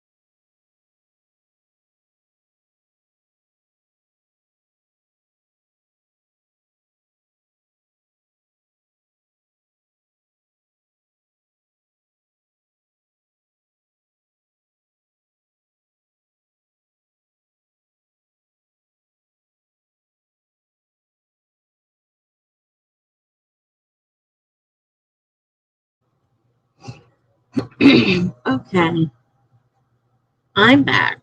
I don't know if you're still here. Just give me a yes, so I know that I'm not talking to myself. um, I did do some more writing on my book. I finished eating something. I haven't gotten to the part where I have to really start changing up the story. I'm still doing the beginning edits and all the reformatting. It's just taking up time. And then I have a bunch of other people's critiques to go through because I didn't realize I had gotten them back because I missed the emails that told me they were there. So, okay, you're still there. That's good.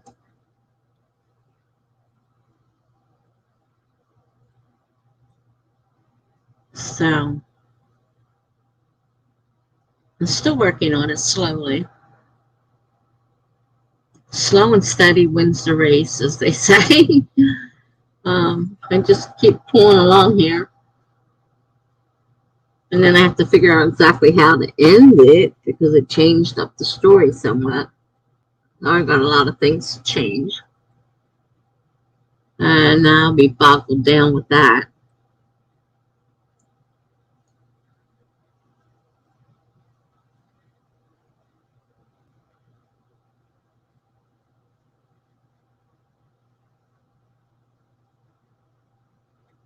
Still haven't decided how I feel about creating the series or if I just want to do this one and be done with it. I don't know. I'll have to see how I feel. So not even halfway through this one. Ways to go. Because I had originally written a different story, and then when I changed it, I meant going through the whole thing, making sure that things make sense because it changed certain things, and that affects the rest of the story. I have to be really careful.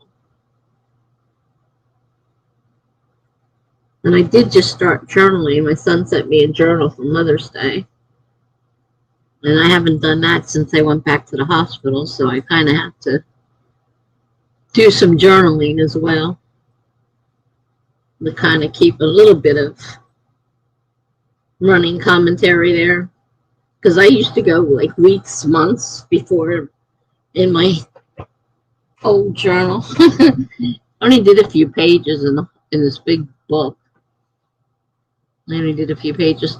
This one, the lines are so small though. I'm such a sloppy writer. It's hard for me to read what I wrote after I wrote it because the lines are so small. It's a pretty little journal, but it's really difficult to write neatly when it's so small. And I don't have the best handwriting in the world anymore. It never was great, but the older I get, the worse it gets.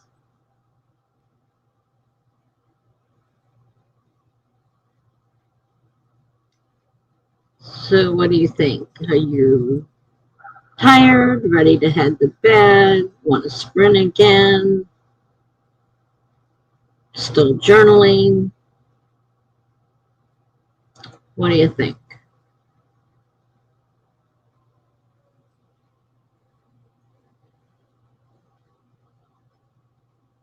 Yeah, that's the problem I'm having. I decided that I was going to write this big long series, but I was in a manic phase of my bipolar, and I tend to get big, grandiose ideas, and I kind of ran with it and started writing books 2 and 3 and all that stuff.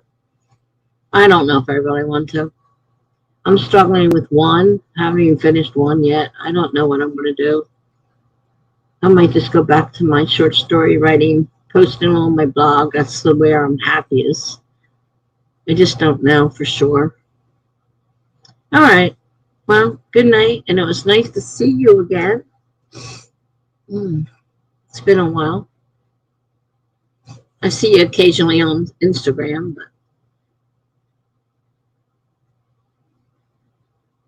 but your brain cells die after 10 p.m. I can understand that. Now I'm going to set another timer. I'm not quite ready yet. Jenna said she might come back, so it is getting late though, so she may not show up again. Well, thank you. So have a good night. And hopefully I'll see you again soon. I'm not looking forward to go to bed because it's so uncomfortable. But I can't stay up forever. Doesn't work that way. All right. Good night. Setting another timer.